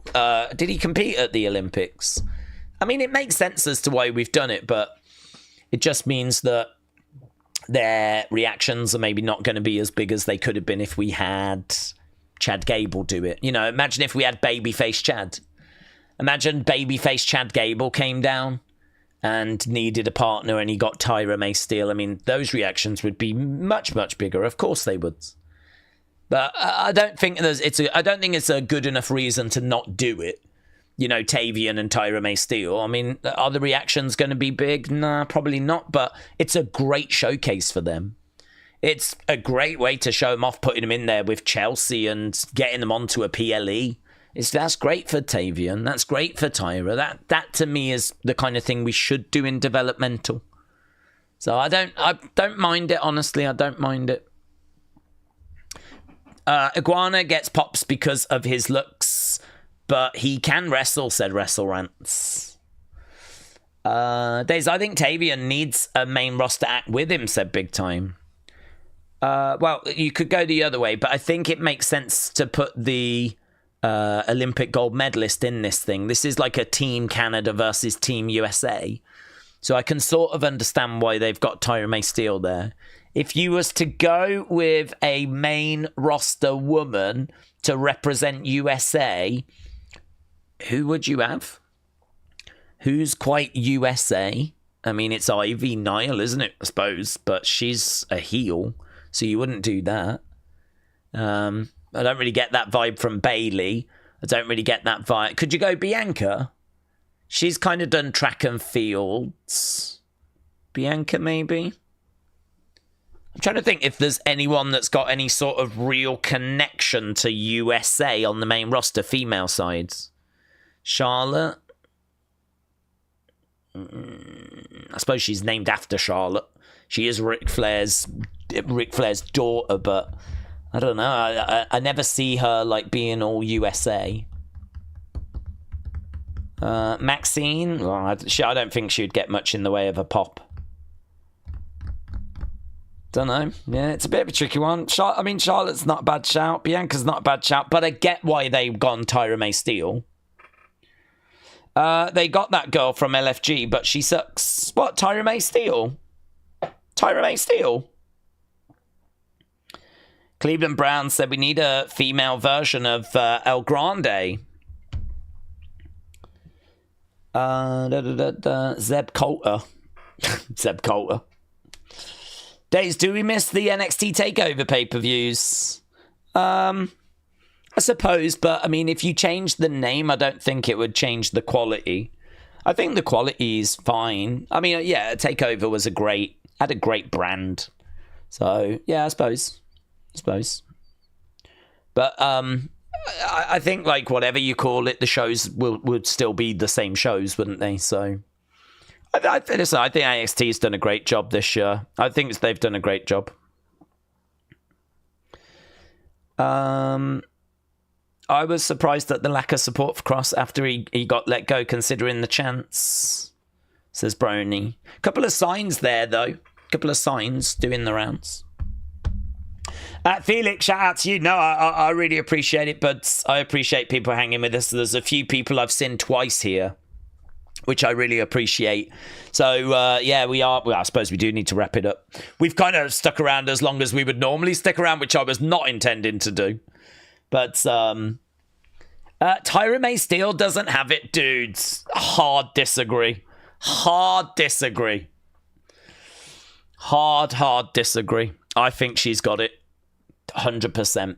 She is someone that has got a amateur wrestling background. She just needs to add the pro wrestling elements to her game. She's an Olympic gold medalist. She's American. The crowds are going to love her. The question is, has she got a personality? Has she got charisma? Mate, I've only seen her a few times on Evolve. She has it. I am buying that stock. I am buying that stock. I don't give a flip who else was shouting about. Tyra May Steele has got it. She will be on the main roster. She will be on the main roster. I don't know what she was like in LFG, but in Evolve, she is. I've seen her cut some promos. She's very confident, considering she's not even had a run in NXT yet. I'm judging her by kind of breakout star levels, right? She is someone that has got confidence. She is someone that can deliver. She kind of has already got like some of that charisma coming through in her entrance. In-ring wise, she ain't going to give you a 5-star match yet, but if we're benchmarking her by kind of breakout talent, like, you know, people that are just about to arrive on NXT, mate, if you lot don't want that stock, I'll take it.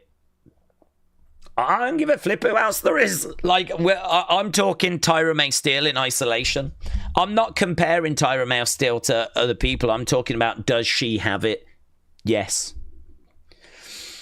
Daze ain't having Tyra May Steele slander. I just, honestly, I just think that you've got an Olympic gold medalist there that is just having their first appearances on NXT. Only made a couple of appearances in Evolve.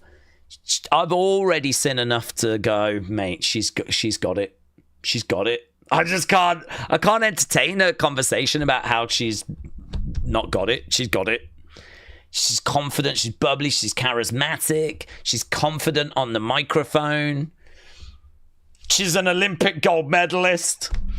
Like, that's going to be a hard one to convince me that she doesn't have it. She's a future jobber, said Austin Dildo.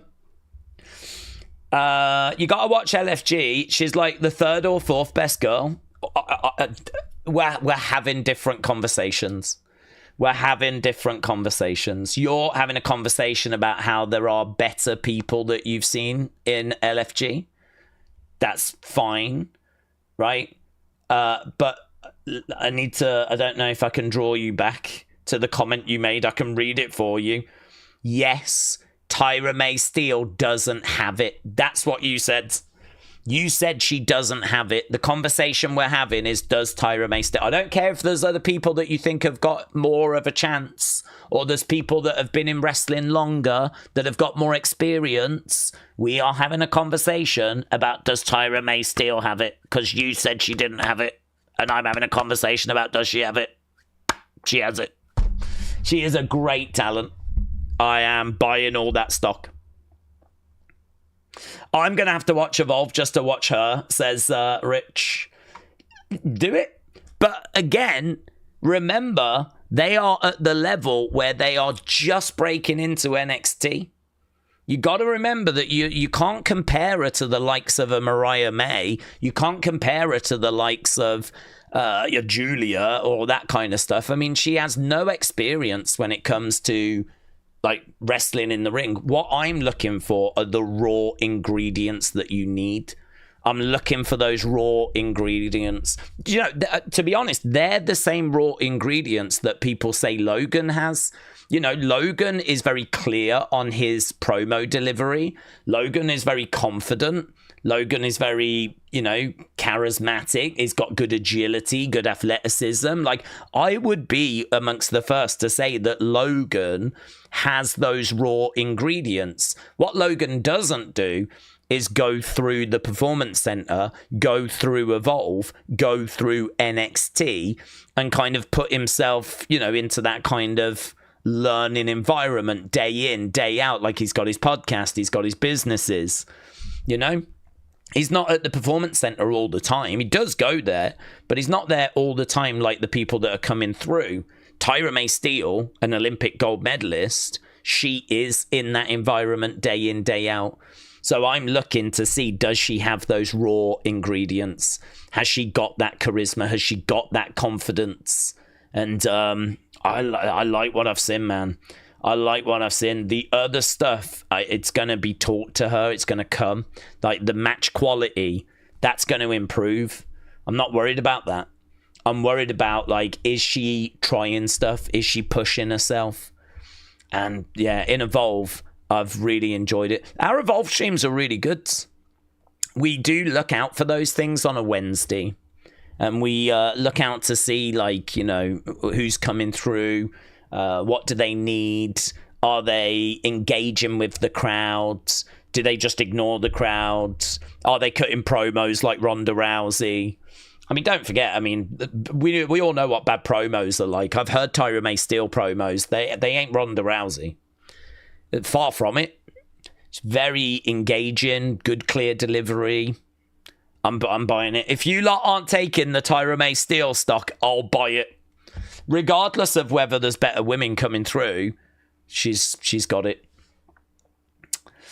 HBK gave her a contract just on the gold medal. Maybe. I mean, I think that this is why I'm saying she's got a good personality, though. So it ain't that she's Ronda Rousey with the gold medal and she don't know her way around a promo. So she might have been given a contract off the back of that gold medal, but I've seen her in Evolve, and I've seen that she has got skills that are going to be very valuable as we move forward. So, yeah, I wouldn't disagree. She probably got the contract that way, but it doesn't mean that now that she's in, she hasn't got the skills that are going to take her to the main roster. And, yeah, I think she gets to the main roster. I think she's world champion. I will put my name next to that. I think Tyra May Steele is a world champion on the main roster. And I will say that now. And actually, the more people that go, no, you're joking, the better it's going to look when it comes through. So I'll take that negativity. I'll take the people going, no, there's no way, you're an idiot. You're an idiot. I'll start jotting down names. So I can come back to you in a few years' time. If you didn't watch LFG, then you should. It's one of their best shows, says Rich. Yeah, I do want to. Daze is feasting on the negativity, says Benny. I'll take it. Brony said, Daze, you said that Gable Steveson had a good chance of dethroning Roman when he was on his historic title run. I don't remember saying that. I remember saying that he had a good chance because of he was an Olympic gold medalist. He wanted to join WWE. He was a fan of WWE, and obviously he had the amateur wrestling background, which normally transfers very well. I mean, we've seen the likes of Kurt Angle, we've seen the likes of Chad Gable. A lot of those kind of amateur wrestlers have kind of got a good foundation that then they can build like the pro wrestling on top of. So, yeah, but the thing is, he never got going, did he? He never got started. I mean, what can you judge him on? I think you can judge him on a match where he gets booed out the building. I mean, he's training in MMA now. If he had not had, obviously, the controversy and he was actually in the system, then, that would be quite interesting to see where he is. I don't know where he would be. I mean, we just never got controversy. Well, I believe it was the controversy. I believe it was the allegations that kind of swept him up. James said, don't worry, Daze. People called me an idiot for saying that Roxanne would be the next big thing. And look what happened. I was right, says James. Well, gobble up those dubs. Rich said, I thought LFG was going to be a dumb show, like all the other reality shows, but they do mix in reality with matches. LFG will make you fall in love with wrestling again. I've not fallen out of love with wrestling, but I'm okay, thanks. Is Jericho seriously coming back? No, just rumors at the moment, but interesting rumors. Right, I do need to run away because I've got videos to do. So, right, there we go. That was NXT. And it wasn't NXT, that was Smackdown. But we are back this weekend for NXT as we do Heatwave. That's what I was thinking. Next, we've got Heatwave coming up. I don't think we've got a stream tomorrow. As I said, I've not had a chance to do like UFC research. But yeah, I'm looking forward to... Rich, can I just say something? Because I saw you saying I can't wait for you to binge LFG and say that was great, right? The only thing I'll say about LFG, I've seen a lot of trailer clips that feel fake to me. There's a lot of stuff in there that does not feel legit. There's a lot of like what feels like fake sort of drama to sort of make it seem more interesting. I hope if I do watch it, and it could be true, it could be that there's some really good advice that's given and all this sort of stuff, but I saw things like Bully Ray and that BJ guy kind of going at it and all that. That felt fake to me. That felt like fake nonsense.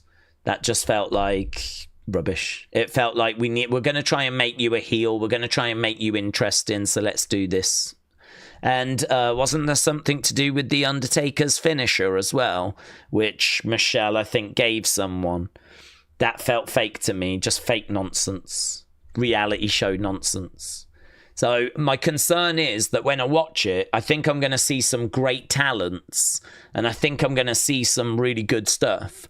The stuff I would like to see, I did see a really good clip with Mickie James where she was working with someone and this girl went over and she was like, oh, I've never done that before. And Mickie was like, yeah, it's good, right? And she was like moving on. So I think there are elements in there that I will enjoy. I think there's going to be superstars that I might even be familiar with now. So seeing Tyra May Steele and seeing Jasper Troy and all those as they were like really learning and putting it together. I completely agree. I think there'll be some good stuff in there, but I think there's going to be some stuff in there that I'm going to be like, this just feels fake. This just feels reality show stuff. It is a reality show, but it's done as wrestling, says Rich. It is both. I'm saying I did have those same concerns, but the matches make sense because of the made-up stuff that you're complaining about. Yeah, that's my concern though, is that I'm not sure that stuff is going to really appeal to me. Like the made up stuff, the reality stuff. I'll have to watch it and see. That's the stuff that I'm going in with apprehension about. Didn't they have Taker's wife nepoing her way into everything now, says Brian? Yes. The whole concept in LFG is a bit weird, says Brony. I struggled with the LFG when it came to the format and trying to understand game points.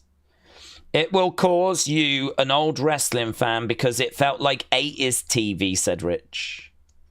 Taker 1990 said, was there any We Want Cross chants or signs? There were some signs, yes. There are some signs. It does take a few episodes, says Rich. Okay, right, we're done. I did say I was going a little while ago. But, okay, I'm going to go and do that opinions video. Thanks a lot for joining us. Appreciate it. I'll see you again next time. Bye for now.